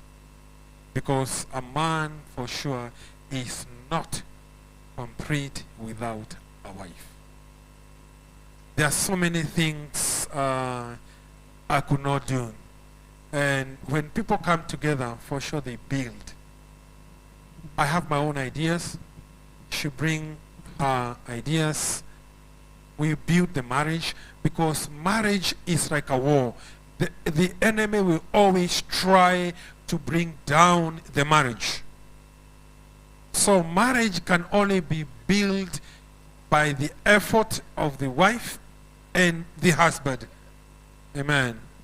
And I can say that since I got married, there is that respect that comes just because I have a wife. Amen. There is that respect that comes. So to me, I want to say that for the 17 years that I have been in marriage, I can only say that an excellent wife is a crown of her husband. For sure, I can testify about that. And the reason why we are all here is so that we can be spoken about things related to marriage, because we are to fight this battle together. Amen. God bless you. Praise the Lord. Powerful, powerful, powerful. So is there anybody with a question? Because I want our Reverend here, she's going to be the one to close this. If you have a question, just lift up your hand. Don't come to my inbox. Ulizia hapa, hii kesi tumalizie hapa. Kwa sababu we have some very powerful speakers. Anybody with a question? I'll ask the MC to stand up. Kama una swali, inua mkono juu. Anybody with a question, a marriage-related question? Anybody, anybody, anybody? Oh, there. One person is there. Huh? Oh. Acha kwanza iende pande hii. Yeah, we are taking questions here. Thank you. Habari zenu. Pole, niko na homa, lakini sauti iko. Naitwa Masi Jerry, a mother of 4 and married for 17 years. Mine is we agree as good wives that there is a possibility of the other woman. Nothing but prayers was brought up because of the other woman. Now, my question is, and this one I would like to be answered, not to me directly, but to all of us as good wives. How now do we deal with that? Psychologically, financially, you know, anything. How am I there then? I should not react. I should just sit and watch, play, and wait. I think we are now in a situation whereby we should be addressing this issue as it is within us. Thank you. Wow, that is a powerful one.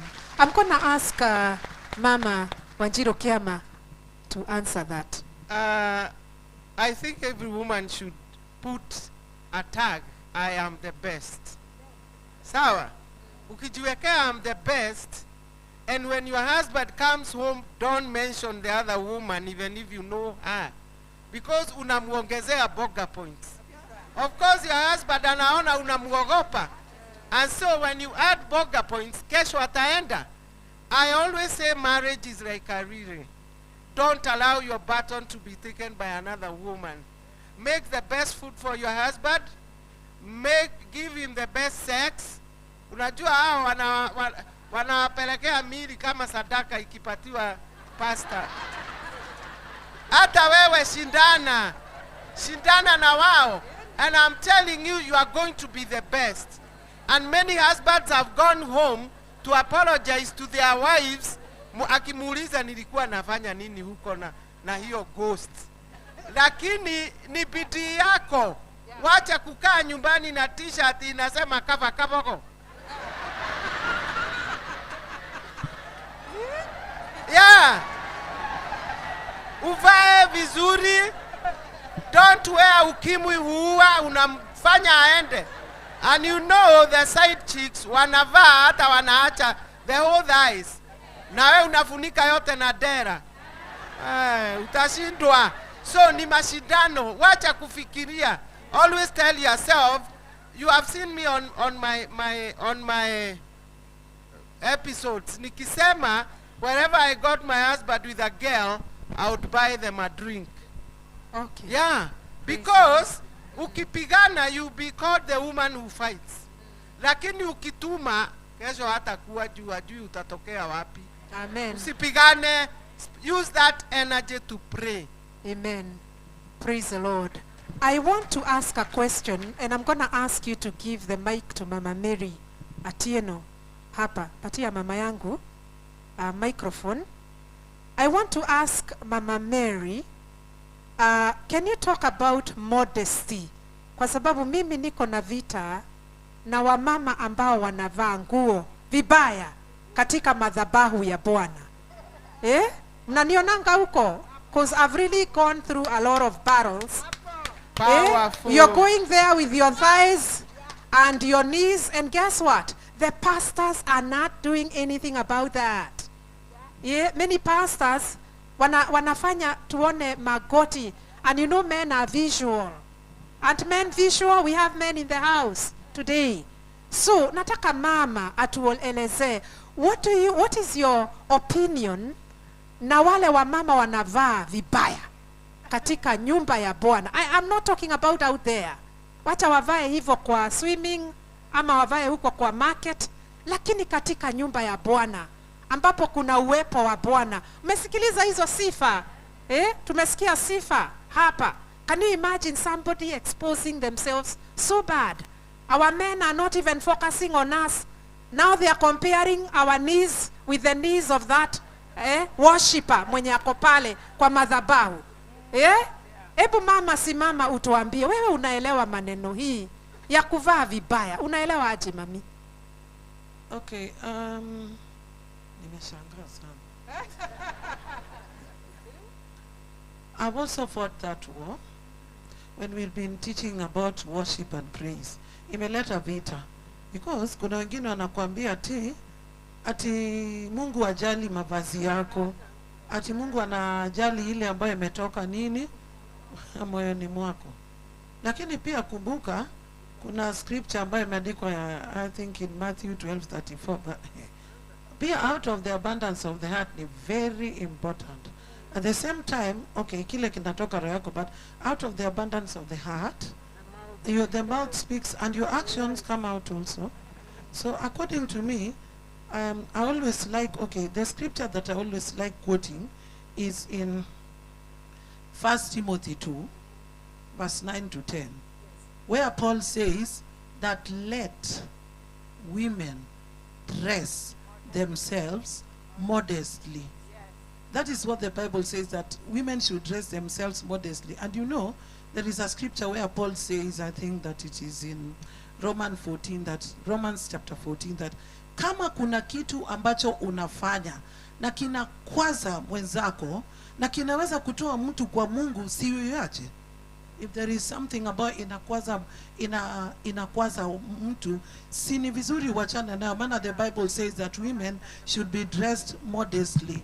And I have been doing some research, okay, even if you look at Exodus, because okay, mi mwenyewe nimefanya some research. Okay, in Exodus 20, the Bible also says, uko chini wanasema kwamba even a priest usipande kwa madhabahu kama if you are naked, because during the time of Moses, Mungu alikuwa anasema kwamba ukipanda tu kwa hiyo madhabahu kama uko uchi, and when your thighs are being seen, you shall be struck by God on the altar.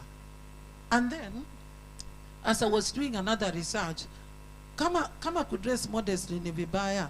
Okay, when John was in the island of Patmos, when Jesus appeared to John in the island of Patmos, si aliapia kama amevaa tu nguo refu tu vizuri, too modestly. That is my argument. So me, according to me, please, hakuna haja ya ku-argue. The Bible states that we should dress ourselves nini modestly. And another example is in, okay, the question that I've been asking them is that, okay, kwa nini, like I think that question nilikuwa tuna argue na watoto kwa class. Wakanambia kwamba hapana, hakuna ubaya teacher. Unajua, hii ni generation yenu. Si hii generation yenu ndio mlikuwa mnavaa hivyo, lakini hii yetu ni tofauti. Nikawaambia, kwani jeans zili develop?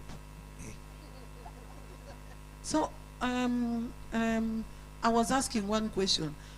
Why does Solomon talk about a harlot's attire?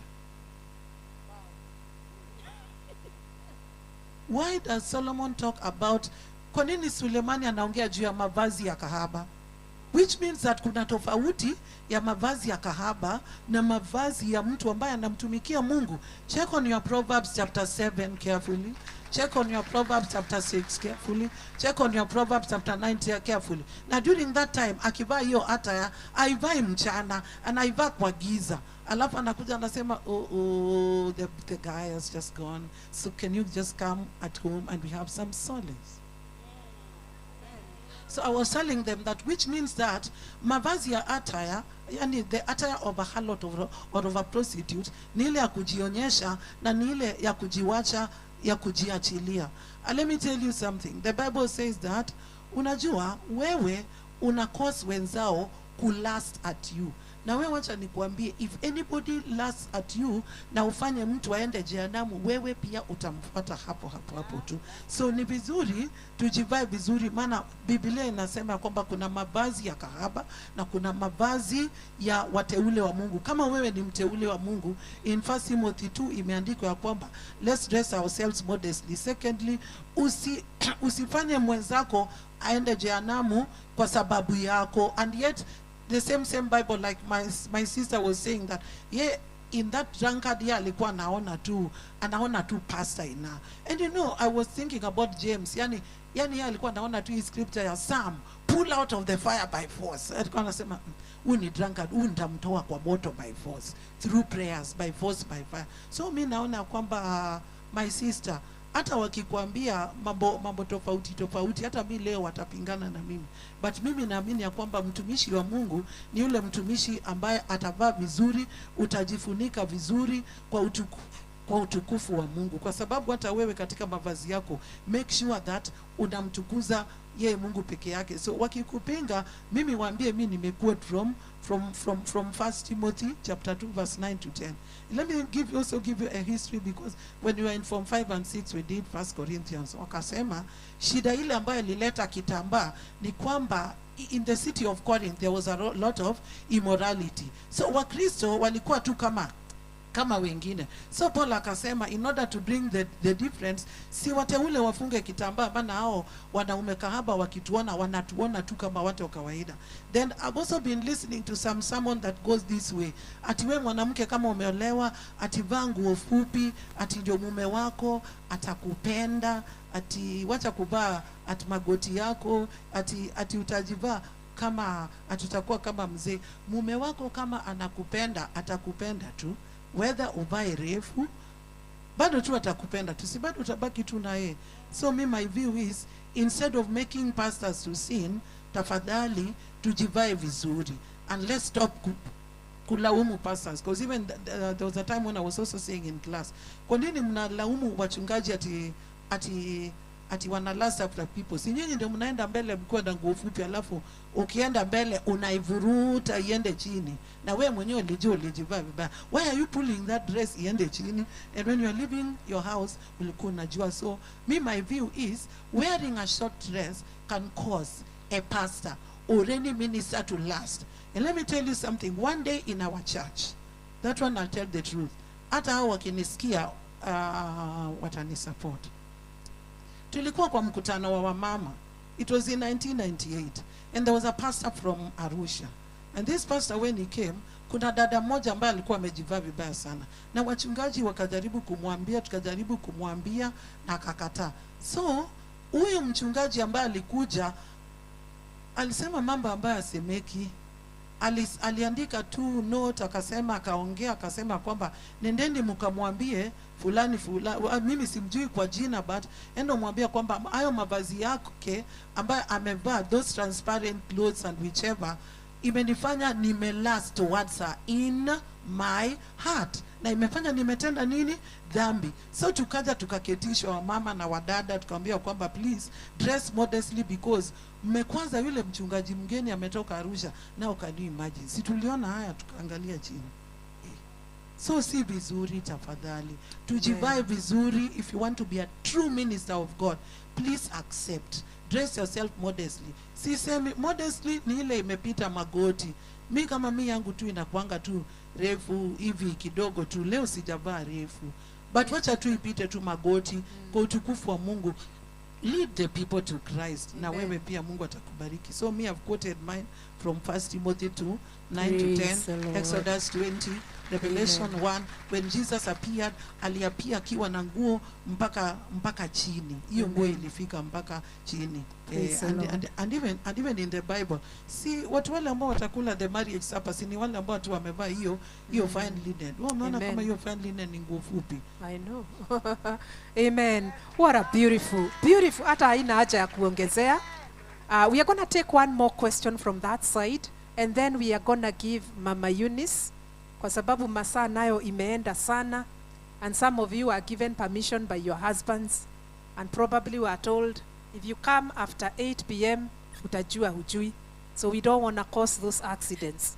So we are going to take that one question, and then we are going to hand it to Reverend Eunice. Okay, my name's Catherine, na nimeokoka. Yesu ni Bwana, nimekuwa kibirio rangu. Sasa mimi swali langu nilikuwa nauliza, kwa sababu mimi nilikuwa nimeolewa from 2000 to 2015. Nikawa mke wa mtu na tukapata watoto watatu. From there, yeye ndiye alinisidikisha. Alinisidikisha tu mwenyewe na hatukuwa tunaishi na yeye pia. Ni kama it is like laana ya kinyumbani, sijui, I don't know.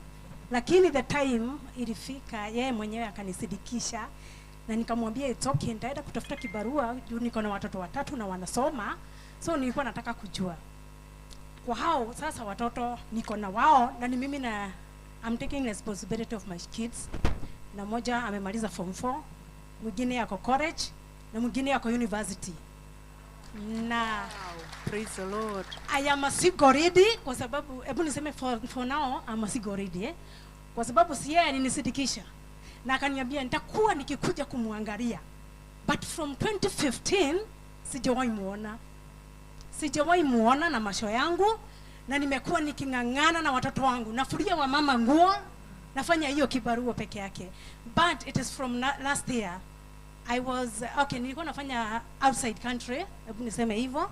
That is why watoto wangu wamesoma na ninafurahia Mungu kwa hayo. Amen. Sasa nataka kusema wamama, jipeni nguvu, kwa sababu mambo mingi hufanyika.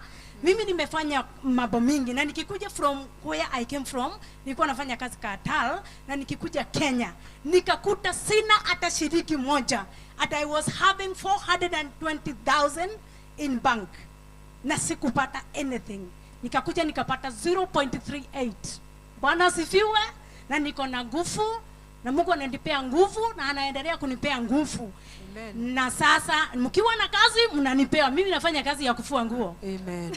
Amen. Amen. I think that is powerful. Pastor Ruben, I'm going to ask you one question before we hand it to Mama Eunice.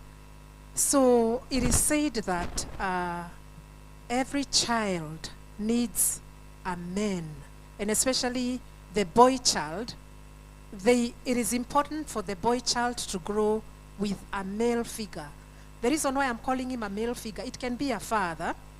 Na kwa wale ambao ni single mothers, there is a friend of mine called, I call him Mheshimiwa Kamau Karongo, and he went through a very bad attack, because yeye alikuwa nasema for single mothers, they should look for a male figure so that they can mentor the boy child. And he went under fire, kwa sababu nao single mothers walikuwa nasema mimi ndio nimelea watoto wangu, mimi ndiye nimesomesha watoto wangu. What is the importance of a child, especially the boy child, having a male figure in their lives? And what is the important for when you are a single father, for the girl child having a mother figure in their lives? 3 minutes. Thank you very much. So let me ask for permission to just say one word about a question that was asked earlier, because I think it's very close to my heart, and that is facing reality. Unapigwa, wakati mwingine unachukuliwa kisu. In one particular case I was dealing with, the husband in the States actually bought a gun and put it under the sofa set.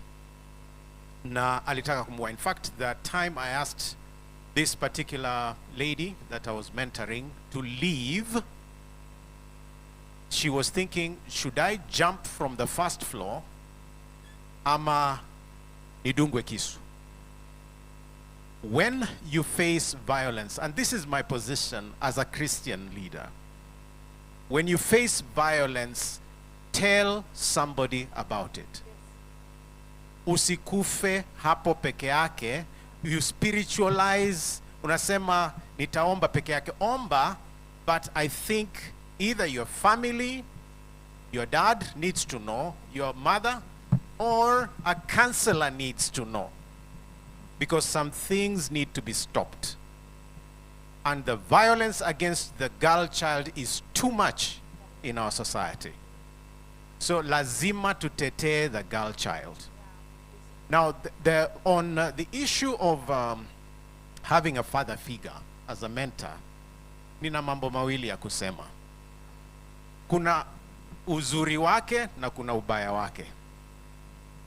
Uzuri wake ni kwamba itasaidia the boy child ambayo una raise as a single mother huweza kujua wanaume wana behave namna gani, wanaume huongea namna gani, wanaume huvaa namna gani, because they'll see an example. If you don't have a father figure as a single mother for your child, then what will happen is atazoea lipstick, nail varnish, atazoea mambo ya urembo, utapata sooner or later hata ndio wanaingia kwa mambo ya LGBTQI, anasema yeye ni mke wa mtu. So there is a sense in which that is important so that we prevent that. But I need to caution, I really need to caution, don't run to every man to become your mentor, the mentor for your boy. Some of them will abuse them. And some of them are very bad examples. Ni vile hujui. And especially I challenge you, don't allow strangers to stay with your children in your house because you may see wonders. I wish I had time to tell you, mimi mwenyewe nimeona mambo kwa nyumba yangu. Kwa watu wanajiita wa Kristo. Huwa wakati Mungu ananionyesha hata wakati sioni. So be careful, and it's the same with a girl child. Your girl can be raped, your child can be abused, your child can actually be done things. So pray for the kind of person you'll allow for mentorship. Praise the Lord. That is beautiful. So now we are going to have Apostle Eunice from Virginia. I'm going to ask the rest of the panels to just get back on your seat. Kwa sababu this is the last session. I want to thank you, Wanjiru Kiama, Mama Mary Gitau, Pastor Mushai, and Kasisi wetu Ruben Kigame. We are winding up, and we are going to wind up with the woman of God. She has a very powerful testimony. She's going to take about 10 minutes, and she's also going to close us out in prayer. Tunataka kuombewa hapa. Huyu mama, the Lord used her several years ago, and she prophesied my husband, actually. Huyu aliniambia, wewe, umekuja hii conference. It was in, where was it? Was it in New Jersey? It was in New Jersey. Akaniambia, God is going to bless you with a husband. And it came to pass. About a year.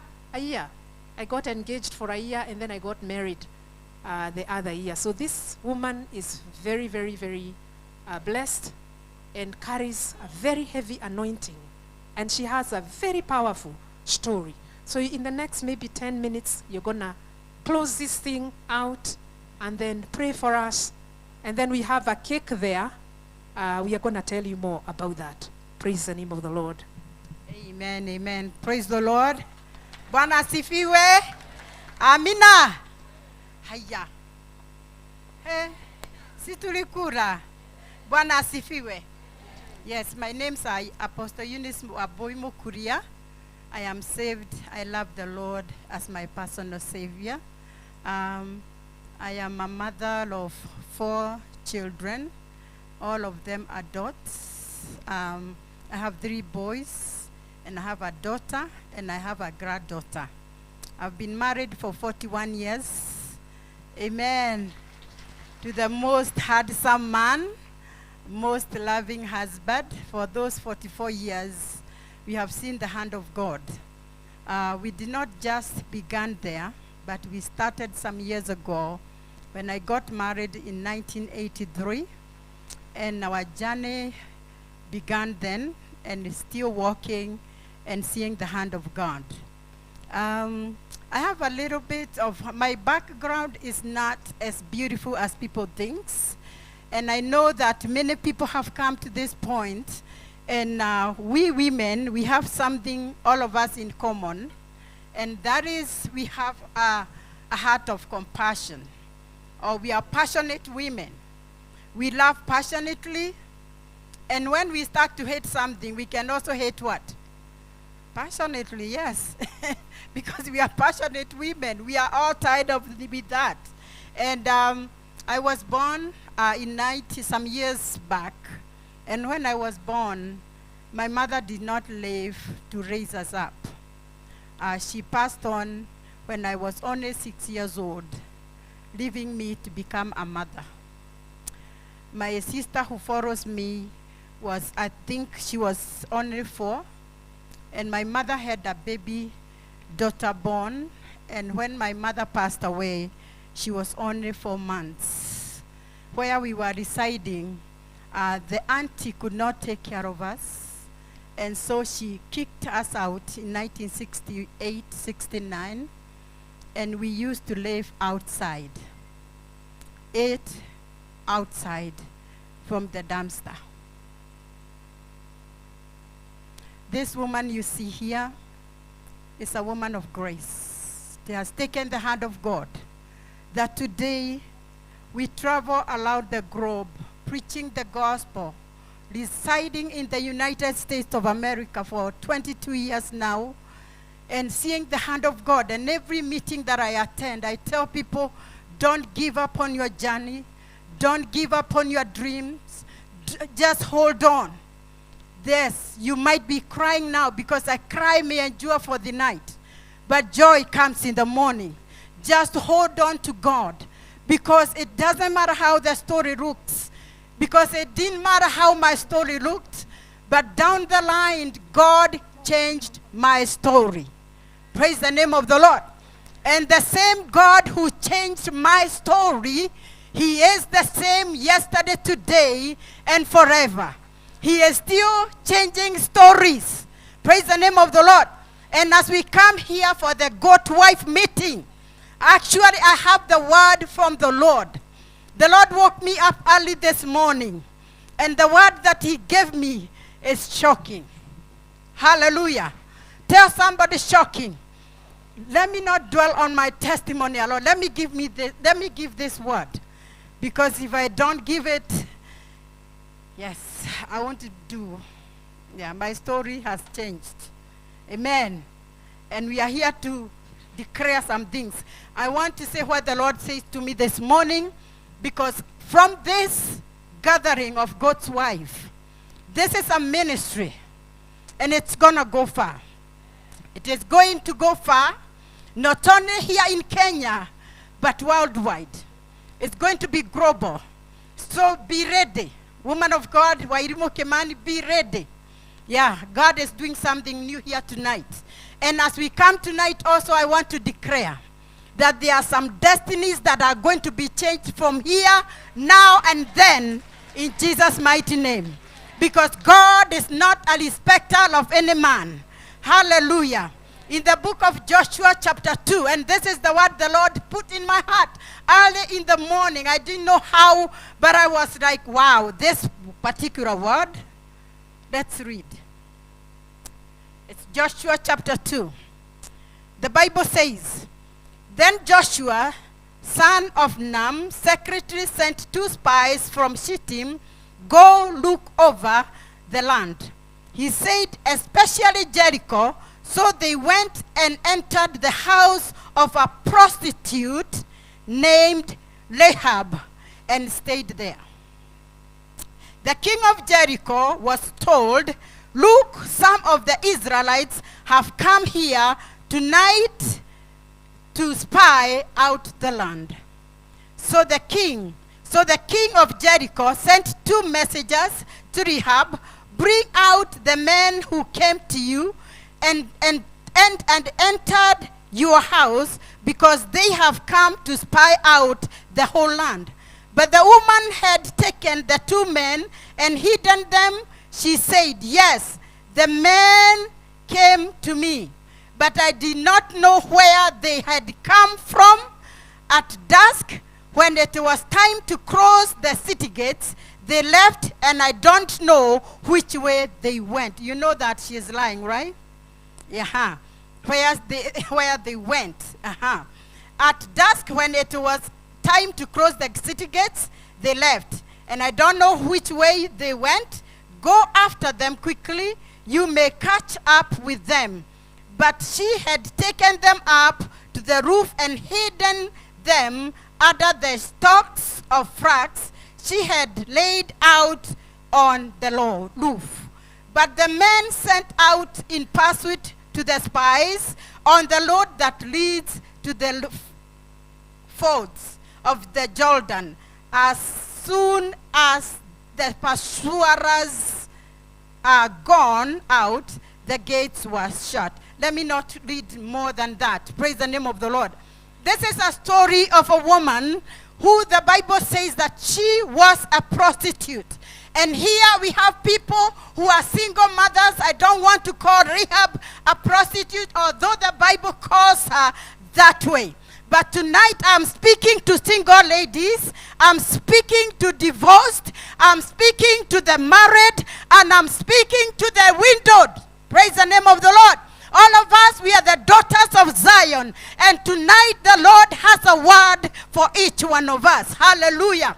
This woman, here you see, the Bible says that she was a prostitute. And the Bible says that when the children of Israel came, they encamped near Jericho. They could not go in because they did not know what was on the inside. Jericho was surrounded by a very thick wall. And so Joshua, the Bible declares, he sent 2 spies to enter the land. Praise the name of the Lord. So that they may spy and then come outside and tell them what is going on inside the city of Jericho. Praise the name of the Lord. And the Bible says that these 2 spies that were sent, they went in. And when they went in, there were 2 men. And guess where they landed? To the house of a woman who was known as a prostitute.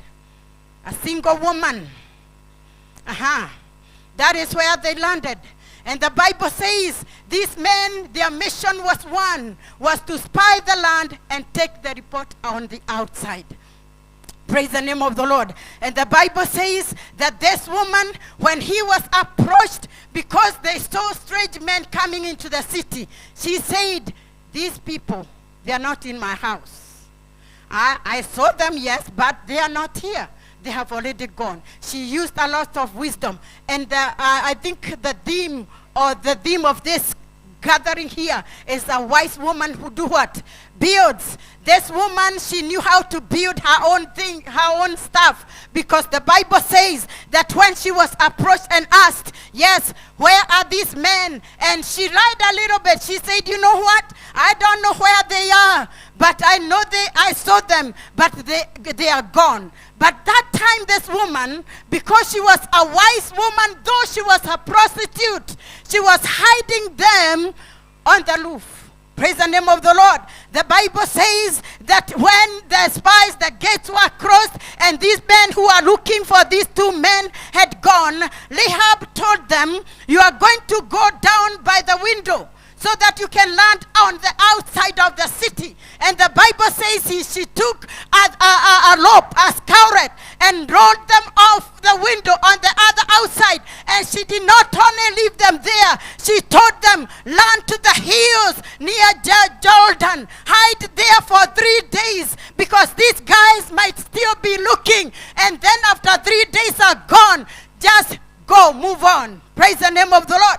But before that happened, the Bible says that this woman, she made a vow with these men, and she told them, I want you to vow unto me that when you come to possess Jericho, when you come to take Jericho, just remember me and my family. Remember my parents. Remember my brothers. Remember my sisters. Praise the name of the Lord. And these spies saw unto her, yes, we shall remember you. Just in case you bring them into the house, that is when they shall be saved. But if for some reason they will be outside of the city, then do not ask us. Their blood shall be on their hands. Praise the name of the Lord. And this woman, the Bible declares that it was so when the children of Israel were coming to possess Jericho, she brought in all her families because she knew that the God of the Israelites was a faithful God. He was a promising God, and he was a promising keeping God. Praise the name of the Lord. He does not change. He remains the same. And so in the house of Rahab, the families of her were saved. Hallelujah. And the Bible does not end there. It also reminds us that after all, Rahab, who was a what? A prostitute, was also later on was married to a very man, to a handsome man, let me say that, an Israelite man. And the stories of the Bible as they become written, hey, her name is written because now she belongs to the tribes that brought Jesus and to be born. Praise the name of the Lord. So I'm here to prophesy to you. I'm here to speak the word of the Lord unto you. Let me tell you, I don't care what name they have nicknamed you. I don't care what title you carry. In our God's house are many mansions. Praise the name of the Lord. There are so many things in the house of God. Some of them are of gold. Some of them are of hay. Some of them are of wood. But let me tell you, if anything crosses itself, it is usable. Praise the name of the Lord. I am here to declare tonight that if you are there, you are single. Do not despise yourself. If you are there, they have nicknamed you. Do not despise yourself. If you are a widow there, do not despise yourself. If you are a woman who is already fighting for your marriage, do not despise yourself. Stand strong. God got your back. Praise the name of the Lord. Our warfare are not carnal, but they are mighty through God to the pulling down of every stronghold. Tonight here we have come to declare husbands to our beautiful young ladies who do not have husbands. Tonight in Jesus' name, to those widows who want to get married tonight, we are calling on heaven on your behalf. And we are saying, if Rahab was married, let alone. Wewe unaweza olewa. Bwana asifiwe. Wewe utaweza olewa. Na harusi yako na marriage yako idumu. Wengi wetu marriages zetu hasijadumu kwa sababu tulikuwa wake wazuri. You hear me? Yeah. My husband is the most very polite and very calm man. But me, I am, okay, yeah. I am a talker, you know. And you know what, let me tell you this. Some of us, we have been blessed with good husbands. But our mouth, hey, our mouth, man, ruin everything. Because even before they walk in the door, you have not even given them a cup of tea. You have started to fight. And that is why many a times men, they want peace.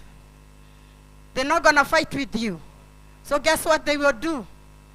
They will leave. Silently. That's why they sneak away.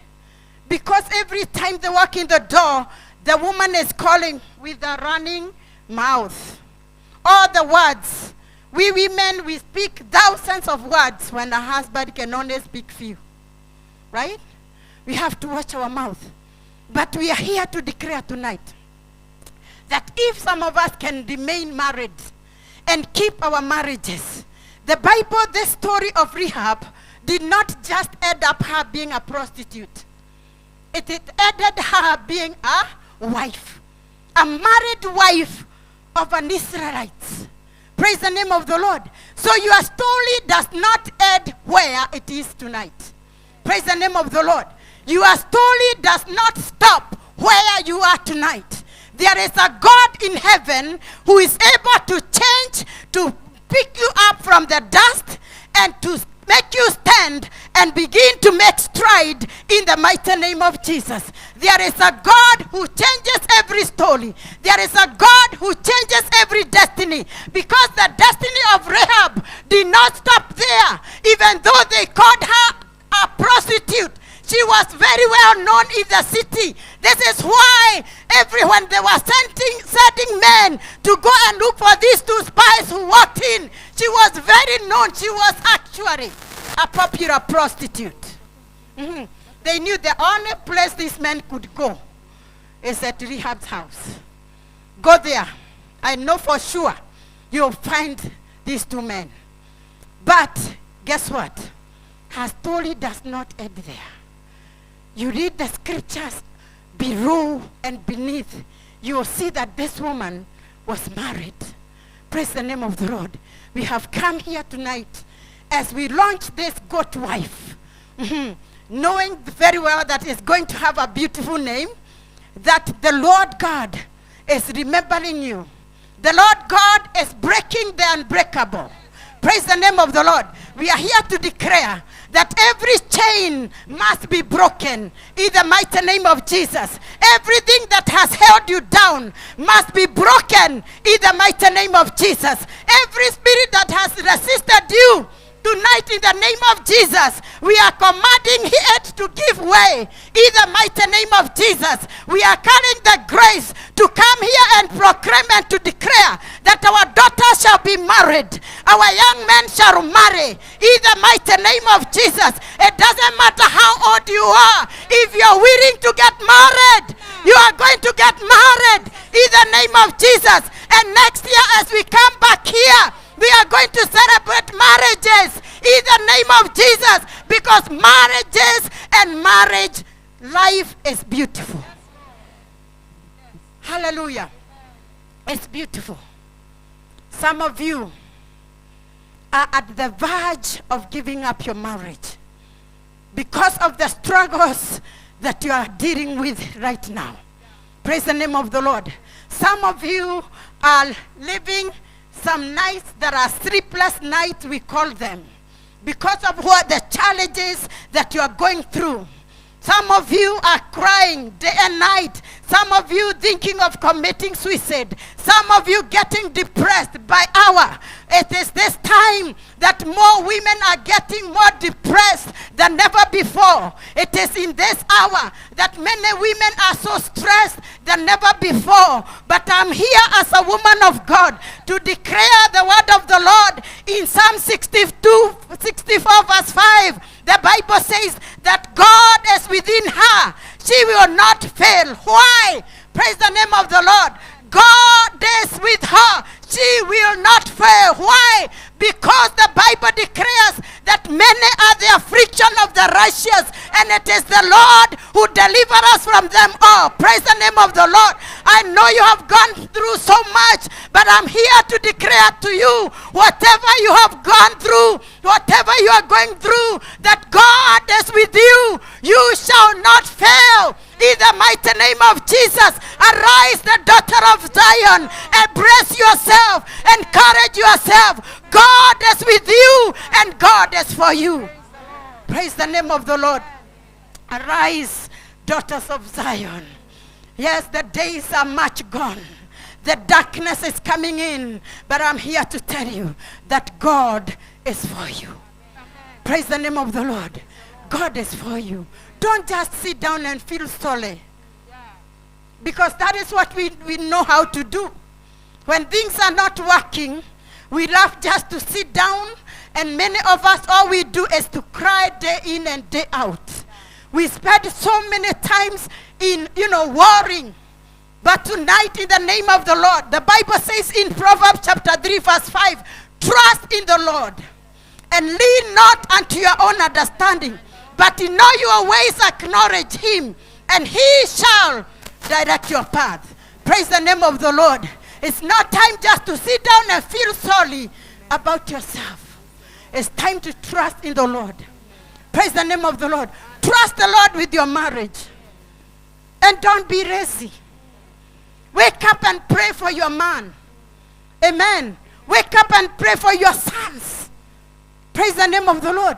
Wake up and pray for your daughters. Wake up and do something for your family in the mighty name of Jesus. Because if you are in this meeting and your husband is deceased, we feel for you, but at the same time, we don't want you just to sit down as if life stopped.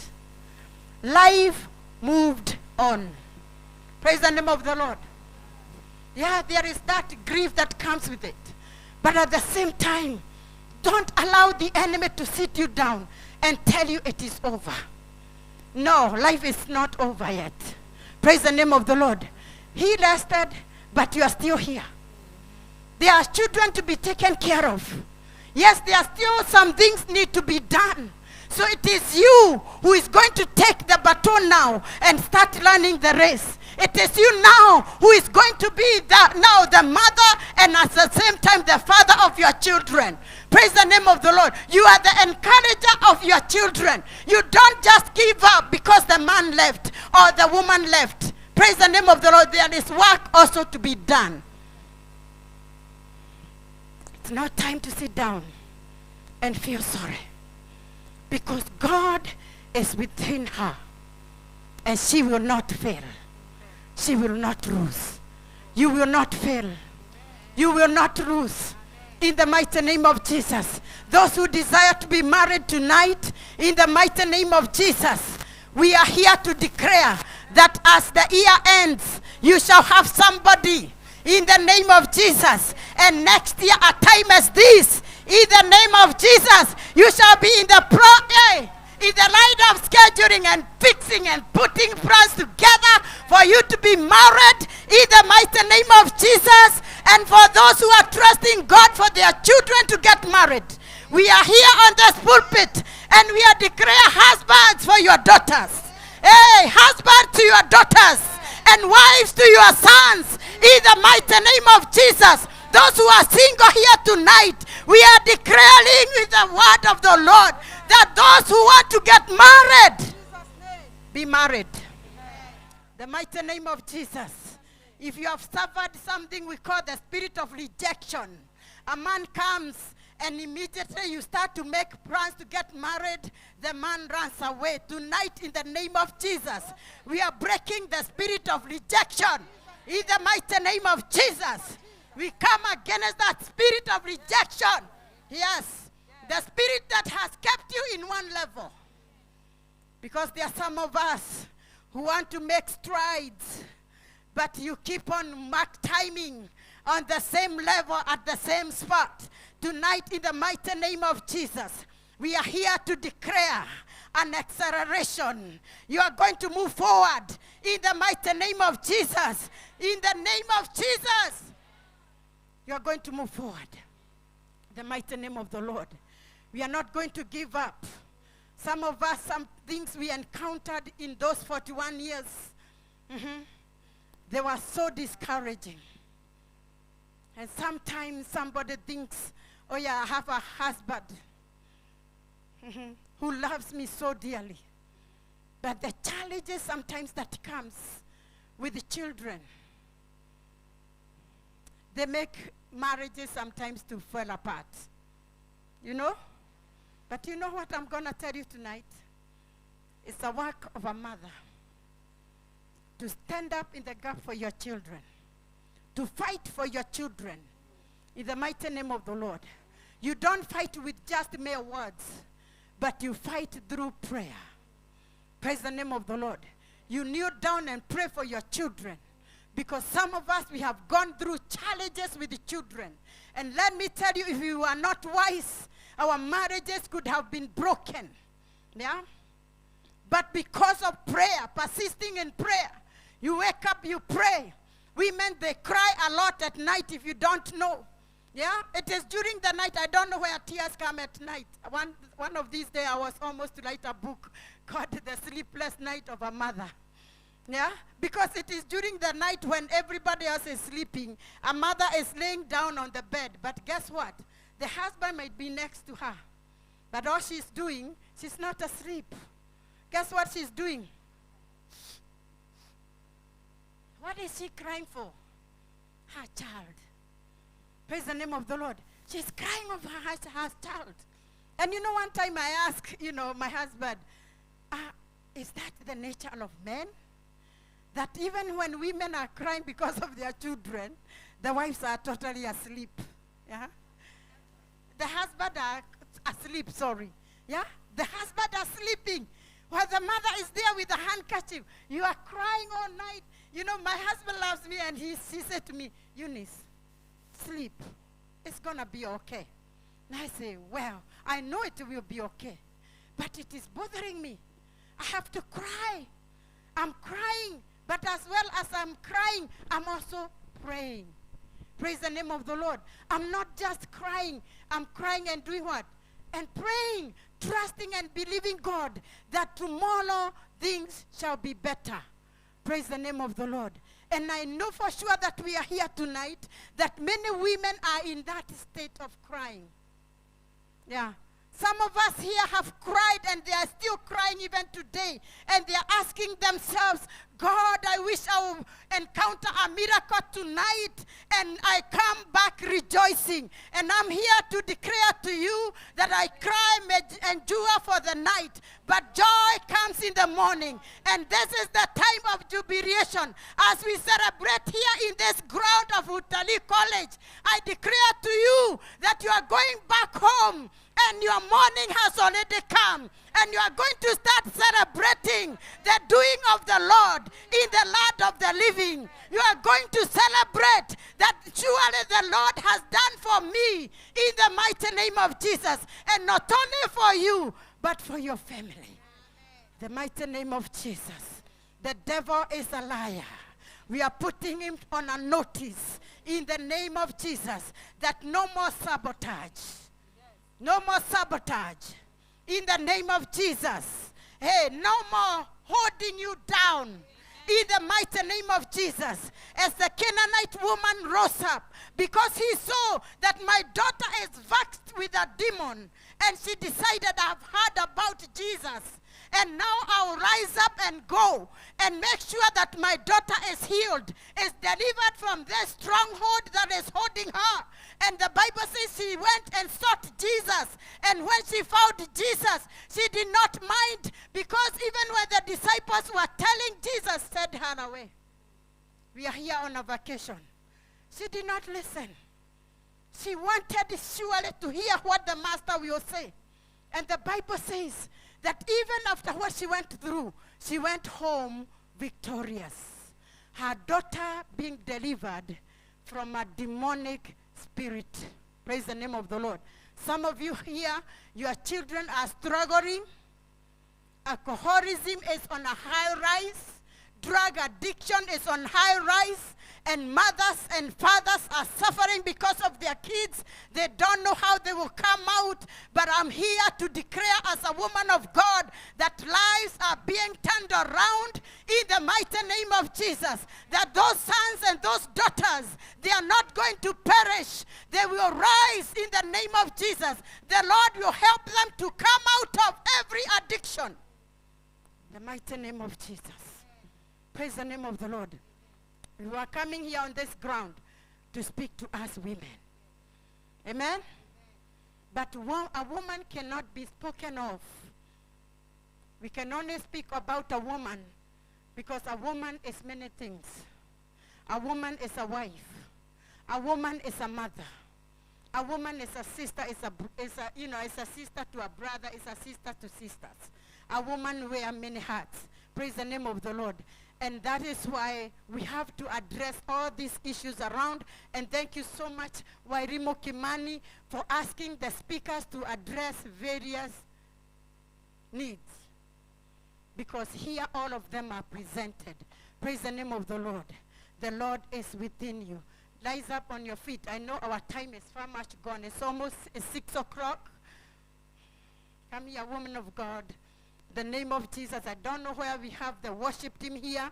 In the mighty name of Jesus, we are going to lift our hands before the Lord and we are going to declare unto him, if God, you are able to turn around the life of a prostitute, and she became a woman, a mother, a wife to somebody.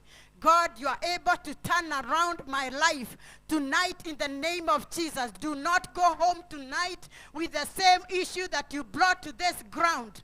In the name of Jesus, woman, thou art loose. Let go every chains. Let go everything that you are holding that is making you go depressed, that is stressing you tonight in the name of Jesus. Whatever your need is tonight, in the name of Jesus, we are also in the presence of God.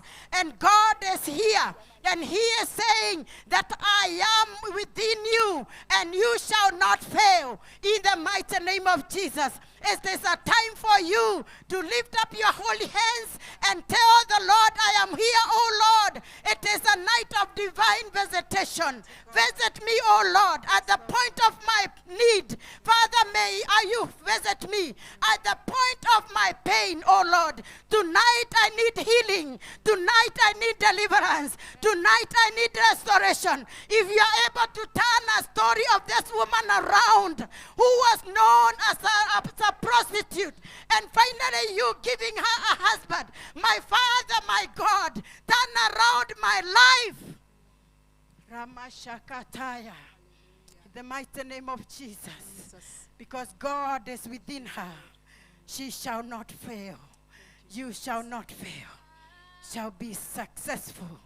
You shall be victorious. In the mighty name of Jesus. Hallelujah, hallelujah. Glory to Jesus.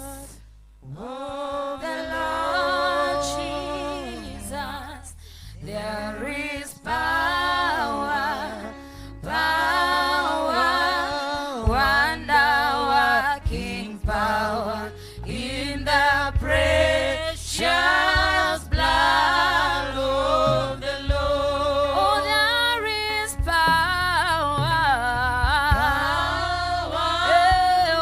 wonder-working power in the blood of the Lord. The Lord Jesus, there is power, power, wonder-working power in the precious blood of the Lord. Oh, there is healing, healing, wonder-working in the blood of the Lord. The Lord Jesus, there is healing, healing, wonder-working in the precious blood of the Lord. There is favor,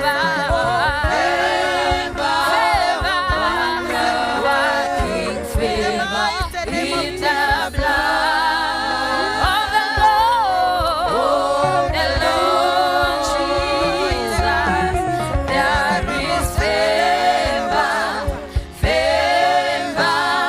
wonder-working favor in the precious blood of the Lord.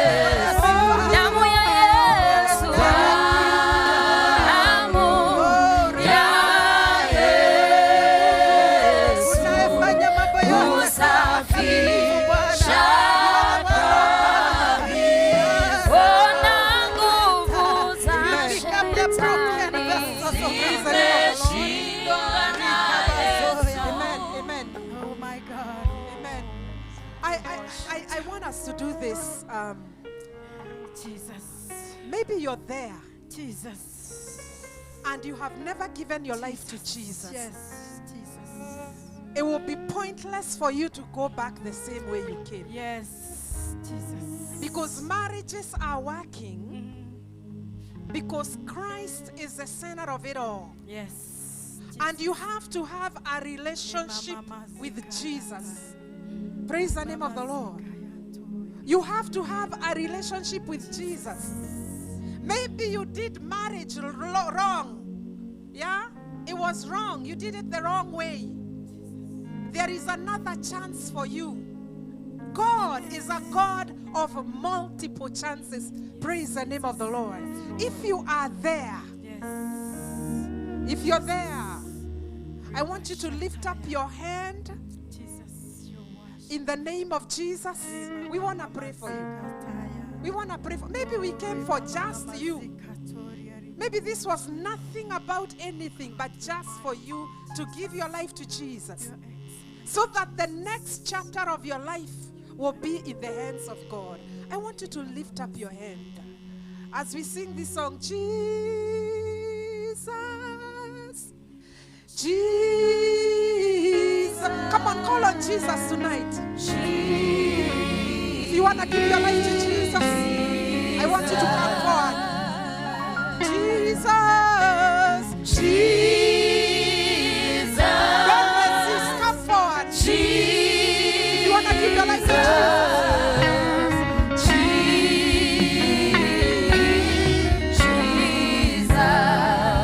sing to the Father.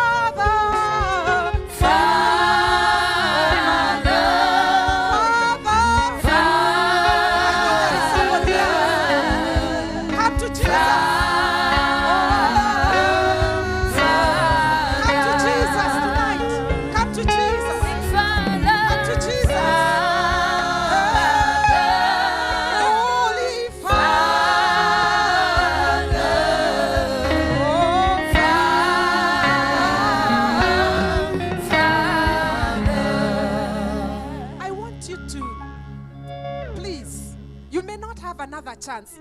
Let's put your hands together. Somebody else is coming. Oh my goodness. Don't resist. Jehovah Jesus. Don't negotiate with your heart right now. Please.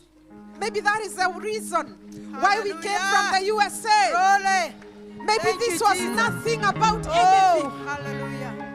Ulijaribu kufanya ndoa, wewe ulikuwa mlevi. Thank you, Jesus. Wewe ulikuwa sijui namna gani, ulikuwa na moshene kama vile tuliambiwa na kasisi wetu Ruben Kigame. Please. Thank you, Father. Don't even think about it. Is, you know what? Some of you, your lives have to change. And you know you cannot give what you don't have. I am a living, moving, breathing testimony. The people that know me, even the ones that are watching me online, oh my God, and I know they can comment there. They can say that God, were it not for God, I don't know where I would be today. Some people are wondering, why are you wearing your glasses? I am on a doctor's order. Don't take them off. Hallelujah. Because I was told at a certain age, at the age of 30, I am going to be blind. I was going to be blind. That is why I invited these two wonderful, precious man and woman of God. Amen. But look at me now in my 40s, and I can still see, and I have a long way to go. The Bible says that eyes that see and ears that hear, oh, God made them. That is in the book of Proverbs, I believe 17 verse 20. Thank you, Jesus. If you're there, don't resist. Don't resist salvation tonight. I'm telling you, by the grace of God, if we come back again next year, these ones that you see right here. Amen. Yeah. I don't know. But you cannot give what you don't have. I have it. That is why I am confidently calling them to salvation, because I know what God can do. Jesus. Come if you're coming, because you're not going to call again. We are not going to call again. Jesus.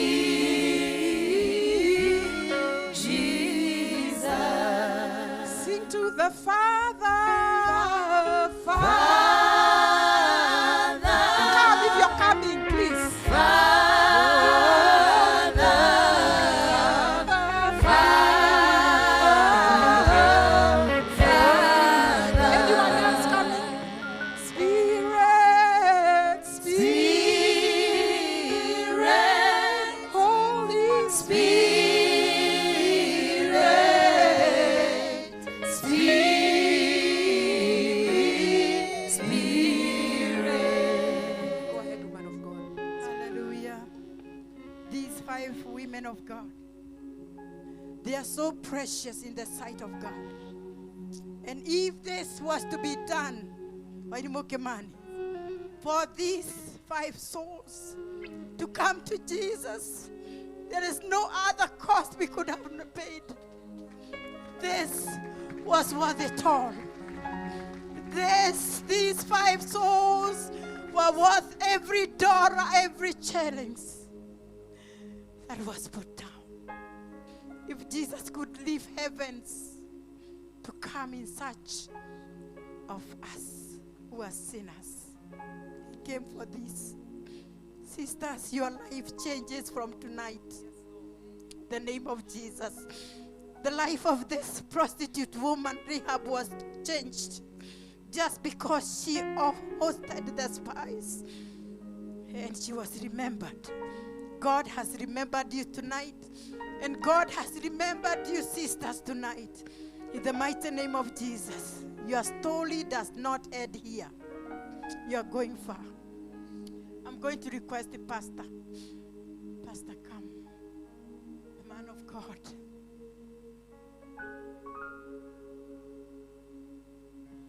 Amen. Because he's a man of God. He's here and he's a pastor to Irimo, and you're my pastor as well. We give you this privilege to read them.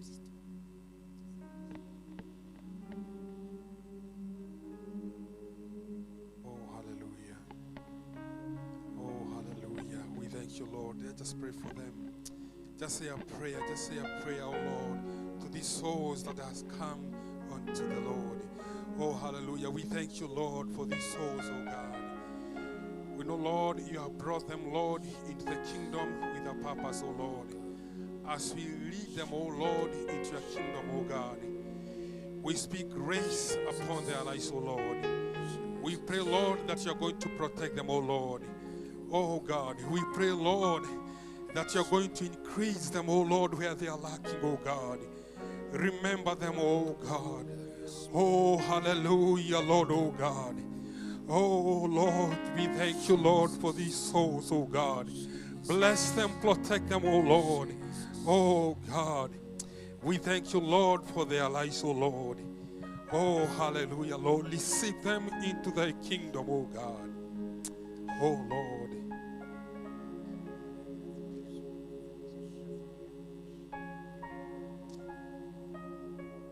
Oh, hallelujah. Let's say this prayer after me. Oh Lord, I come unto you. I am a sinner, oh Lord. I pray, Lord, that you wash my sins, oh God. I pray, Lord, that you renew my life, oh God. I pray, Lord, my God, that from today I am born again. My life is changed. I thank you, Lord, for what you did at the cross. And from today, I have received you in my heart, and I am born again. In Jesus' name we pray and believe. Amen. Hallelujah. Hallelujah. Tumwambie Bwana asante. Hallelujah. Tumwambie Bwana asante. Hallelujah. Tumwambie Bwana asante. Hallelujah. Tumwambie Bwana asante. Tumwambie Bwana asante. Hallelujah. Tumwambie Bwana asante. Hallelujah. Tumwambie Bwana asante. Hallelujah. Tumwambie Bwana asante. Hinyawakaishera, hinyawakaishera. Hinyawakaishera, hinyawakaishera. Hinyawakaishera, hinyawakaishera.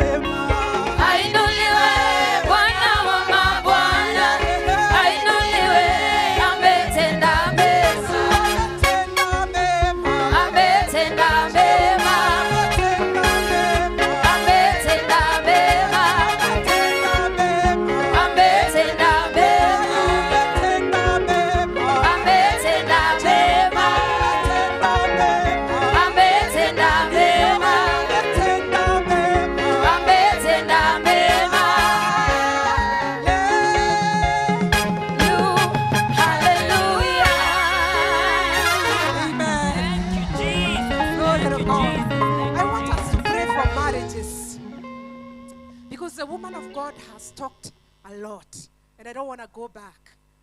But if you're feeling that you need prayer for your marriage, I want you to believe that from tonight, it can never be the same. Do we have believers? If you are struggling in your marriage, I want you to lift up your hands. Lift up your hands. That is why we came all the way, Seattle, Virginia. Amen? Lift up your hand if you have an issue with your marriage. And the woman of God is going to pray. And then we are going to call this day done in Jesus' name. Heavenly Father, in the mighty name of Jesus, you who is able to do exceedingly abundantly and above, O God, what we think or what we ask, O Jehovah, my God, according to the power that is within us, O God. Father, we pray tonight, Jehovah, for every marriage and especially the marriages that are struggling, oh God. Father, we pray in the name of Jesus, my God and my Father, that you may come through for them tonight in the mighty name of Jesus. The Bible declares that you are the mighty man in battle. And God Almighty, tonight we pray that you may arise, oh God, and let the enemy be scattered. In the mighty name of Jesus, may you fight every battle, oh God. May you break the unbreakable. My God, in the name of Jesus, may you defeat every resisting spirit. In the mighty name of Jesus, may you do what only you can do, oh God. May you fix every marriage, Jehovah God, that is struggling tonight, King of Glory. We pray for our husbands, oh God, that you may cover and protect them, oh God, in the mighty name of Jesus. And as the Bible says in Ephesians chapter 5, my God, from verses 25, you give an example, Jehovah, that as Christ loved the church and he gave himself for it, oh God, so every man ought to love his wife as Christ loved the church, oh God. And the work of every woman, oh God, is to respect them, oh Jehovah God. My Father, is to be submissive, oh God. My Father, I pray tonight in the name of Jesus, my Father, that you stir love, oh God, tonight in the heart of our men. Stir love, oh King of Glory, in the heart of every woman, Jehovah, who is married, King of Glory, in the mighty name of Jesus. Father God, tonight, we pray, Jehovah God, as men navigate through this thing that is called marriage, that Jehovah God, you being the strongest centerpiece, that you hold marriages together. Father, we pray that you may hold these marriages. May they put their trust in you, O God, in the mighty name of Jesus, not unto their own understanding, but in all their ways to acknowledge you, so you may continue to direct their path. Father, we thank you for every marriage represented here, oh God. Father, in the name of Jesus, even those are at the verge of breaking, Father, we pray that you may rekindle the first love. In the mighty name of Jesus, oh God. Oh, tonight we cry to you, Jehovah God, that you may rekindle their first love, oh God, in the mighty name of Jesus. Father, we pray, oh God, even for those who have left their marriages, oh God, because of hearsays and rumors, oh God, that tonight, Jehovah, the Holy Spirit of the living God will hover to their houses and wherever they are and speak unto them one more time, oh God. You are the one who fixes the unfixable. You are the one, God, who pick every broken pieces. You put them together, God, form something out of nothing for your own glory. Jehovah, Father, tonight, we trust you for every marriage. We trust you for every family. God, we pray even for the single ladies, oh God, that are here tonight, Jehovah God, and they are desiring to get married. Father, tonight, in the name of Jesus, we pray, Father, as you visit the married, oh God, may you pass them not by. In the mighty name of Jesus. There are those who are here because their children of age now. They need to get married and also to marry and to get married. And we pray for them that God bring forth husbands. In the name of Jesus, husbands. Ah, my God, husbands that are God lovers. In the name of Jesus. Hey, daughters that are God lovers, oh God. In the name of Jesus. We thank you, Father. You are doing something new in our lives. We give you honor and glory in Jesus' name. Amen. Please take your seats for a few minutes. Yeah, we have some sponsors that really helped us put this meeting together.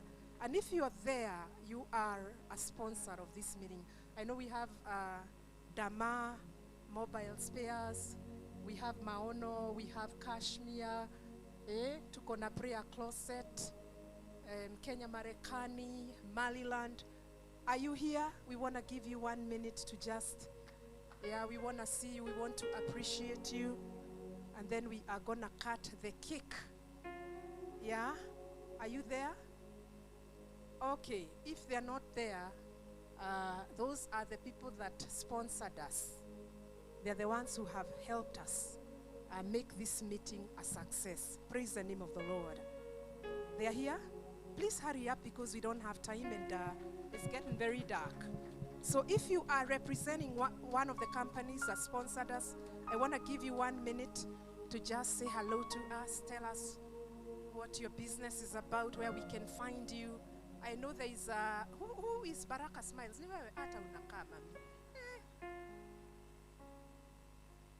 Thank you so much. Praise God, women. Praise God again. God is good, and all the time.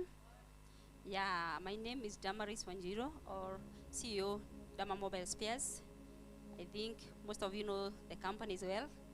Wairimu Kimani is my friend, and that's why we sponsored the event. We're so grateful we have run something, and we appreciate God for her. We thank God for her. Thank you so much, and God bless you. Wairimu is informing me to tell you about the branches. Our branches are at the CBD. CBD, we are at Mfangano Street, Rudhuri Avenue, Tomboya, Pale Monyo Road, Tirung, and also we have branches outside Nairobi. We have branches in Bungoma, in Kakamega, in Kimiriri, and everywhere. And I want to encourage a woman who is there, who can do something and who can start something. It's not yet late for you. You can still do it. You can make it. Even the young girls, young women are making it. If I can make it at 32 years, you can also make it. I wish to encourage a woman there that you can make it in life. Just keep on moving. Just keep on pressing. Despite the challenges, we have a lot of challenges we face. Despite the challenges, despite everything, don't lose hope. Just remain focused. Focus on what you're doing. Focus on your goals, and I know you're going to make it. Thank you so much. What a beautiful testimony. Amen. Praise the Lord. Hallelujah. Okay, my name's Ruth Mungai, or Ruth Gashero. I'm the CEO and the founder of Baraka Smiles, and also Smile Changers Foundation. We are happy to be here. Thank you so much, Werimo, for the good job you were doing to gather all these women. What a blessing. And we come here as Baraka Smiles to say we are the home of Healthy Smiles. We are located in Kahawa Wendani.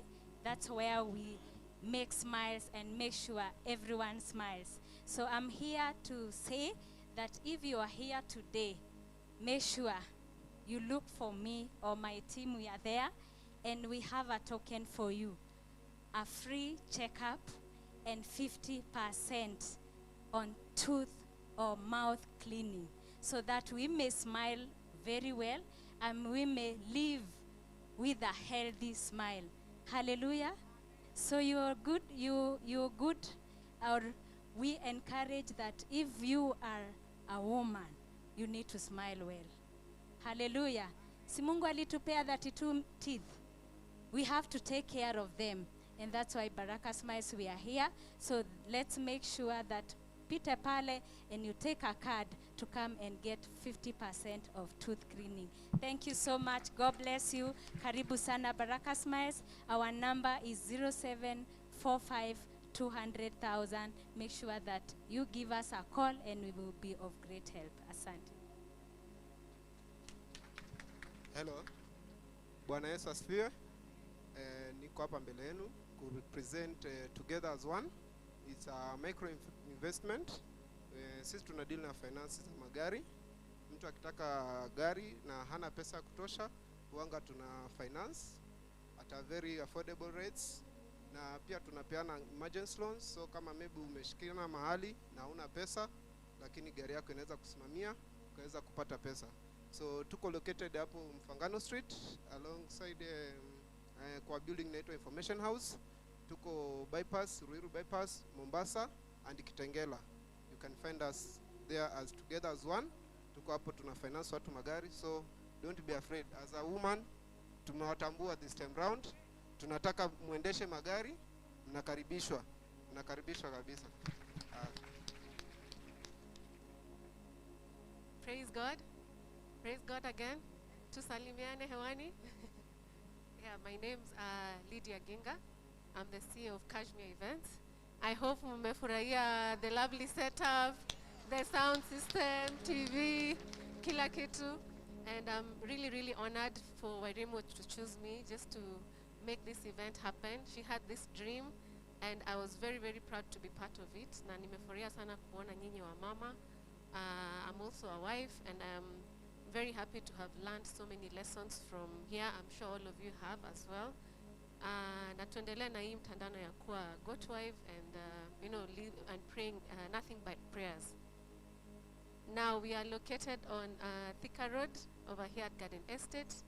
Na tuko on social media on Facebook as Kashmir Events, Facebook, Instagram, TikTok, Kashmir Events. So ukiwa na any function, small birthday, wedding, name it, we can all do it for you. Asanteni sana and thank you very much. God is good and all the times. Mimi naitwa Maina wa Maryland. Vile unaona niko sawa namna hiyo. Na Maryland sisi tunafanya kazi ya kuuza plots all over the country. Na tunauzia watu wote dunia mzima. Sio Kenya peke yake, tunauza dunia mzima. Sababu mimi tunakuaga na blood ambassador anaitwa Farodhi wa Athayo. Na Farodhi wa Athayo ni amugeithia. Mmesalimika? Tulikuwa tukuje na yeye lakini leo Saturday anaendaga kwa radio ya Kigosho FM. So akaniambia ukienda huko wape salamu zangu, waambie anawapenda sana. Na actually this event ilikuwa live kwa Farodhi wa Athayo TV. Kwa hivyo ilikuwa inaonekana dunia mzima. Mimi na Farodhi tumeenda hiyo safari ya kusaidia watu wapate plots. Sana sana wenye wako nje ya Kenya. Hao ndio tunaangalia zaidi. Tukijua zile dhuluma wameweza kupitia in the name ya kwamba wana invest Kenya. Tukawaambia kujeni karibu, we give you hope ya kwamba you can invest and get value for your money. So mimi sina mambo mingi. Ofisi yetu iko pale Thika Road. Mahali kunaitwa Roster Stage. Nyumba inaitwa Mountain Mall. Tuko third floor. Na the reason why tuliweza kuwa part of the sponsors of this event, tunatabua wamama wote na tunawapenda na tunajua nyinyi ndio mmeshikilia jamii. Na ukinipea nafasi mimi naweza tabua pia one Goat Wife here na nimpatie ploti moja ya over 600,000 kutoka kwa Maryland. Sio itakuwa sawa? Ndio ukitoka hapa uende ukikumbuka Maryland wanatabua wa mama, si ndio? So naabua mimi ndio who is to pick that person. Sasa ona, sasa nani atapikwa? Okay.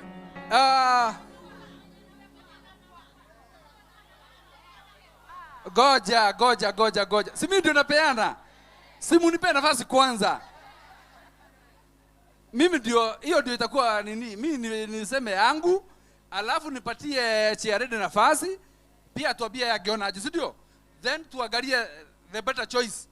Lakini mtu mmoja protein ya over 600,000. Ukipata ukuje kwa ofisi ya Maryland na ukuje na copy ya over ID, KRA pin na 3 passport photos, we do a transfer to your name. Sawa? Sasa mimi nafikiria namna hii. Wacha kwanza nitoe kofia. God wives wameanzia miaka ngapi? Mimi nafikiria hivi. The youngest God wife mwenye yako hapa.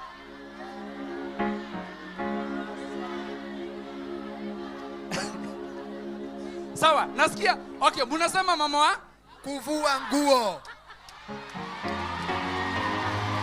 Hey! Hey! Hey! Hey! Hey! Hey! Hey! Hallelujah! Hey! Hey! Hey! Hey! Hey! Hey! Hey!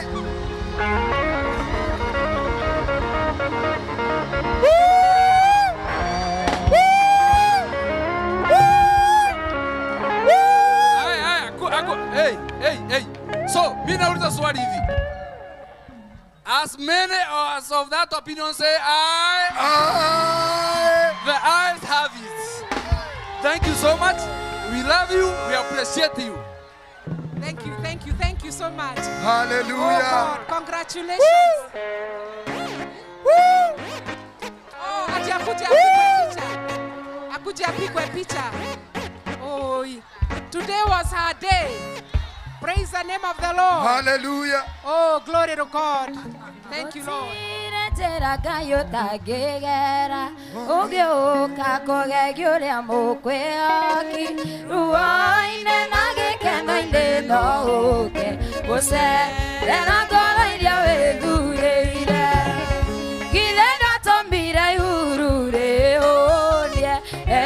Samaria kwengara akaroe kawa mberiria sidoni kwa mutumia wadimwa.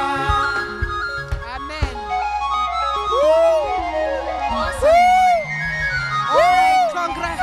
Oh, thank you, Jesus. We thank God for her. You can have your seats. Okay? Kuna madam wako hapa anataka kusema kitu hapa. Sema tu. Hey. God is good all the time. My name is Nancy from Nane Caterers. That girl, I'm giving you 10,000 now. Oh.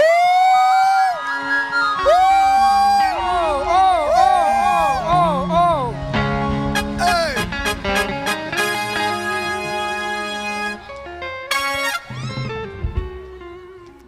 God is good and all the time. Wamama mpo? Naitwa Joy Njeri aka Joy Joyful. Nimesema Joy Joyful ndio mnifollow pale Facebook na Instagram. We are here courtesy of Suzy Njeri, Afro Hair and Breeding Seattle, and we are so grateful for such a wonderful day. Sisi tunaitwa Mahari Beauty and Accessories, tuko Facebook na tuko Instagram na TikTok pia. Tunauza genuine products from the US. Facial products, supplements, hair products, utatupata pale Instagram na Facebook. And then we are located along Ngong Road pale opposite Nairobi Baptist. You can reach us on 0715 080 622. We also ship and shop from Kenya to the US and vice versa. Uko hapo na uko na mtu wenyu US ama any other state na ungetaka kumtumania kitu, utatupigia hiyo namba 0715 080 622 at a fee of course. Tutakuexplainia baadaye, that's for more information, na vitu zenyu zitakuwa in safe hands na zitafikia watu wenu. God bless you. Thank you. Thank you so much. Dan Wema, I just met him today. Dan Wema. Ebu piga hii picha na God wife. And has something to say. Amen. Kwa majina naitwa Dan Wema na ni vizuri mtu kufanya nini? Kabla niseme kitu, huyo mama mwenye amezawadiwa shamba Wema Foundation, ambaye CEO ni mimi Apostle Dan Wema, tunampea 20,000 right now.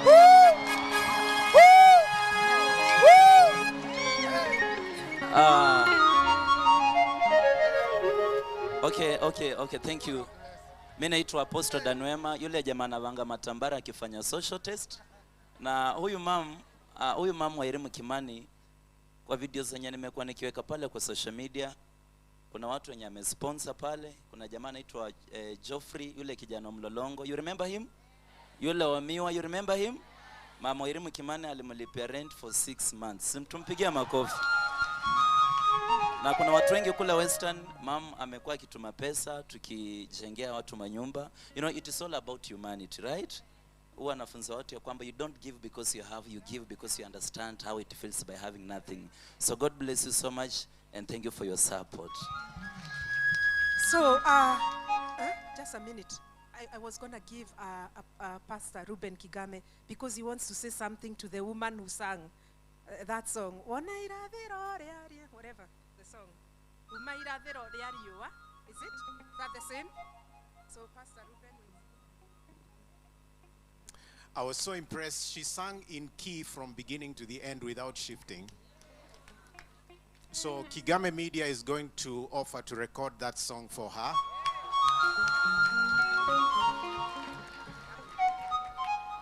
Mom, mwadhani akora adhime, tutakuteithia mpaka hiyo wimbo itoke ikue kwa media. God bless you. All right, point of correction. That song has its owner.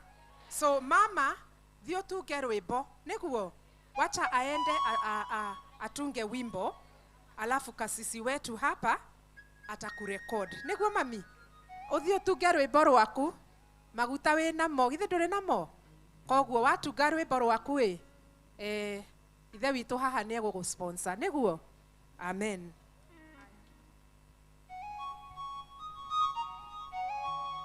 Bwana asifiwe. Sasa mnajua kule ninaenda, si ndio? Naenda Inoro TV 9:45 tuwe na nyinyi, sawa? Na medha ya Kagoni msikae bila kuongea. Na Wairimu, Mungu akubariki. Wacha niende sasa nikanene. All right. One last person, please, because of the time. We have a cake, and I'm going to ask the people that are doing the cake to stand right by it. We are going to cut it in 3 minutes. So, and then, yeah, Karango will sing after when they are giving out the cake. Amen. Praise God. Wamama hoi. Wamama mpo. My name is Shiko Ngure. I work with the Office of the Deputy President. Other than that, mamaki at a spa called Jazzy Beauty Spa. Na huyo mama tumeona tumglamba kidogo. Hey. So, we will give her a voucher, and also Irimo, we will give you a voucher to come and enjoy the services. My CEO is here, Sarah. Kindly be upstanding. Awesome. And also, she's my matron, anaitwa Dama. Asanteni sana. Now, mama, tujipe. I am also looking forward for marriage this year. Hello. Amen. Amen. In Jesus' name. So, we are going to have we have a beautiful woman of God who came all the way from Busia. And surprise, the man of God who I love so much, Ruben Kigame, namuita kasisi, even though he said he's an evangelist. But it's his wedding anniversary today. And you know, I'm very much passionate about marriages. Mama Julie hukujua hiyo maneno. Tulipanga na huko hiyo maneno na tukatengeneza keki pale. Kwa hivyo beba Mr. mwende pale, alafu kuna kasisi wetu kutoka Busia. She's gonna say 2 things, and then we are gonna cut that cake in about a minute, and then we'll sit down, and the cake is already packed. So my ushers, watapatiana keki pande hii. And while the ushers are doing that, Netha Karago, ta imagine putting a meeting together from America. Sahi wanasema nimetengeneza 5 million. Let me tell you something. I have put over 400,000 of mine in this meeting because what you see here is not cheap. Na simulipewa unga, wamama mpo? Hiyo unga ilitoka kwa Goat Wife. Amen. Goat Wife na marafiki zake tuliwapatia unga because we realized you guys took all your time, you came, na hatutaki mrudi kwa watoto empty handed. So that's why Kafagara, mwende mkule chapo na mkule ugali. Tafadhali Mama Kasisi wa Busia. Yeah, she's going to say 2 things and then they're going to cut the cake. Okay, Bwana asifiwe. Bwana asifiwe sana. Kwa majina naitwa Kasisi Millicent Nadimo kutoka Busia Budalangi. Pokeeni salamu za Budalangi na Busia, wanawasalimu katika jina la Yesu Kristo. Kwa hivyo tumefika muda mzuri ambaye tunataka kukata keki kwa ajili ya wapendwa mchungaji wetu, kasisi wetu Ruben Kigami, Mr. and Mrs. Tunawakaribisha kwa wakati huu wakuje huku ili wapate kukata. Amen. Bwana asifiwe. Amen.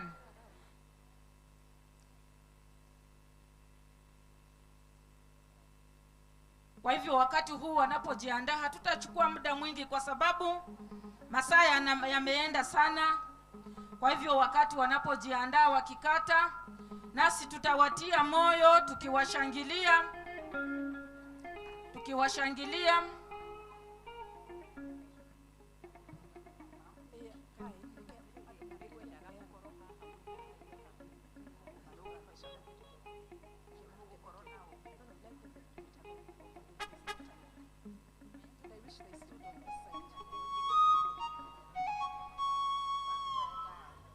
Goro ya kwega tuma Goro ya kwega kaigwa wega Nitondo wa muhonokia Goro ya kwa nirakena Goro ya kwega tuma Goro ya kwega kaigwa wega Nitondo wa muhonokia Goro ya kwa nirakena Goro ya kwega tuma Goro ya kwega kaigwa wega Nitondo wa muhonokia Ikwario horo wa wendo Wendo yo nyendetwo ni Jesu Utare morugo yene mundu Ni wendo wa magegania.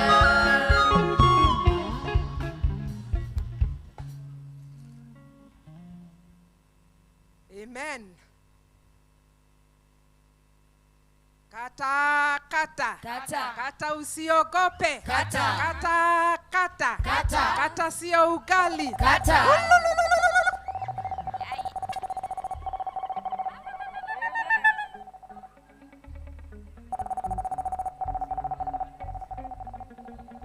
Congratulations. Happy anniversary.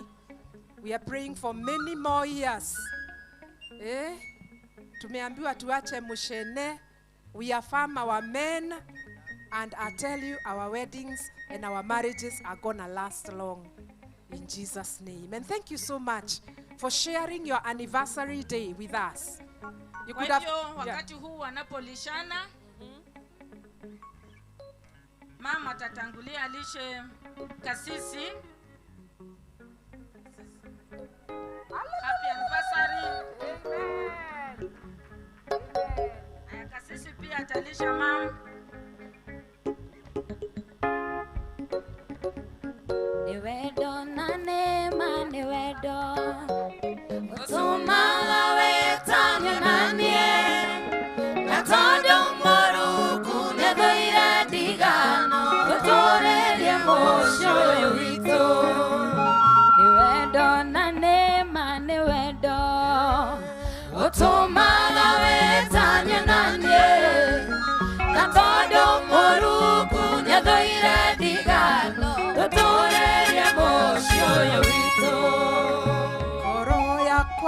Sasa ni wakati ambaye ni wa kinywaji ambaye watapeana wao. Wakimaliza tutamkaribisha mamu wetu, pia watalishana hapa.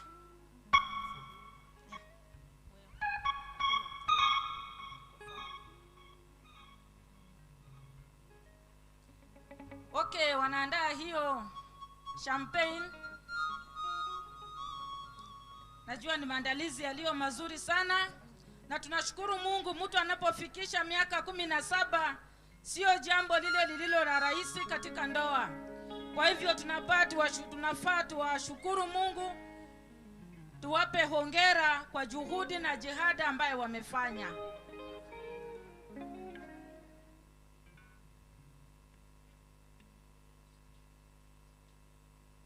Haijawa rahisi kufika hapa, ni mkono wa Mungu umenibeba.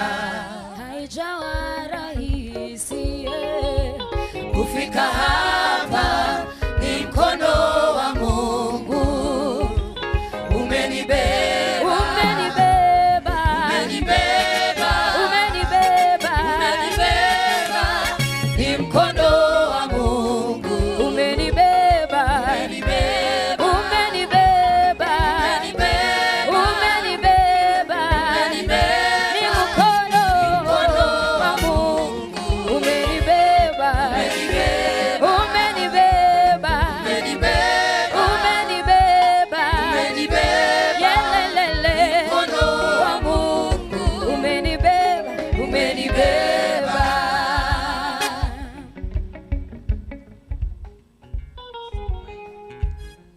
Kwa hivyo wananyweshana.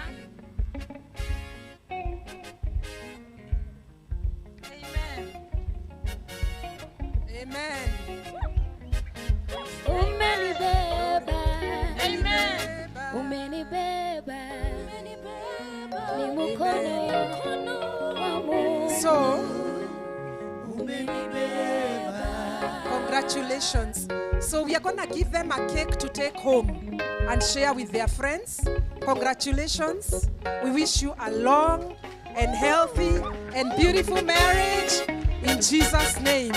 Amen. So, while our cake matron is passing the cake to the rest of the people, we are going to call Netha. Do we want Netha? Yes. Alafu sasa tukiimba hiyo tumalizie. Asante. Abai mogeithio kwa horo wanyu. Mko salama? Haya, DJ twende. Weka volume.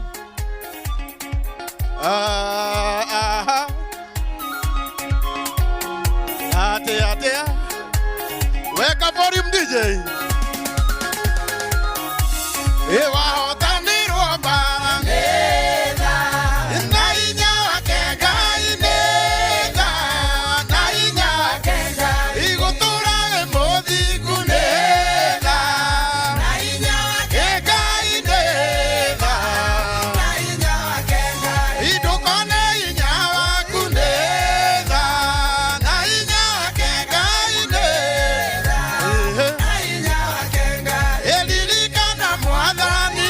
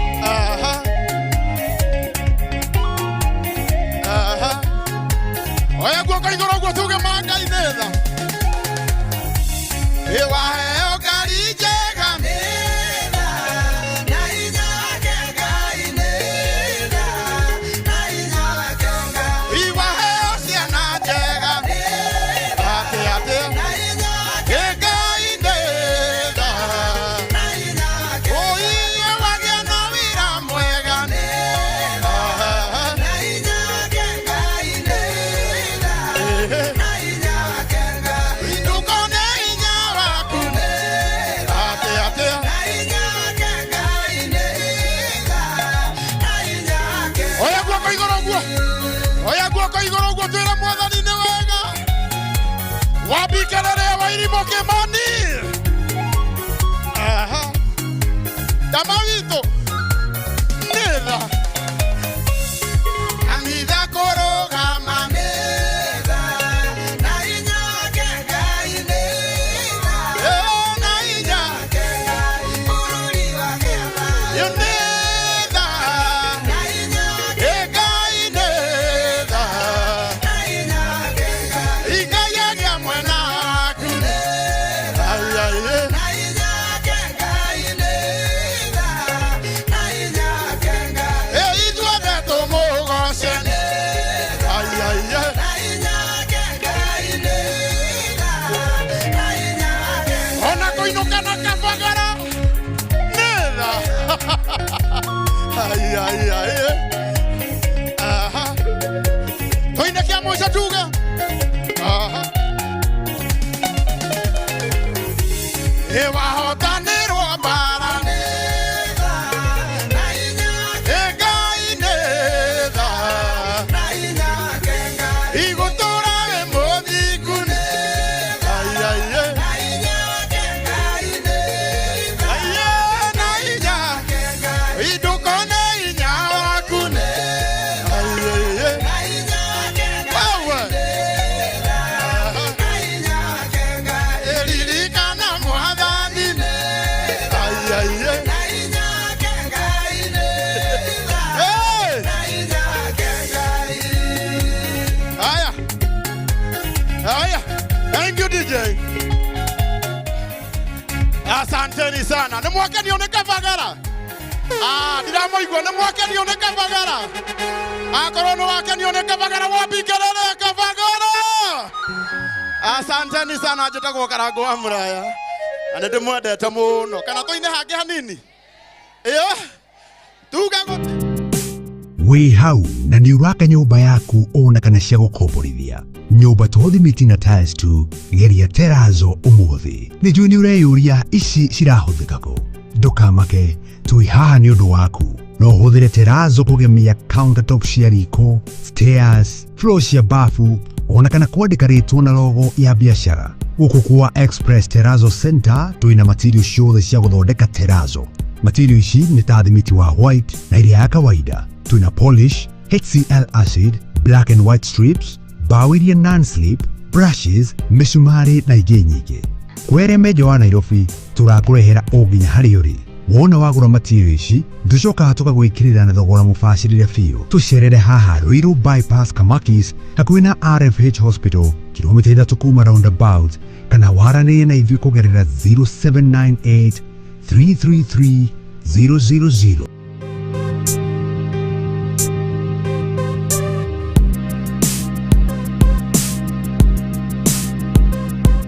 Express Terazo Center. You dream it, we fix it. Welcome to Cool Palace B&Bs, your gateway to comfort and convenience. Discover fully furnished apartments strategically located near malls and major roads, including Ruaka, Thika Road, Kiambu Road, and Sosian Estate. From cozy studios to spacious 3-bedroom apartments, we have the perfect stay for you. Need an airport transfer? We've got it covered. For inquiries, visit our offices at Muthaiga Square, first floor, Wing C, room 110. Cool Palace B&Bs, where every stay is a blend of luxury and ease.